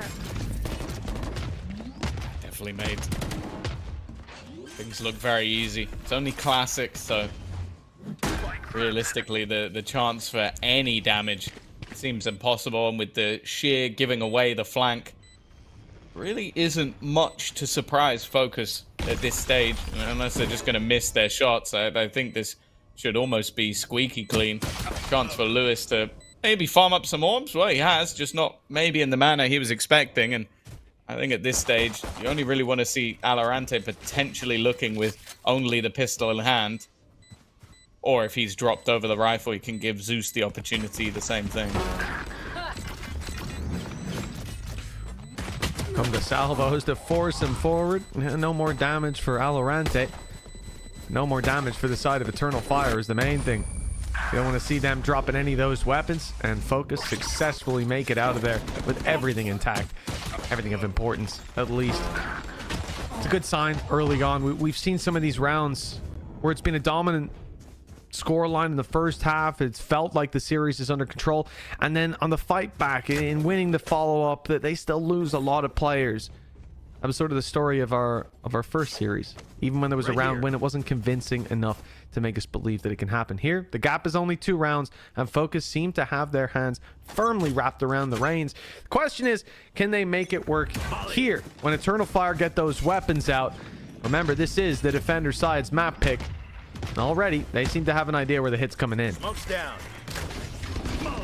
Yeah, well, I think it's made fairly obvious. This bonus definitely has some bite to it, and Zus already taking some mass control. Is he, though?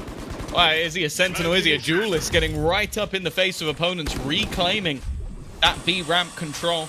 It definitely reduces the amount of plants that can actually be gone for. And you also have to bear in mind that with Mystic down, there's not really an opportunity to put any smokes into position anymore. There is no safety for this attack to try and get into position. They just need to hit some shots. Yeah, the problem is Eternal Fire aren't in that same position, right? They don't have to make a move. They don't have to go for the plant, so they'll sit there with their numbers, and once they get a response, there's utility to come in immediately. Anima's already holding the stun. There it is. Perfectly put out. And that's the real problem. It's not just win your 2v4, win 2 aim duels each. It's also dodge the stuns, the flashes, and the spams. And then there's going to be a guy shooting at your head. He stepped backwards into like the smallest pixel of an aftershock and lost half his health before that battle even begun. That's just going to be so frustrating for Hoodie. That's just unlucky.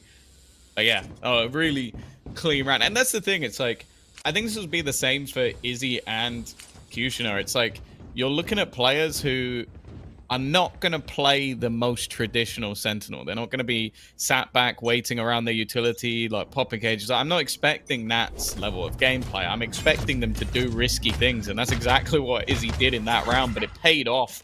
And then their flank was so quick that no control. It was a struggle. Now, that was still a bonus. Even though it had a lot in terms of weaponry for Focus, they didn't fully invest into this one. So they are going to be able to invest into this one instead.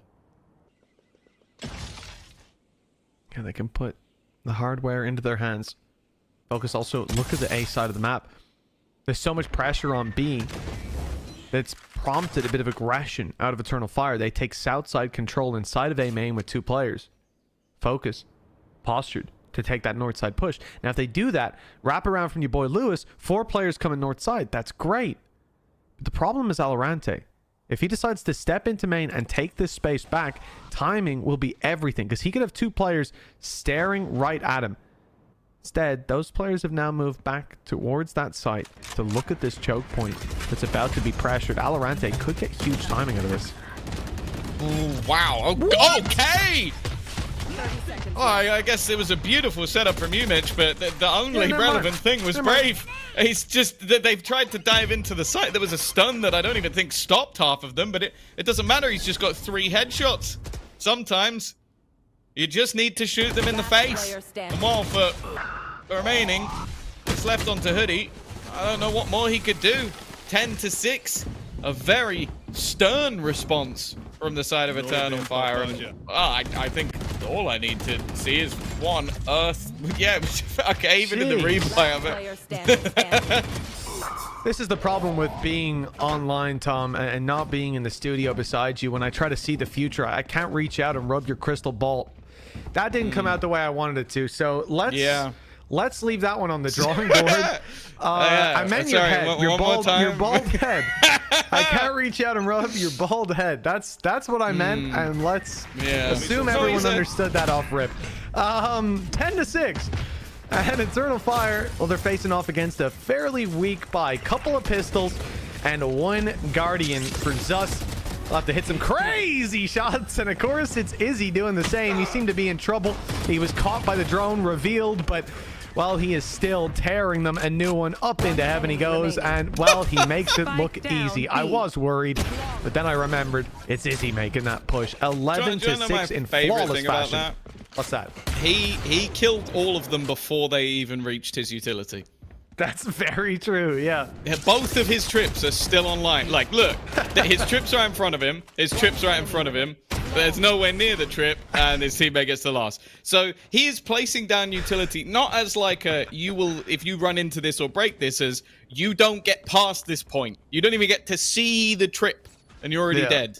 That's the finish line, and you ain't making it close, buddy. That's respectable, I have to say. I have a lot of ciphers in my ranked games who like to play ahead of their util, but they're not Izzy. Yeah.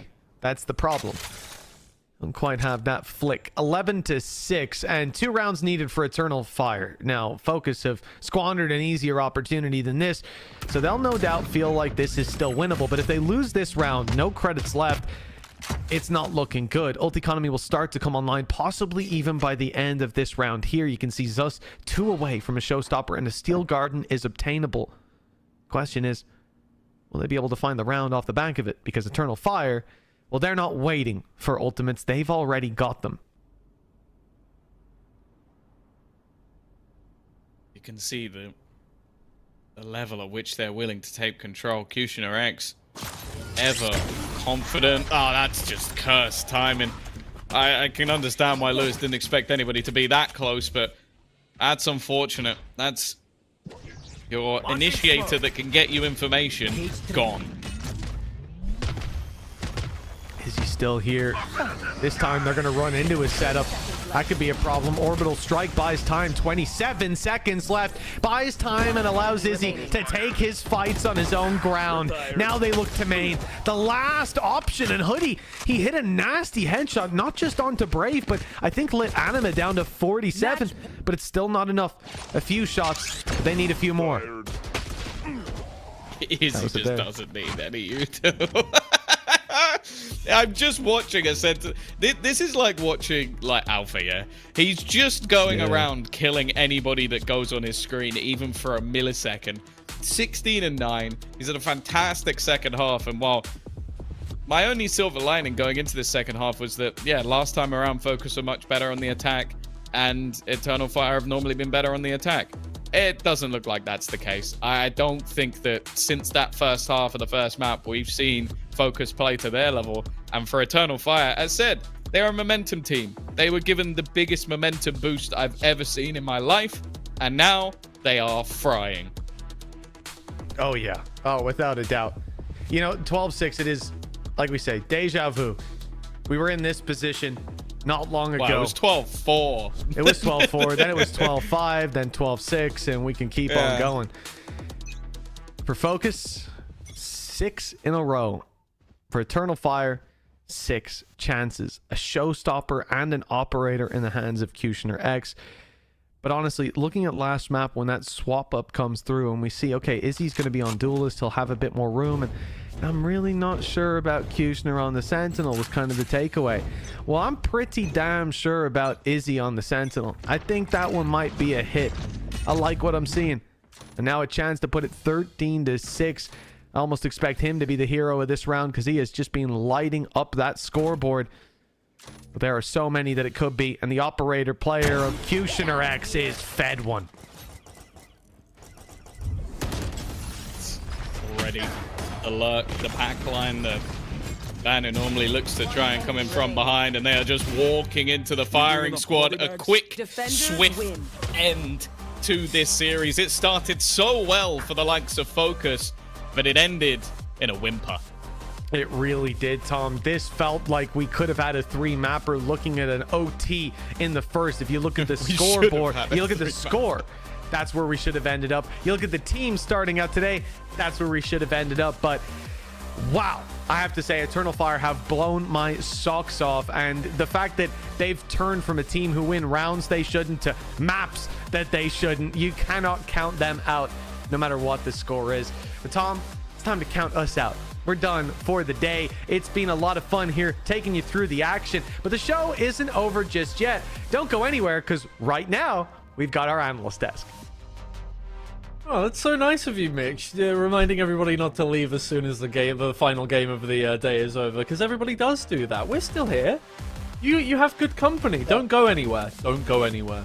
Well, a good company is kind of arguable, but yeah. Possible company. As long as you like weirdos. So, I mean, for Fokus, a lot to think about, I think, based off of that series. Obviously, they're not out. They're in the lower bracket now. But yeah, I mean, Eternal Fire just had that comeback factor on that first map, and the momentum stayed with them. Oh yeah, absolutely. I think the comeback of the first map was definitely the thing that made Eternal Fire be so good, especially in the first half. Absolutely dominating that first 8 rounds. They were completely Eternal Fires. Well, yeah, sure, Fokus got that one round 4 there. It was kind of a lucky round. They were fully stacked together, which is a key part how you play against these Turkish teams. But I love that we're gonna see the Turkish rivalry tomorrow. Eternal Fire versus BBL PCIFIC.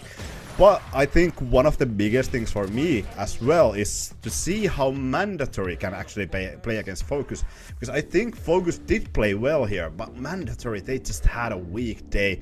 And obviously we see the stats here, not quite anything big, especially on the side of Fokus. But once again, Anima, 18-7 with that bridge. I just love to see my bridges pop off. Yeah, I mean, it was a game, that one, at the very least. That was, look, it wasn't an overtime game, but it was a game between two, well-playing teams. It's just that Eternal Fire did come out on top in the end. That's kind of the scoreline that they're used to off of the group stages. So I think, the first map, if I'm going to be real with you, I think it was a bit of a fluke. I think they took a little while to warm up. Because it did seem like Fokus were getting away with a lot towards the start of the first map. I was like, what's going on? But Eternal Fire are back now, it seems like. Yeah, absolutely. And I think Fokus, they had a great game plan. They had a decent idea how to run this map, but they were kind of staying put. They didn't quite execute the game plan in the end, or they executed it way too much. They were like, oh, nothing is showing here, and they made Eternal Fire to actually make the game for themselves. They were kind of reacting what Eternal Fire was doing, so I think that was the clear difference. Eternal Fire was really proactive as well. Well, you have a round to take a look at before you wrap things up, so why don't you go ahead and do that?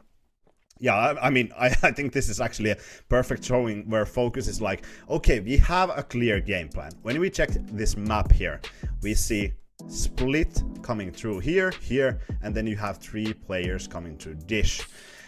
This thing happening towards that B main is clearly an implication where we want to have these players focus on sand, focus on CT, and find a rotation coming through. But look at the clock right now. It's 1:20. They are starting this play at 1:20. Look at Lewis on the map doing his thing towards that B area, trying to gather a lot of information, break Cypher utility. Valorant is doing the same. But look at what is happening in dish. They're still waiting. Okay, it's cool. It's fun to find the rotation because you don't maybe get that rotation instantly. You just want to hold. But they're still holding. What is this? Still holding. The rotations are starting to come here and here. And Fokus, they have not made a move. But let's pause it here. Look who has made a move. Eternal Fire, they have already re-cleared. They know that there's no one on B Arcade. They know this was completely a fluke, and the Brimstone is already starting to rotate. Right here, coming through towards that CT area. And that Brimstone rotation is crucial for this round, because when we watch how this round plays out, when we see this position that Anima plays, and the timing that the smoke comes through, it's such a crucial play. The smoke coming through, stun coming through, Brave just clapping everyone in Fokus, and I think this was absolutely a clear showing of Fokus having a game plan, but they didn't kind of want to go away from that game plan in Eternal Fire. They just took the game to themselves. They re-cleared that area. They were like, okay, they must be in dish because there's no one else or nowhere else there they could be. If Fokus actually diverted from that game plan and went to the site, it could have been a whole different map. Yeah, I think so. Well, yeah, the series does not go the way we thought it was going to go. We thought it was going to be a lot closer, and unfortunately it could have been. Oh, hello. Sorry. It could have been a lot closer if Fokus had ramped up that first map. It could have been a 3-mapper. It could have very much been something incredibly competitive. Fokus, once again, just not quite getting out what we expect of them as a team. Oh yeah, I think they had great first map. Like, that was actually more than what I was expecting. That was insane dominance, but in the end, I think it was kind of an underwhelming performance, especially when you are looking for consistency. When you go to Haven, you're up like 12-4 and you cannot find that one round. I think that speaks of consistency. When you don't have momentum, you kind of start to crumble. And I think when you have this kind of experience in your roster, you have Mystic, you have Hoodie coming from that VCT circuit, you should definitely have the potential to close out that one round. You should definitely have experience to just do something, find that one round at least. Yeah, well, that is it for the action today. We can take a quick look at the playoffs bracket now that we've wrapped up our first 2 games. Obviously, the 2 winners will be playing up against each other, the 2 Turkish teams in the upper final there to decide who goes to the grand finals with the advantage. In the lower semi-finals, it will be mandatory versus Fokus. The others in this tournament, the 2 losers from today, not winning a map, either of them. And that one's, I think, going to be a very interesting... Actually, both of these should be very interesting games. Keep in mind, the last time that BBL Pacific played against Eternal Fire, it was a 3-2 best of 5. So both of these should be quite close games. I'm looking forward to that quite heavily. Yeah, and that was 2.5 weeks ago, which is really interesting because yeah, you have kind of focused on new part of this game. You might have already gone to focus into Ascent and Icebox. So how does something like Abyss come into play? Yeah, it's kind of heavy ban. Well, it has been in this tournament for Eternal Fire, but it's gonna be really interesting to see that rematch, especially because it's Turkish rematch. It seems like these two teams are the dominators in this tournament, honestly. It does seem that way. Either way, we'll be back later on with some more Valorant action. You can check out our socials, see all the highlights from today in English, and obviously keep up with everything that's going on for the rest of the tournament. Either way, that's it from me. I'm done for the tournament. That's my final day on the broadcast. I hope the rest of the playoffs are lovely. I hope everybody enjoys their time. For you, MP, anything you want to say? I just want to say, see you tomorrow. All right, then. I won't see you tomorrow, but I'll be off enjoying the sun that has miraculously appeared here in the UK. So, I'll probably be watching along with everybody else. Either way, guys, thank you so much for joining us for the first 4 days. We've got 3 more days of this for you. Goodbye.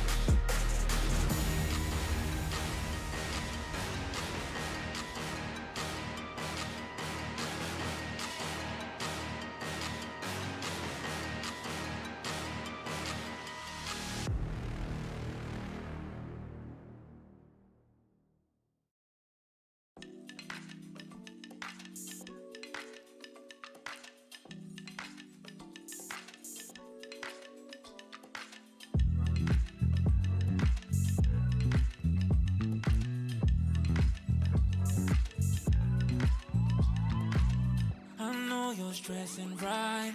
You need some meditation. Don't let them ruin your vibe. No time for rumination. Let's leave it all behind. Think goodbye.